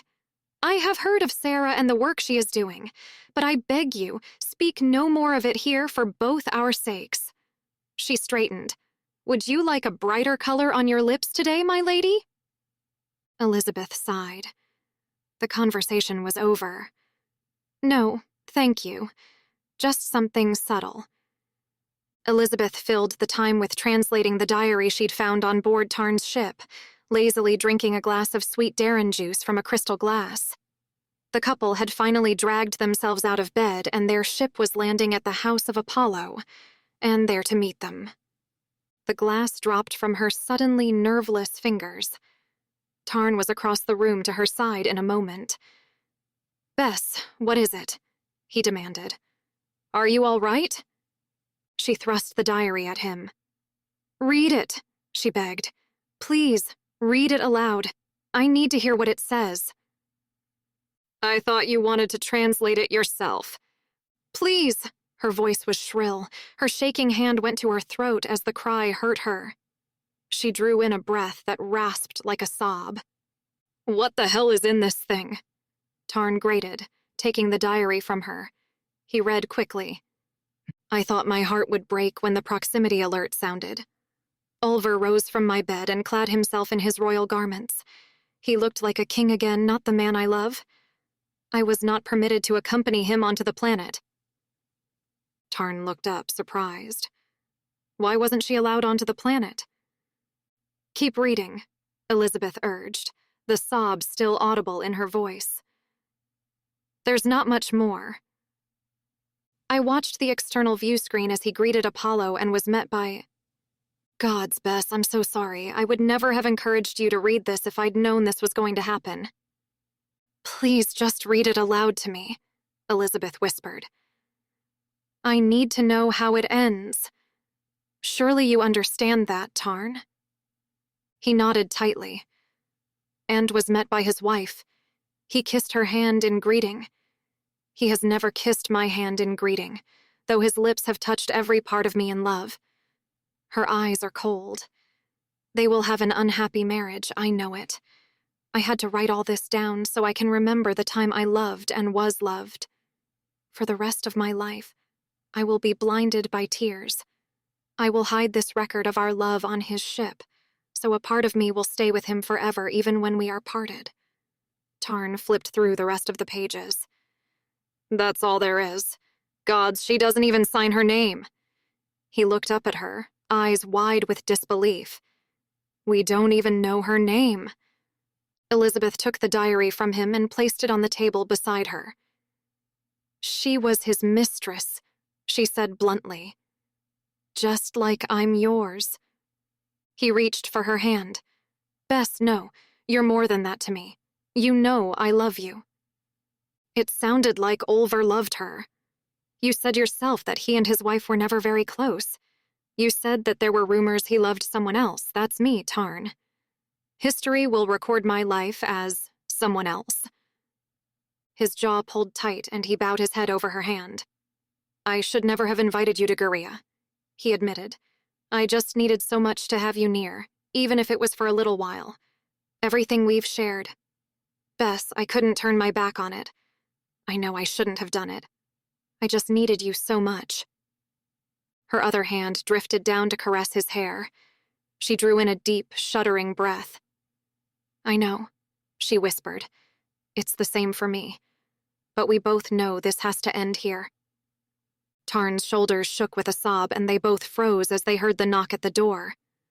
When Varen entered, they were seated together at the table as one of the servants cleaned up the shattered crystal by Elizabeth's chair. They rose to their feet to greet him. The captain of the Olona was pale, Elizabeth noted, as he saluted them both. Tarn saluted in return. Knowing that she couldn't pull off a salute, Elizabeth bowed. My lord, first I beg you, let me say this. He held out a trembling hand. If nothing else, I am grateful that you have not brought Samara to this place. His eyes flicked to Elizabeth.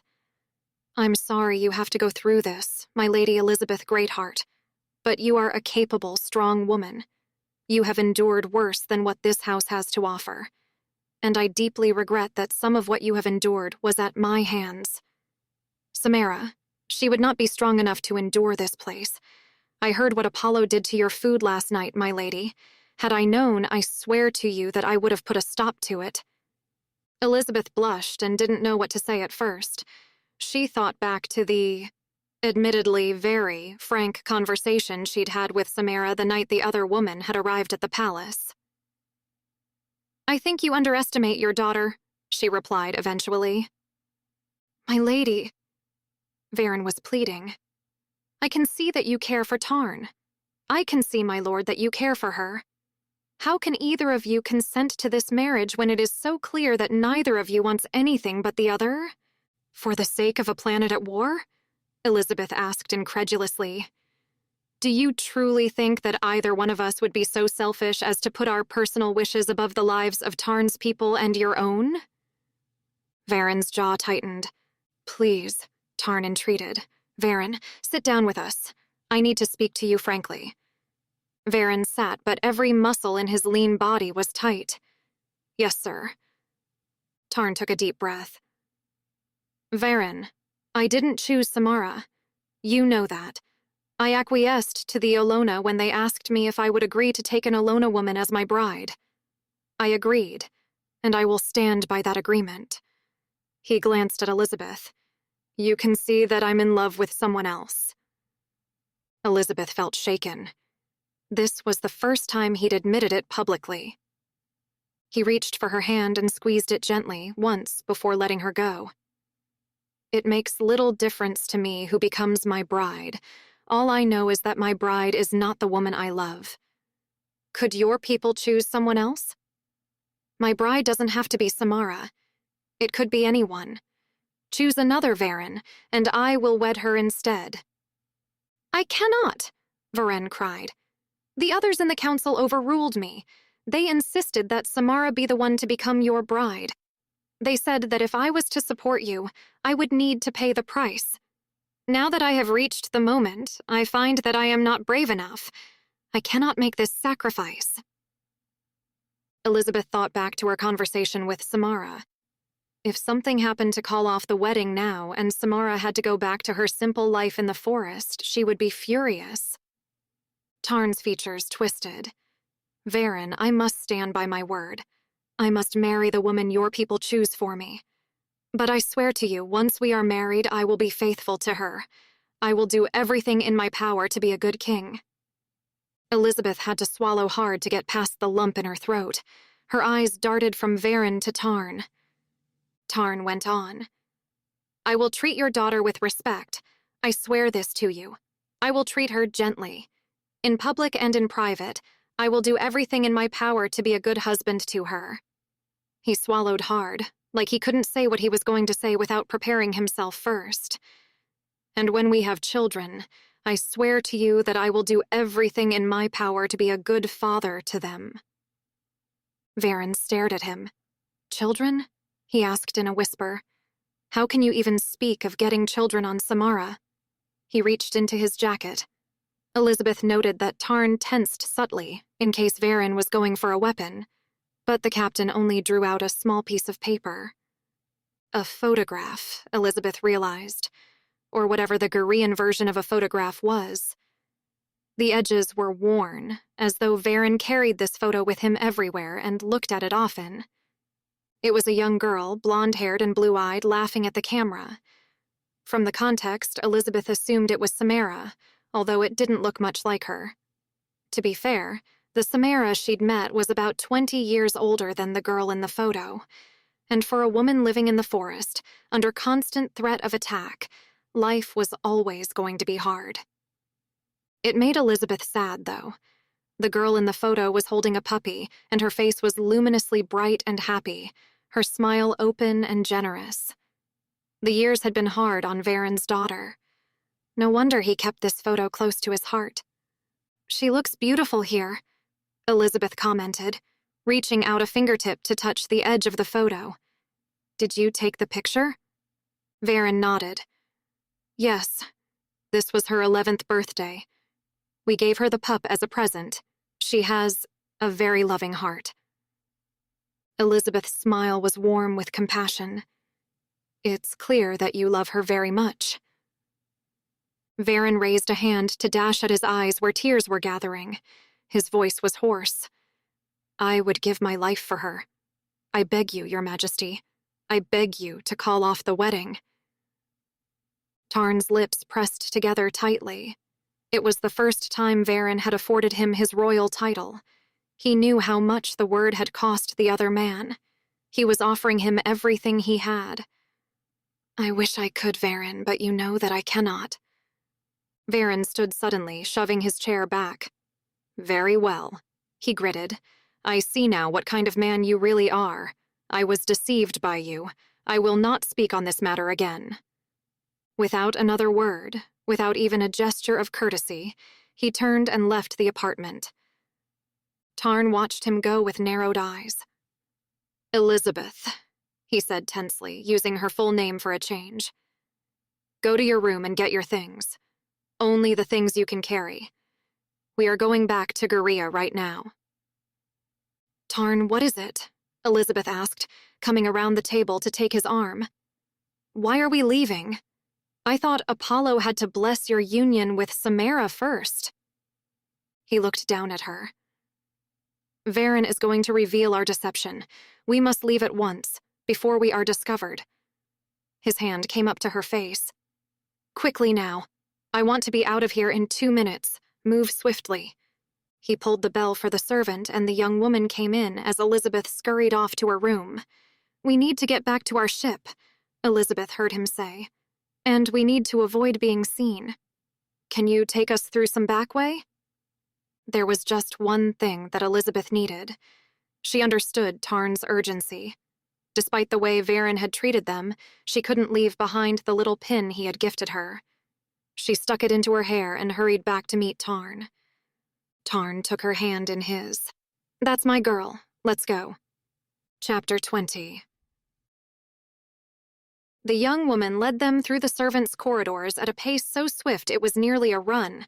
They darted in and out of transfer points, hardly any larger than a phone booth with the three of them pressed close together. Each time they entered the transfer point, Tarn took Elizabeth in his arms and held her tight to his body. She huddled into him, needing to feel his warmth and his strength surrounding her. She knew that he needed to hold her as much as she needed to be held. This would have convinced her of his urgency, if nothing else. He was worried, she realized. Really worried. Each time he wrapped his arms around her, she knew that he was fearing that it would be the last time. The ship had been taken to a docking bay. The young woman, Elizabeth still didn't even know her name, brought them out into the massive enclosed bay and closed the small, plain door behind her. She pointed up to a control tower. "I will go to the tower and inform the controller that you are going for a pleasure cruise to see the sunspots.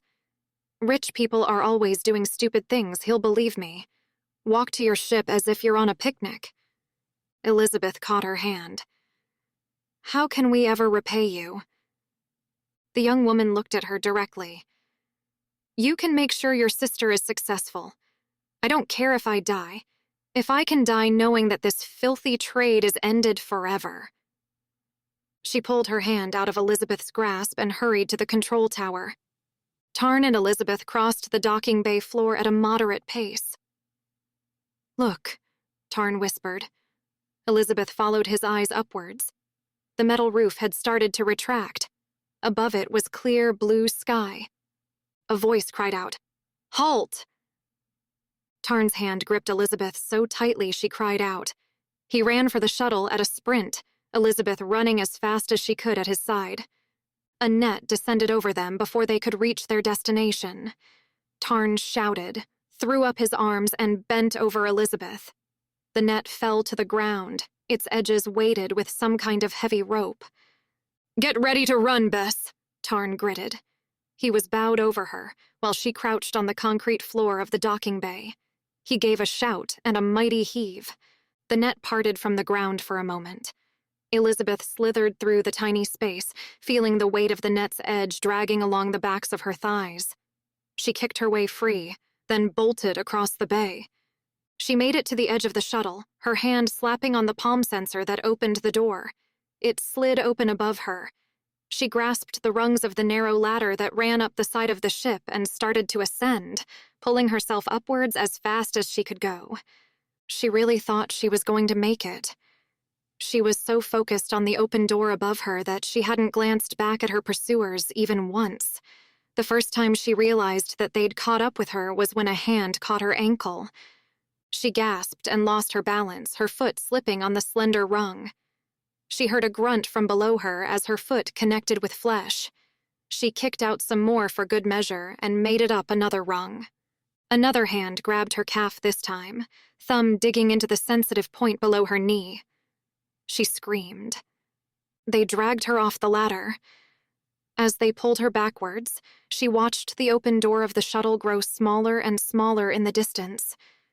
She could hear Tarn shouting, but couldn't see him. As they took her back through the small door they'd entered from, Elizabeth caught a glance of the young woman who'd helped them. The young woman was half bent over while a guard forced her arm up her back.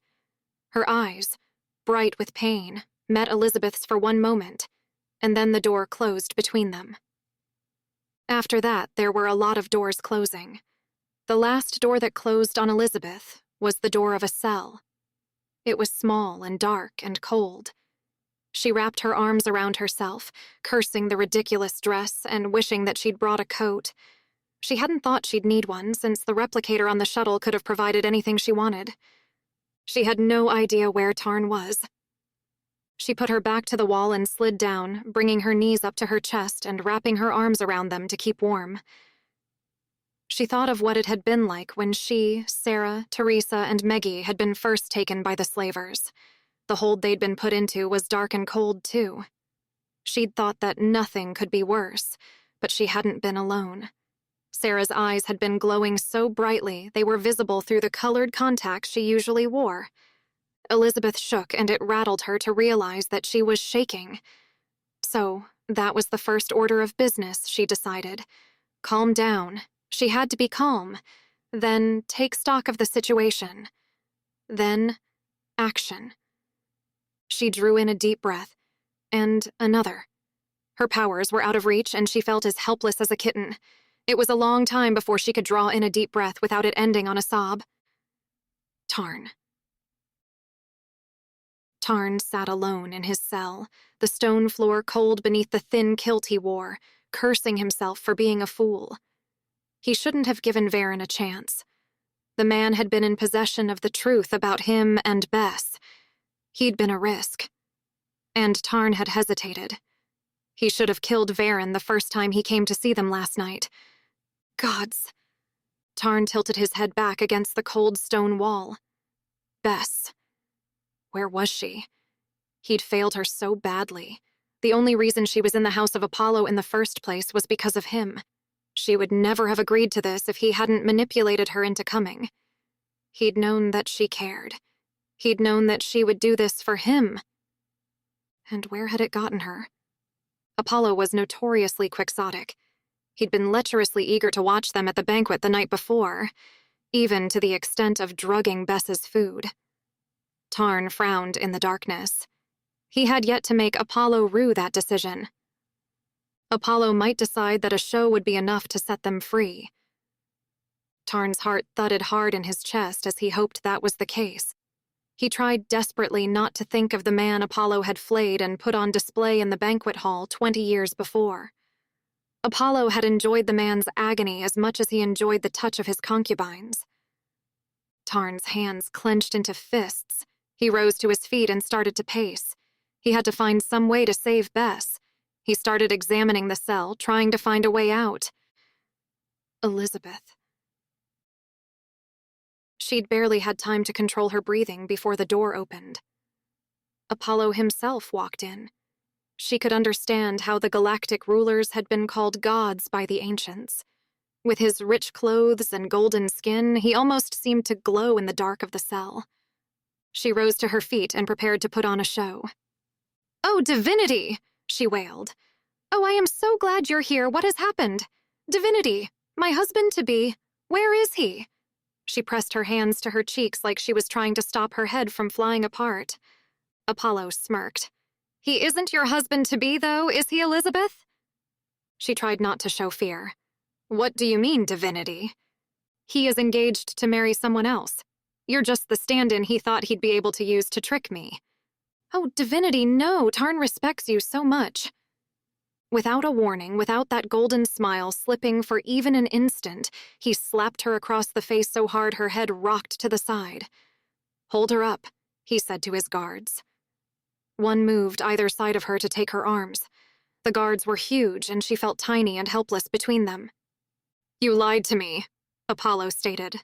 "I can't let that go, Elizabeth." Was he going to beat her? Was that why he'd told the guards to hold her up? So that he could beat her personally?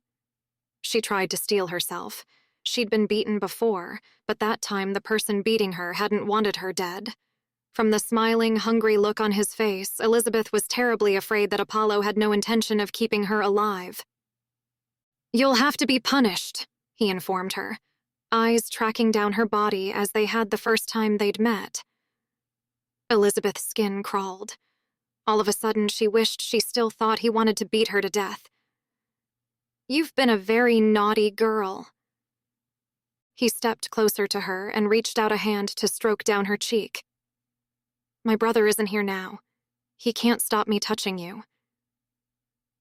"Divinity, I thought you were married," she wailed, hoping that the pathetic, innocent tone would get through to some inner part of him.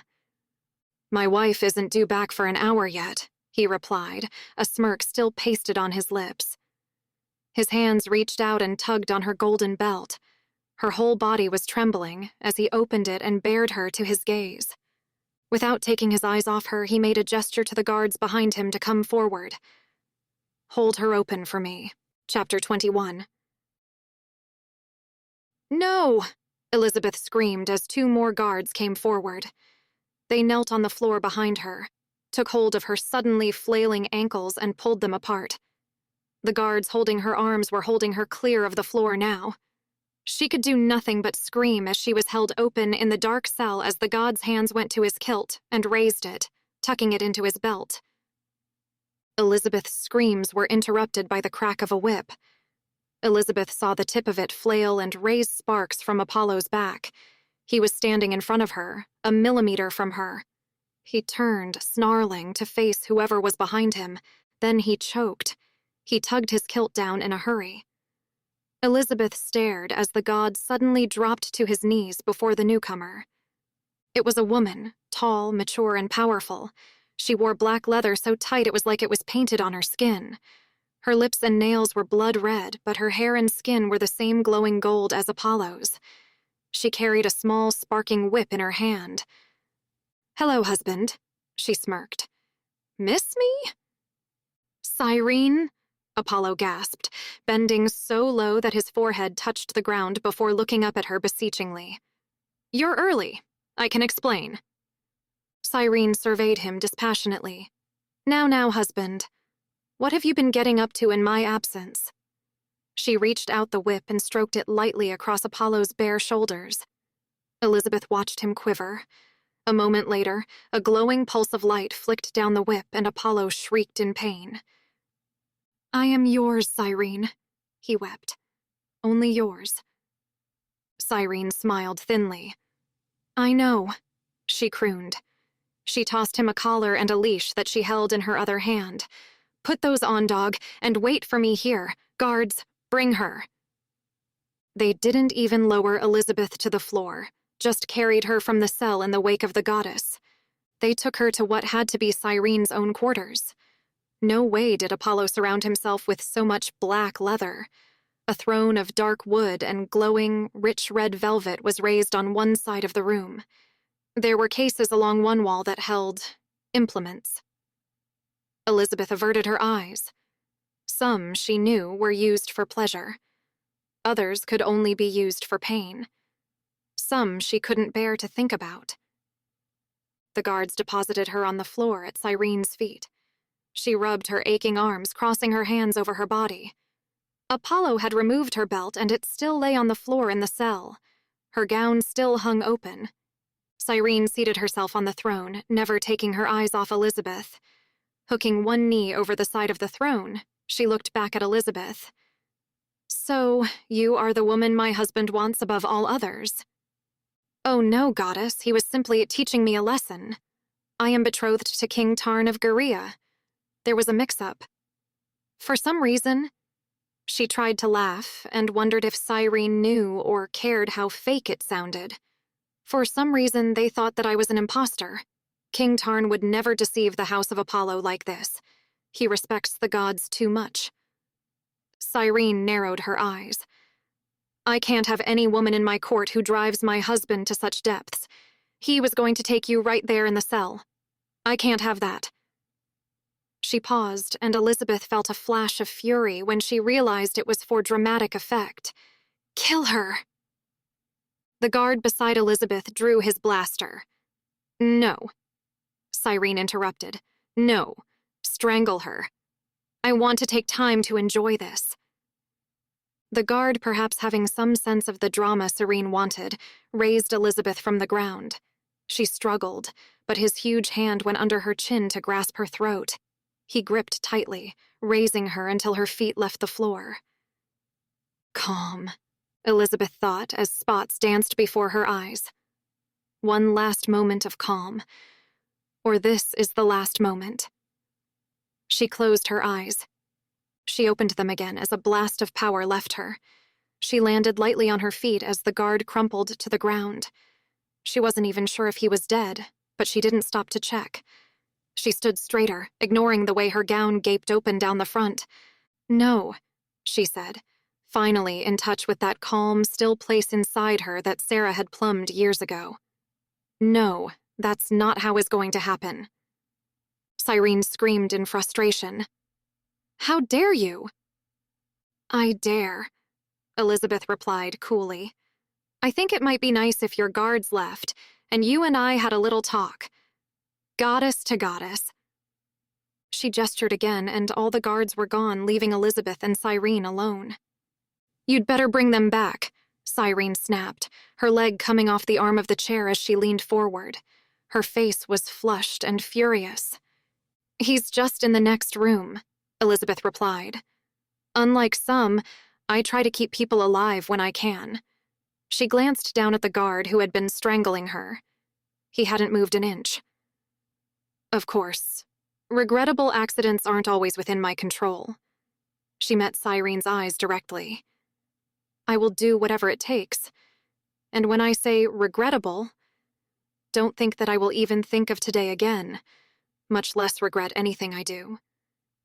I'm more like my sister, Sarah the Liberator, than anyone knows." Cyrene stared. Her eyes widened when Elizabeth mentioned Sarah's name. Sarah was making herself known in the galaxy, that's for sure. "What do you want?" Cyrene asked. "Tarn and I came here to solemnize our marriage," Elizabeth stated. "That's what's going to happen. And then we are going to leave." She flashed Cyrene a thin smile. "After all, we should be friends, you and I. It's so much nicer when people are friends." Cyrene got the hint. 5 minutes later, Elizabeth had a new belt for her gown, and Tarn had been released from his cell. He was escorted to Cyrene's throne room. "Bess!" he gasped, seeing her. Elizabeth's cool deserted her, and she ran into his arms.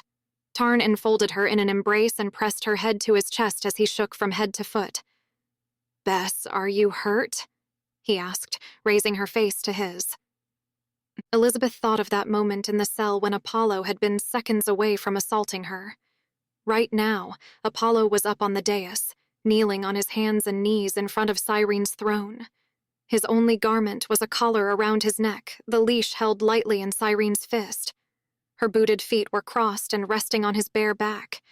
His head hung down between his arms, as if ashamed that anyone might recognize the all-powerful god of the sun in the dog that knelt before his mistress. Elizabeth glanced up at Cyrene. Tarn followed her gaze. "Goddess," he greeted her. "Many blessings brighten this house upon your return." "Shut up," Cyrene snapped. She gestured to one side, and a priest stepped forward. "Tarn," Elizabeth whispered, "we're going to get married now." She'd worried that he would protest, but he didn't. He just bent his head and stole a soft kiss from her lips. Elizabeth stood beside Tarn, his hand wrapped around hers, as the priest spoke the words over them that would not just solemnize their union, but confirm it. Her heart was heavy inside her, knowing that it wasn't forever.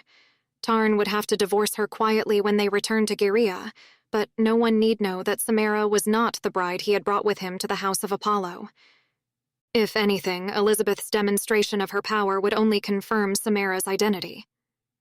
Varen had mentioned that his youngest daughter was fireborn. Elizabeth had to strive to hold back tears as the priest pronounced them man and wife. Up on the throne, Cyrene smiled thinly. "Congratulations," she said. "You are now man and wife." Tarn pressed Elizabeth close to his side, and she nestled there. "Thank you, goddess," he said. Cyrene's smile broadened. "Oh, you're not done. You're now man and wife. It makes me so happy to see an eager bride, and I'm eager to see my little sister well pleased by her husband. Why, between here and your suite, anything might happen. You could have a fight. You could be set upon by wild beasts and torn apart. It would grieve me to know that you never consummated your marriage, so I'm going to give you a gift." "Privacy?" Tarn suggested with a wry curl to his lips that said he knew where this was going. Cyrene laughed. "You're so funny, brother. No, just the opposite. I'm going to give you verification. That way, if anyone challenges your union, you can say that not just your wedding, but your marriage was witnessed by the whole court of Apollo." She brought one foot down so that the pointed toe of her boot slid down Apollo's spine. He jerked and gasped, his eyes flying open until he made sudden, unexpected eye contact with Elizabeth. The guards returned, 4 of them pushing a bed on wheels to sit at the foot of the stairs. It had a large post at each corner, but no canopy like the one that Meggie had described from the court of Giliar. It was already made up with sheets and blankets, and pillows were clustered at the tall, carved wooden headboard. Elizabeth felt her throat go dry. This couldn't be happening. It just couldn't. Cyrene sat back. Her lips were painted in a smug smile. There, brother. Every comfort for a groom to consummate his marriage. So let's see it. Chapter 22. Tarn's eyes flicked from Cyrene to Elizabeth and back again. Please, goddess, he begged. Allow me to take my bride back to our suite. I swear to you, our union will be consummated. No, brother. Her voice was warm, reasonable. This is for your sake. You need social proof, and I'm going to give you all the social proof any man could desire. Is there a problem with your lovely bride? Tarn looked back to Elizabeth. I'm so sorry, he whispered. She stepped closer to him and lay her hands flat on his chest. We don't have a choice, she whispered. It's our only way out of here. She stepped closer until she could nearly feel his heat. And to be honest, while this isn't how I imagined it, I'll never be sorry that I had a chance to give myself to the man I love. Tarn's eyes softened, and she knew that the rest of the court had vanished for him. There was only room for her in his eyes. His hand came up to cup her cheek. Are you sure, Bess? He leaned closer, so that his lips brushed her cheek. We can fake this. Elizabeth wrapped her arms around his neck. No, Tarn, she whispered. No faking this time. I want this. Just this once. He drew back just enough so he could look at her again. I've wanted you from the first moment we met, he murmured. I've loved you from the first time you smiled at me. Bess. He sighed, like her name was a prayer, and she knew that for him it was. She drew away, taking his hand, and led him to the bed. Standing beside it, she untied the golden cord at her waist and dropped it to the floor. Afterwards, he turned her to face him and drew her close. He was still trembling, and so was she. She buried her face in his shoulder, and he bent his head to press his face into the curve of her neck. I love you, Bess, he whispered. You're mine now. I was always yours, she responded, wrapping her arms around him so she could hold him as tightly as he held her. His hand stroked gently down her back beneath her gown, and it reminded her of the way he'd gentled her when she'd felt so overwhelmed and vulnerable. She wondered if having her back stroked would make her think of him her whole life. She pressed her face tighter into his shoulder and wondered how she could ever let him go now. The sound of Cyrene's heels clicking on the marble stairs finally brought their attention out of their own private world. When Elizabeth dared to look up, the goddess was standing right beside the bed. She looked satisfied. She probably was, Elizabeth realized. After all, she'd called for the master, and he wouldn't still be in his job if he wasn't good at it. Her eyes, though, were as cold as chips of ice. Well, no one is going to doubt your marriage was real now, are they, little sister? So now you can go back to your suite, pack your things, and get off my planet. You are never welcome in the house of Cyrene again. I thought it was the house of Apollo, Elizabeth replied, surprised. Cyrene stalked back up the stairs and settled her feet on her husband's bare back. We're rebranding.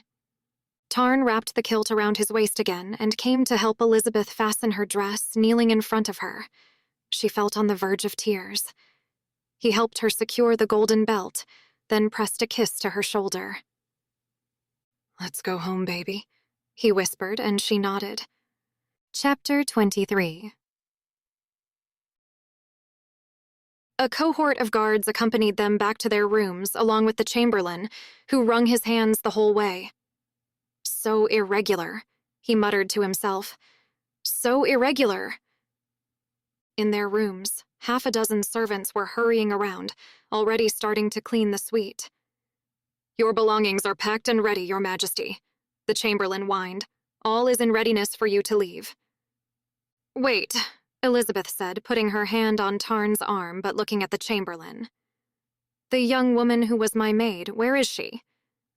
She is still scheduled for execution, my lady, after all she did. She's coming with us, Elizabeth said firmly. Impossible. The Chamberlain shrieked as Tarn grabbed him by the collar and lifted him off his feet. Then she won't be missed, will she? The Chamberlain nodded and Tarn put him down. 10 minutes later, the three of them were on the shuttle. Their luggage was loaded and the ceiling slid open to allow them to leave. Cyrene's image flashed on the view screen. She was smiling, but it was a false smile, like Apollo's smile. Fly away, little sister, she snarled. If I ever hear that you are returning to my planet, I will shoot you out of the sky. Her image blinked off and the screen went blank. Tarn turned to Elizabeth with a wondering look. It occurs to me, Bess, that perhaps I didn't ask a lot of questions about why we were released. Elizabeth gave him a deliberately condescending smile, as arch as she could make it, and patted his hand. I kicked butt, baby. Now fly. Tarn's face split into a broad grin, and he obeyed with alacrity. A moment later, they were surrounded by nothing but stars. As soon as they were airborne, the young woman accompanying them excused herself and went to her cabin. 3 days, Elizabeth told herself as she tried to unsnap her harness. 3 days before they would return to Gerea. And in those 3 days, there was absolutely no reason why she and Tarn should not breed like bunnies. They were even married. This was as close as they'd get to a honeymoon. She shouldn't even unpack her clothes because why bother? 3 days for a lifetime.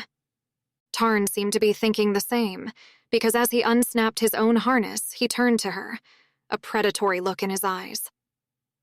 Elizabeth's fingers trembled on the harness release, which didn't help her get out of the seat any faster. Bess, he murmured. Then he was thrown across the cockpit. He landed heavily against the far wall. Till the day she died, Elizabeth would remember the sound of his head hitting the wall. He gave an incoherent grunt and fell, limp, to the floor. Elizabeth, still strapped into her chair, was thrown violently to the side, but the harness and the cushioning of the chair protected her from serious injury. She scanned the display. There was so much she didn't understand. For a moment, she panicked, but that deep well of calm she'd found when talking to Cyrene was still there. She reached for it, deep within herself, and steadied herself. Hull breach, she read. She'd only had a few hours with Tarn teaching her the controls, but he'd taught her what to do in an emergency. She closed the affected areas and looked around for the cause. Another ship was coasting nearby. Elizabeth recognized the dusting of gold from their own particle beam across its bow. "You filthy son of a—" she shouted, slamming her hand down on the communicator to make sure the God Hunter heard every blistering word. He just laughed as his face filled her screen. "Not such a pretty baby now, are you, sweetheart?"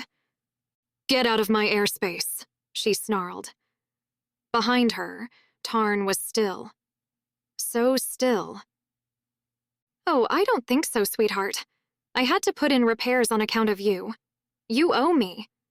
"I owe you, all right," Elizabeth snapped back. "I owe you one serious head injury. And believe me, you piece of scum, if he dies, I'm going to hunt your sorry butt to the ends of the universe so I can rip the bones from your body." She bared her teeth and felt the calm part of her where her power resided turn to pure energy. Her piercing sincerity gave the God Hunter pause, but she represented a pretty payday to him, and he couldn't resist. Elizabeth watched the thoughts cross his face and read them like an open book. "I bet you don't even know which button activates the particle beam," the God Hunter sneered, but it came out unevenly. "I bet you don't know how to aim it." "I don't have to," she replied coolly.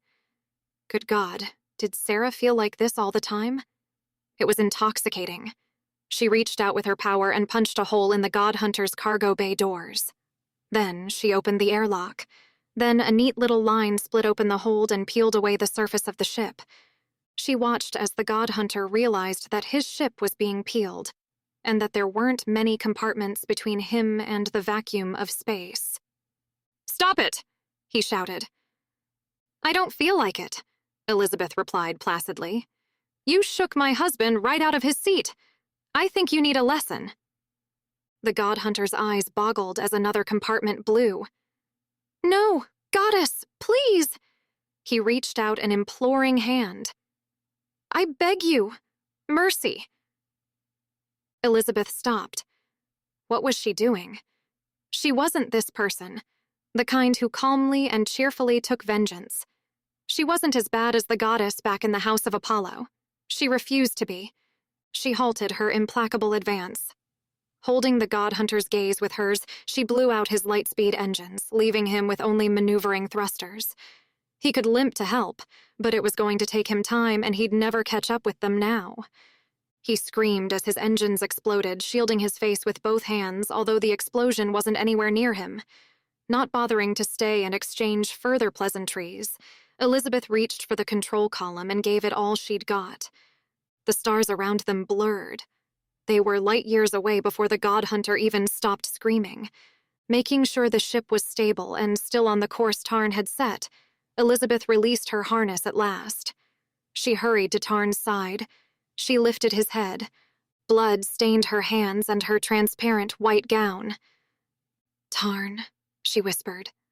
Tarn, no. Please, darling, please. He remained unconscious, his head heavy in her hands. The young woman they'd rescued hurried into the cockpit and found Bess kneeling on the floor, Tarn's head on her lap as he lay so very still. What happened?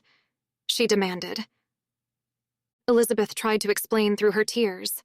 The young woman, her name was Melisandre, was all that kept Elizabeth from flying apart. She cried into his shoulder. They'd had so little time together, and she couldn't bear for it to end this way. Even with the two of them, they weren't able to lift Tarn's massive body, not even able to roll him onto the bed. They covered him with a blanket while Melisandre did her best to tend to his wounds with limited resources. Elizabeth started to panic. How were they supposed to get back to Gerea? She didn't know how to fly a ship. She'd only ever had a few lessons. She couldn't do this. Even if they made it back, she had no idea how to land.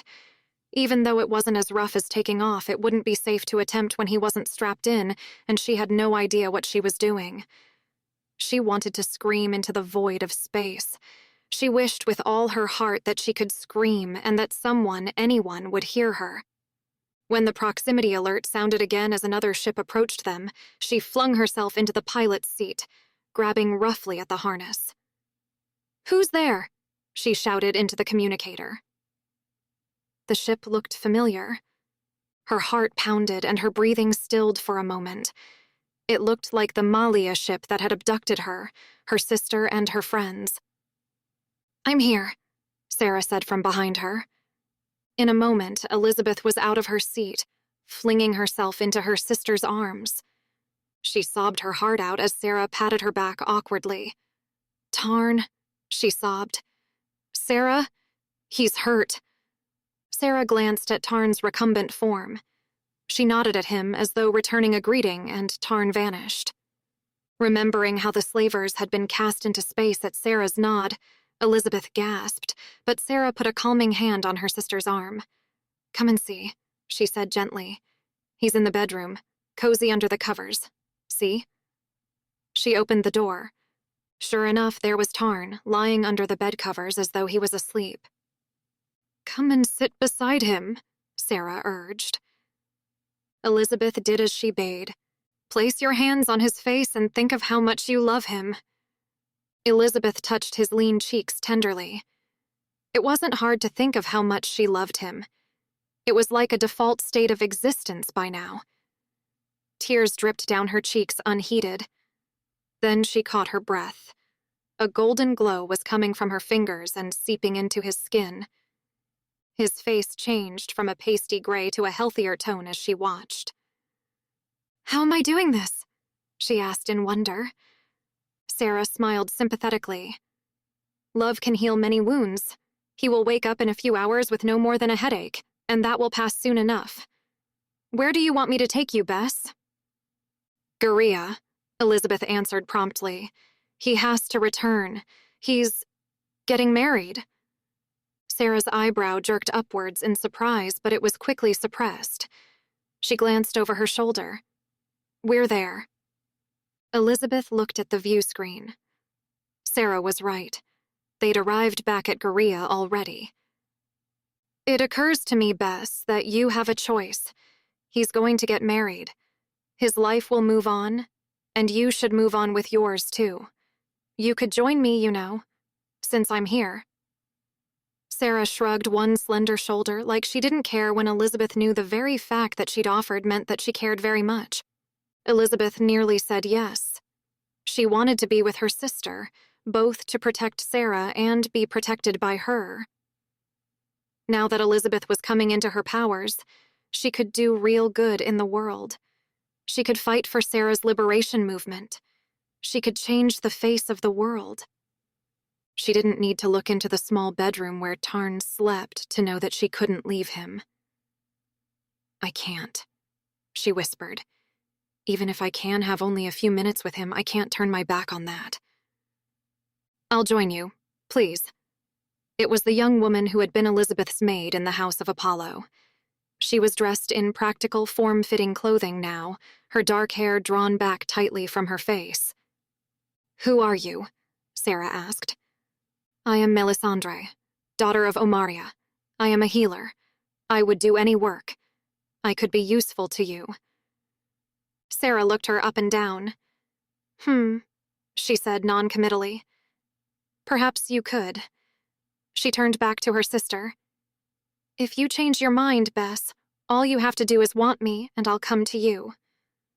Oh, Sarah, Elizabeth cried, throwing her arms around her sister. I always want you. You're my sister. Sarah's arms came back around Elizabeth for just a moment, then she and Melisandre vanished. Elizabeth looked around. She couldn't see the former slave ship. In fact, she peered through the view screen and her mouth fell open. They'd landed. Sarah had landed the shuttle so gently Elizabeth hadn't even rocked on her feet. From there, it was an easy matter to call the palace and let them know that they needed to be collected. The guards and medics who arrived were professional, even if one of the medics looked Elizabeth up and down disbelievingly. You're trying to tell me that you got him up onto that bed after he was unconscious? He asked. I must have had a surge of adrenaline, she suggested. A few moments later, the Lord Protector was there, the grizzled old warrior who had been exiled many years before and was Tarn's one trusted advisor. He slung the cloak from his shoulders to cover Bess. She'd forgotten that she was still wearing the revealing clothing she'd worn in the House of Apollo. Are you hurt, my lady? He asked. Elizabeth shook her head. No, I was strapped in when we had the accident. Accident? Nall raised his eyebrows. My lady, there is a particle beam painted the length of the hull. That doesn't happen by accident. We didn't exactly make friends wherever we went, she replied demurely. The Lord Protector shook his head. You were lucky. If you'd been in a vacuum another 5 minutes, the whole ship would have imploded. Frankly, I don't know how it held together so long. Come, let's get you back to the palace. He put an arm out to guide her without touching her, and shepherded her onto another shuttle and back to the palace. They took Tarn to the Royal Infirmary. We have to run some tests, the medic said, to make sure there isn't any damage to his brain. His words hit Elizabeth so hard she staggered. The Lord Protector caught her. My lady, are you injured? She stared up at him and took a moment to find her voice. No, not injured, she said, sounding more hoarse than she'd expected, but her mind was racing. Brain damage? Oh, Tarn, please. Still, I think you'd better get checked out, the Lord Protector said. Then, before she could protest, he lifted her in his arms and carried her into the infirmary. Chapter 24. It was more luxuriously appointed than any infirmary Elizabeth had ever seen. It was, after all, a royal infirmary. But when the Lord Protector laid her on a bed, while the medics pushed Tarn's stretcher into the next room, she curled up on her side and sobbed her heart out.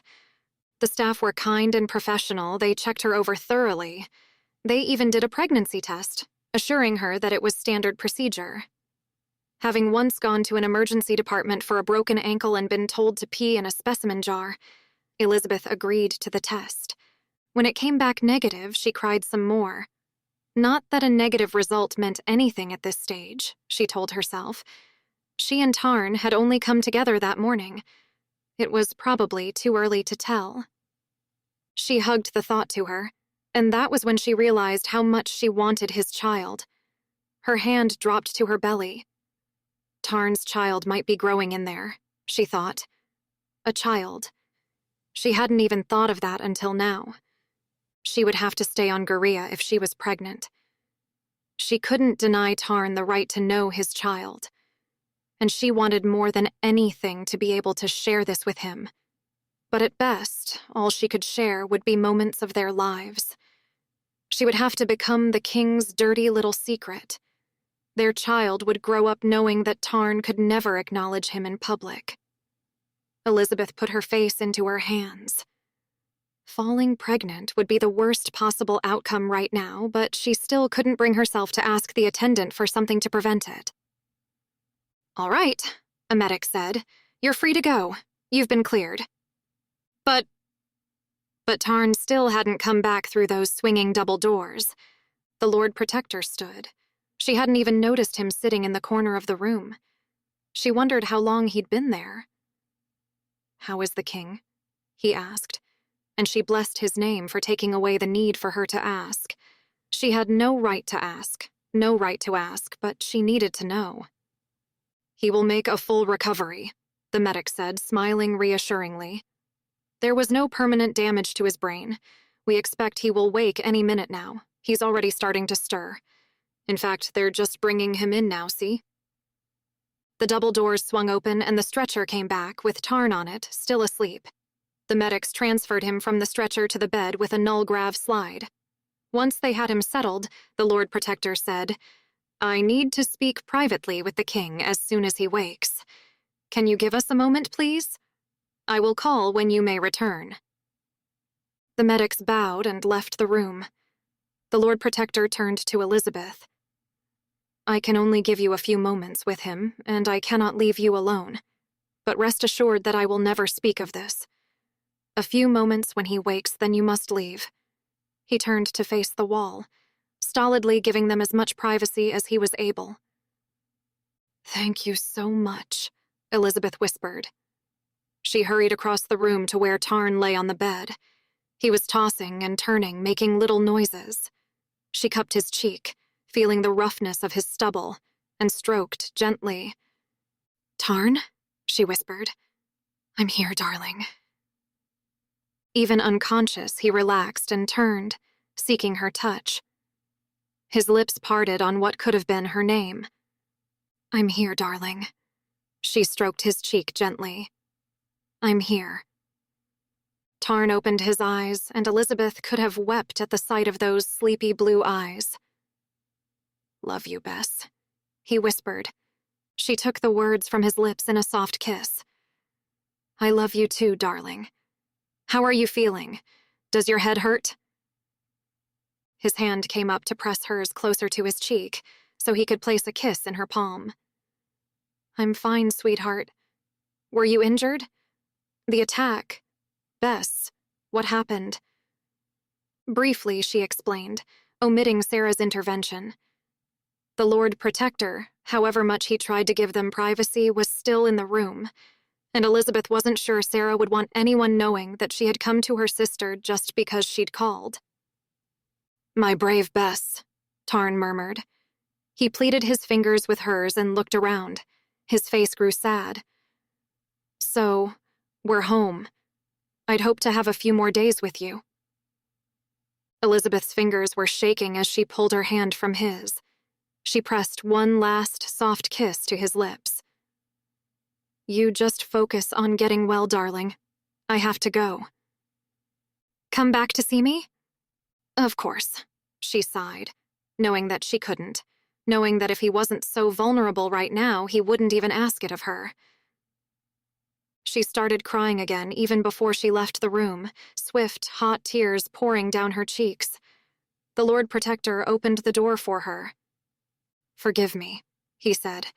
"I deeply regret that I must ask this of you, but she has refused to open her door to anyone except servants bringing food since you saw her. Someone needs to tell the Alona bride that the king has returned. Elizabeth, I'm so sorry, but it has to be you." Tears still streaming, Elizabeth nodded. It was worse than when Serene gave the order to have her killed, she decided. That hadn't hurt nearly as much as the white-hot touch of her fingertip to the bell at Samara's door. The Alona bride, the Lord Protector, had called her, so she hadn't even given anyone else her name. "Go away," Samara yelled through the closed door. Elizabeth put her face closer to it. "It's me," she said, as if Samara would remember her voice from a single meeting 5 days ago. "Elizabeth Greatheart, remember, I came to see you before." The door opened.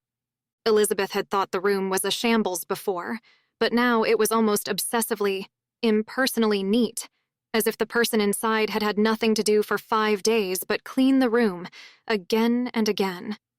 "Why haven't you come to see me again?" Samara demanded. She threw herself at Elizabeth, throwing her arms around Elizabeth's waist. "I've been so lonely. They said you went away. Promise you won't go away again." "I promise," Elizabeth offered readily, aware that it was a lie. Samara frightened her. The woman was too quixotic, too unstable.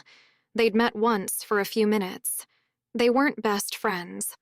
Elizabeth knew that Samara could just as easily turn on her without notice. Even as she had the thought, Samara did just that. She drew out of Elizabeth's arms and slapped her hard across the face. "That's for leaving me," she spat. Hand pressed to her stinging cheek, Elizabeth flexed her jaw. Samara had really put her shoulder into the slap. "I came to tell you that the king has returned," she said. "He is injured in the infirmary." Samara stared at her. "What do I care about the king?" she demanded. "He can rot for all I care, so long as he rots after the wedding."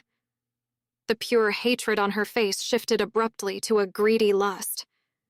"Mind you, he can rot after the wedding night. If he doesn't breed me, the marriage won't be valid after he's dead and I'll lose all of this." She held out her arms to indicate the room. "And gods, I could do with a good time right now. I'm so tense." Elizabeth shook her head.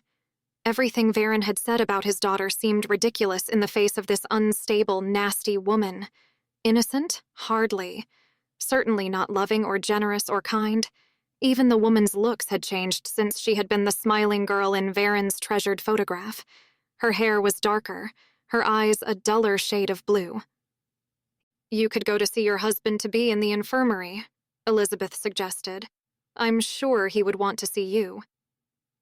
Samara grabbed a lamp that sat beside the bed and threw it to the floor. The ceramic base smashed. "I don't care!" she screamed. She stamped her foot in time with her words. "How many times do I have to tell you?" Elizabeth took a step back. "Forgive me, my lady," she muttered nervously. I'll go."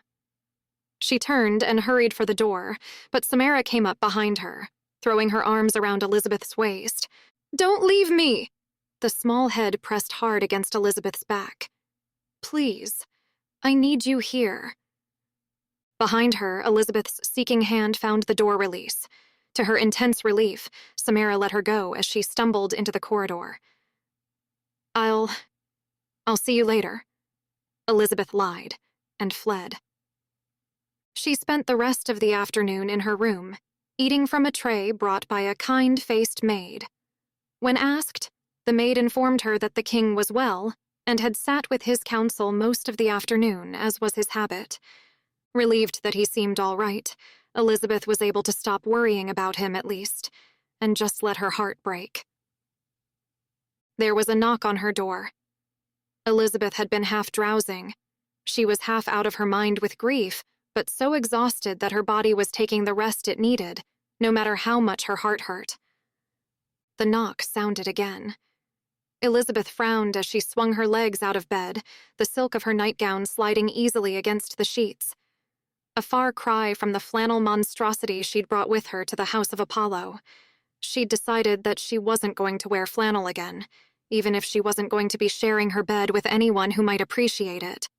She drew on the filmy robe and let its chiffon folds fall to swirl around her bare feet as she padded to the door. "Who is it?" she asked, even as she looked through the peephole. She saw him before he answered, and she spun around to press her back tight against the cool door. Should she let him in? Should she go back to bed and pretend she'd never heard him? Should she fling the door open and tell him to go to hell? "It's me," came his soft, low voice. Tarn. Chapter 25. Back still pressed against the door, she closed her eyes tightly. "Oh God," she thought. I can't. But she opened the door anyway. In the darkness, he seemed even bigger and her throat went dry. She had to swallow hard before she could speak. "Tarn, you shouldn't be here," she sighed. "I know." His jaw was tight. She knew that sign of stress, and her hand came up to stroke his face to make him relax. His eyes closed tightly in pleasure at her touch. "God's help me, Bess. I know I shouldn't be here. I know I shouldn't have come here, but I need you so much." He took a step closer, close enough to kiss. "Need you more than anything." "Tarn?" Nothing more. Just his name and a whisper that echoed his need. "Tell me to leave," he begged. "Tell me you don't want me and I'll go." His eyes opened to blaze into hers. "Say that you don't love me and I'll never bother you again." She could hardly breathe. "I love you, Tarn," she whispered. "I need you. Stay. God's Bess, I love you so much." And then his mouth was on hers. Elizabeth's hands went up around his shoulders to cling to the tight muscles there. His arms went around her waist as he crushed her body to his. They both shuddered at the contact. He pushed her backwards and closed the door behind them. He surprised her then. She'd thought he would keep pushing her backwards until they were in the bedroom and she could fall onto the bed. She longed to feel his weight on top of her, feel his body surrounding hers. But he didn't push her forward. He leaned back against the door, although his arms were still wrapped around her. His breathing was harsh. "Are you sure, Bess? Gods, tell me that you won't regret this in the morning. Tell me that you won't regret this in 20 years' time when I still can't show you the public respect and honor that you deserve." She leaned into him, resting against his hard body. "My only regret is that it can only be this way. I can never regret loving you, Tarn." A low sound ripped from his throat as he buried his face in her hair. "Bess, I don't deserve you." Her heart thumped. He said her name like it was a declaration of love. "Tarn, do you realize that we were married just this morning? Tonight is our wedding night." His eyes were warm in the darkness. "Still?" he asked, laying a hand on her waist. She reached up to stroke his neck. "Still." It took a long time for their breathing to return to normal. Tarn clutched Elizabeth close to him as his chest heaved beneath her cheek. She pressed her face into his skin and surprised herself when she burst into tears. Tarn didn't even have to ask why. He just held her tightly, kissed her hair, told her how much he loved her, and how much he wished things could be different. She didn't say anything, just let the tears fall and wished with all her heart that things really could be different. He stayed with her most of the night, whispering desperate words of adoration and pleasure in the dark. He left her before dawn, going back to his own room, leaving her weeping all over again. Chapter 26. Elizabeth's maid tut-tutted over the dark circles under her eyes in the morning. "Next time, call me if you can't sleep," she urged. "I can come and give you a sleep aid." "I'll do that next time." The makeup brush swiped gently under her eyes. "I'm here to help you, my lady. Don't feel that you can't send for me or any of the others if you need help." "You're very kind," Elizabeth said, and meant it. "I probably won't be here long. I'll be going back to my own planet soon." If there was no child, she told herself, if she wasn't pregnant, she'd leave. She couldn't tear herself, and Tarn and Samara, apart any more than she already had. The wedding was scheduled for mid-morning. Before the wedding, there was to be a small, private ceremony, a choral tradition, Elizabeth's maid informed her. It isn't performed much anymore since most marriages aren't arranged these days, but it's very ancient. The groom sees the bride unveiled for the first time, or so the tradition goes. He's supposed to fall at her knees and declare her the greatest beauty he's ever seen and beg her to be his wife. "How charming," Elizabeth replied, trying to sound non-committal. Decked out in her wedding finery, she went to the antechamber where Samara was already waiting, covered head to foot in a heavy veil again. Unable to even see who was around her, Samara didn't even greet Elizabeth, for which Elizabeth was glad. The woman's unstable behavior had made her dreadfully nervous last night. Tarn entered, and his glance passed over Elizabeth like he'd never met her before. "This is what it would be like," she told herself. "This would break you." And if he had to pass by his child, your child, with the same impersonal glance, you know that it would be more than you could bear. The Olona delegation entered. To a man, their expressions were grim. Elizabeth's eyes flew wide when she saw Varen among them. Tarn's expression tautened. "Wait," he said. He strode towards Varen, whose face was white to the lips. "I need to speak with the captain of the Olona a moment. Elizabeth, would you come with us, please?" As soon as they were alone, Tarn snarled, "You nearly had us killed." Varen fell to his knees. He was trembling all over. "I know," he whispered, looking at the floor. "I'm here, and I know that you have every right to have me executed. But I need to see my daughter, just one more time before I die. I beg you, please." Jaw-tight, Tarn strode across the room and flung open the door. "Samara, join us, please." "No," she whispered. It was the quietest sound, but every head in the room whipped around to stare at her. In an even smaller whisper, she added, "Please, no." "You must," Tarn replied.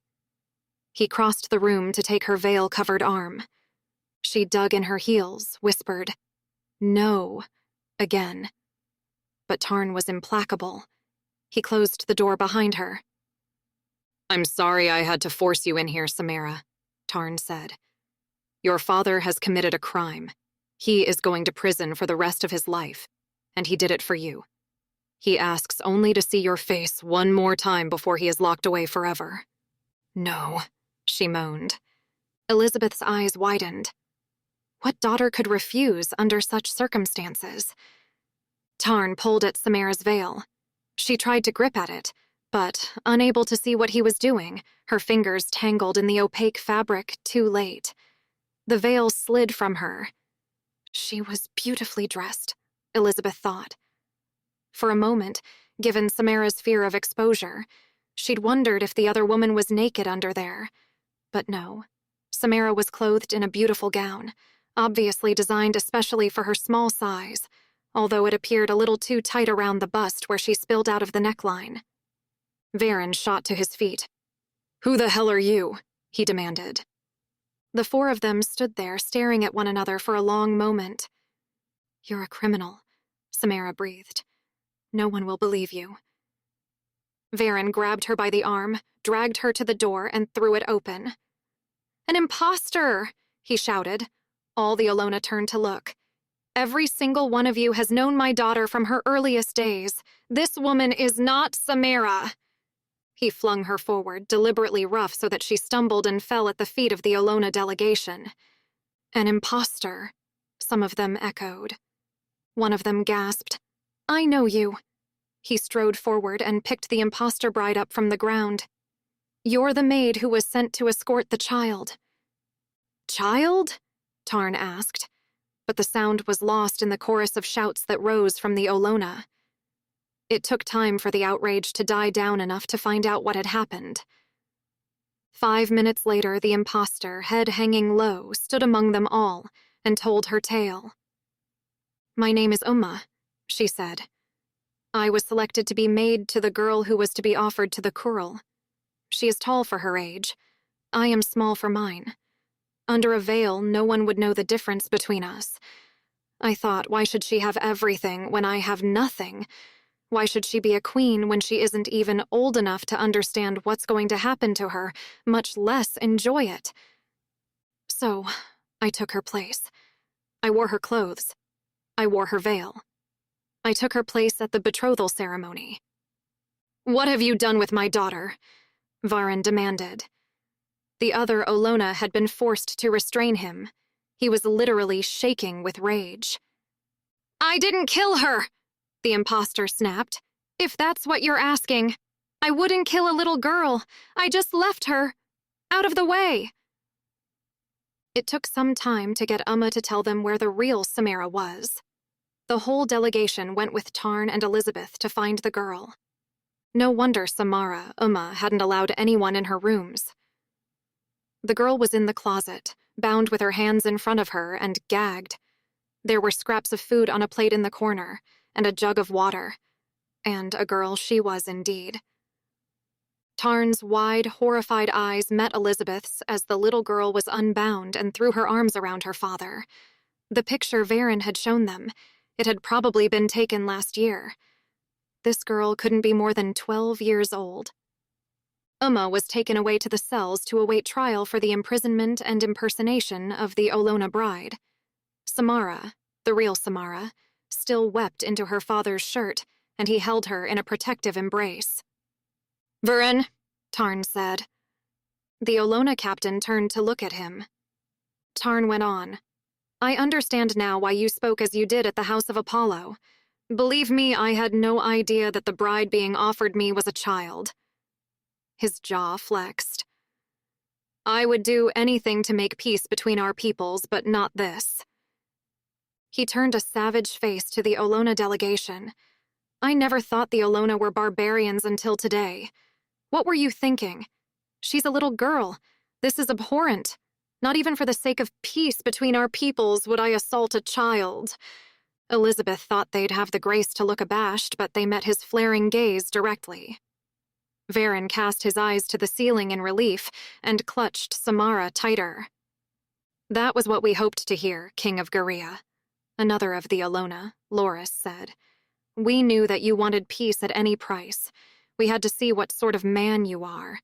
We needed to see how far you would go to achieve your objective." "It was a test?"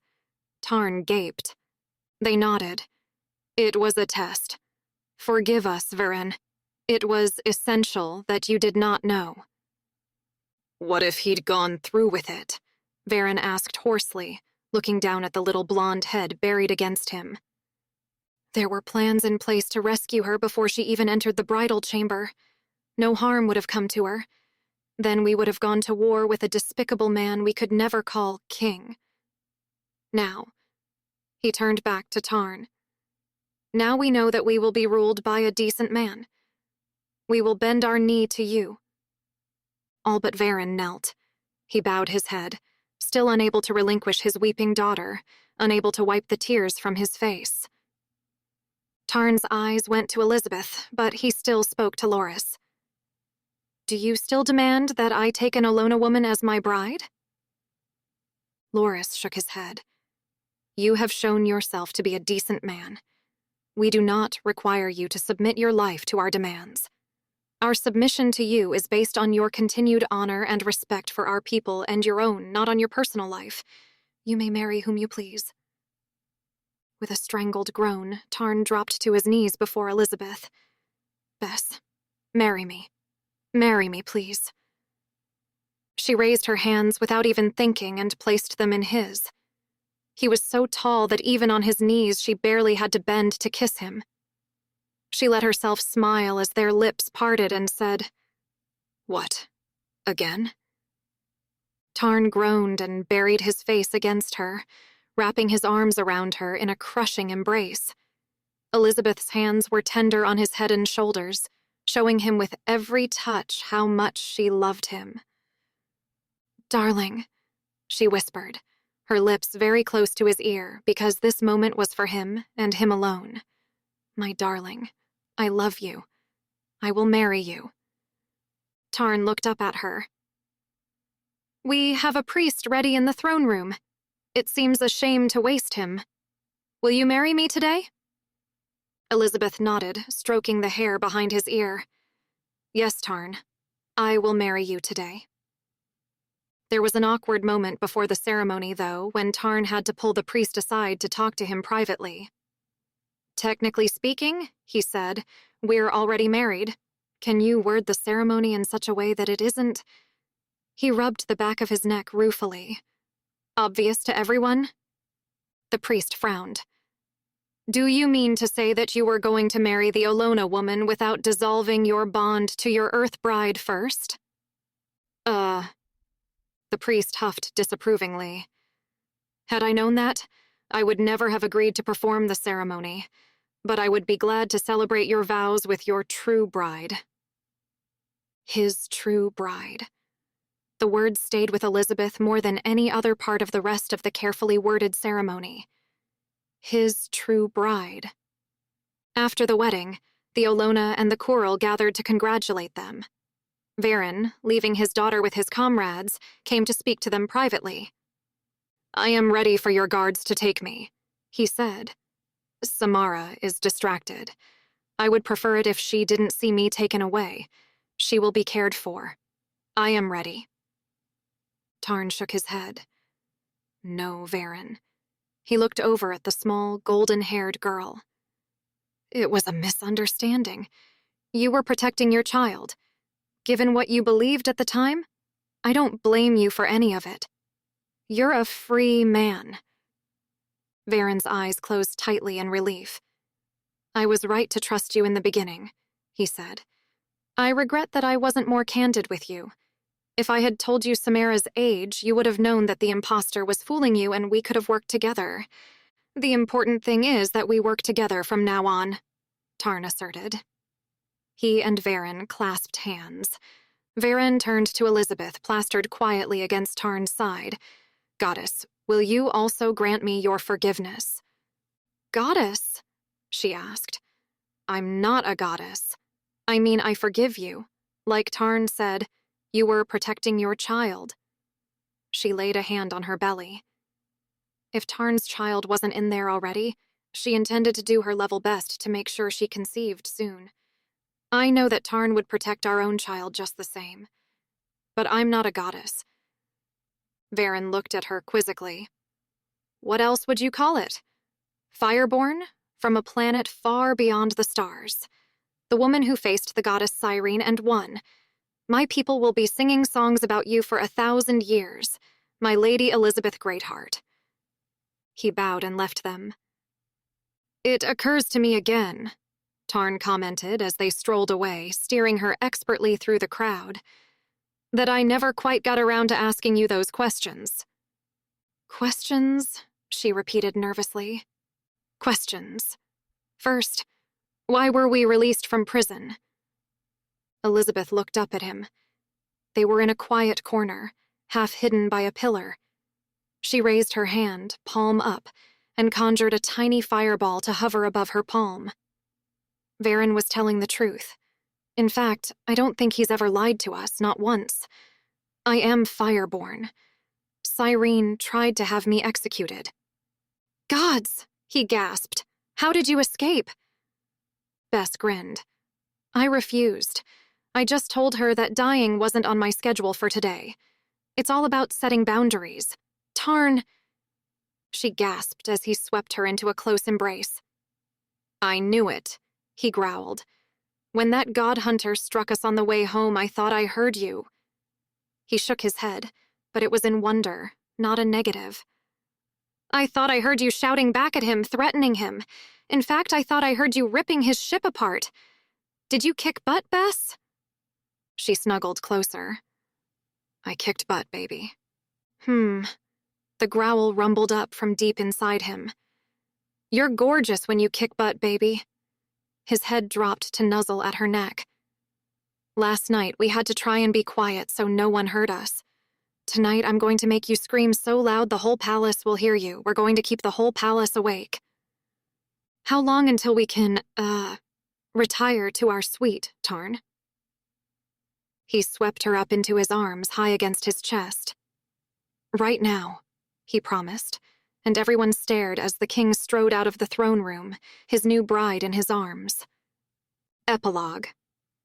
Sarah. The Star Wolves surrounded her, all the women she'd gathered around her to fight for her cause. She'd started this simply as a way to get back at Baelor and the slavers who had dared hurt and humiliate her. Somewhere along the way, it had changed to something else. She'd collected the first of her wolves on Clarion Quint. A pathetic, shivering girl who'd seen her new master killed in front of her and heard Sarah's voice telling her that she was free. "Please," she'd begged. "I don't have anywhere to go." Sarah hadn't had the heart to leave her behind. Even there, down on the planet, she'd been able to reach back up to where her ship waited in orbit.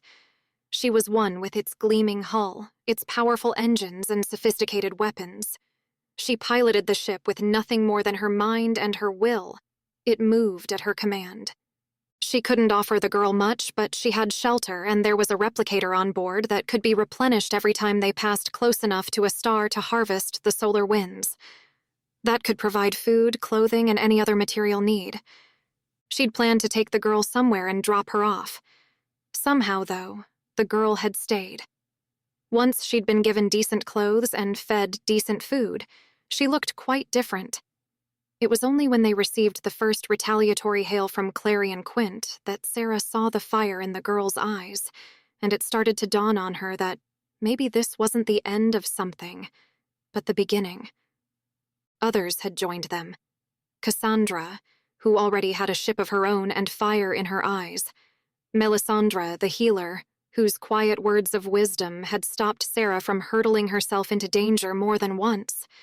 Others who were strong, determined, angry. Within weeks, there were hundreds of them, dozens of ships, and one name that was becoming known. They were known as the Star Wolves, the women who couldn't be tamed, who couldn't be controlled, who hunted and ravaged their enemies across the galaxy. But Sarah always had one goal: Baelor, Regulus Prime. Everything else was just a stop along the way. She knew that he felt her coming. Jesson, the guardian warrior she knew was her mate and refused to accept, was in her head. She felt his worry when she was getting out of control. She felt his fierce pride in her victories. He was waiting for her back on Solace Station. He wouldn't interfere with her plans, and she wouldn't let him join her. She didn't dare admit how she felt for him, even to herself. Her feelings for him were overwhelming, and she didn't like to be overwhelmed. And how could she let him in when she'd lost every other person she'd ever loved? Better to stay away, across the galaxy, and feel his love and longing from afar, rather than let him in, and feel him drifting away from her. Better to remain a hope, a dream, something a man could long for and never have. What she hadn't told anyone, not even Jesson, was that he wasn't the only one in her head. Baelor was there too, and she felt his rage and hatred and cruelty, even as she felt Jesson's longing and desire. Baelor's hatred drew her. She had to meet it. She had to overcome it. He thought he owned her? She had to prove him wrong. But for all his rage and cruelty, he was cunning. He knew she sensed him, and manipulated her. Even linked to his mind, she didn't see him coming. She didn't know he was nearby until his ship drew alongside hers and he teleported onto her bridge. The ice-cold kiss of the Romian collar fell around her shoulders and her powers deserted her. The ship's engines, driven only by her will, stuttered to a standstill. "You're mine now," he gritted in her ear, his arms coming around her to bind her arms to her body and keep her fingernails out of his eyes. "Never!" Sarah screamed as her hull was breached and Malia warriors poured into her airlock. Cassandra's blaster was already in her hand, her aim sure and deadly as she shot at Baelor. The ruby light bounced off his personal shield. Baelor laughed. Sarah met Cassandra's eyes. The only power left to Sarah was speaking mind to mind. "Do it," she sent silently. Cassandra didn't even blink as she shot her captain and best friend, just as Baelor reached into Sarah's mind and tore it apart. When she awoke, she screamed into the dark. The end. I hope you enjoyed listening to Deceiving Apollo by Catherine West, Book 3 in the House of the Gods series. The story continues in Escaping Lucifer. Her memory shattered, she hovers between life and death. Sarah has lost all memory of her past and her powers. All she knows is that she fears the wolves who howl in the forest. What she doesn't know is that her nightmares are fragmented memories, and her ancient enemy has turned her strengths into fears. In reality, the wolves were not chasing her. She was leading them into battle. A ragtag group of women warriors bent on ending slavery in the galaxy, known as the Star Wolves. And who better to help her get her memories back than Jessen, her fated mate? He will give anything to get her memories back, even if he knows that when her memories return, she will never forgive him for what he had to do. Prepare to be captivated and thrilled by this steamy science fiction romance series, where powerful women and their fated mates traverse a dark and dangerous galaxy together.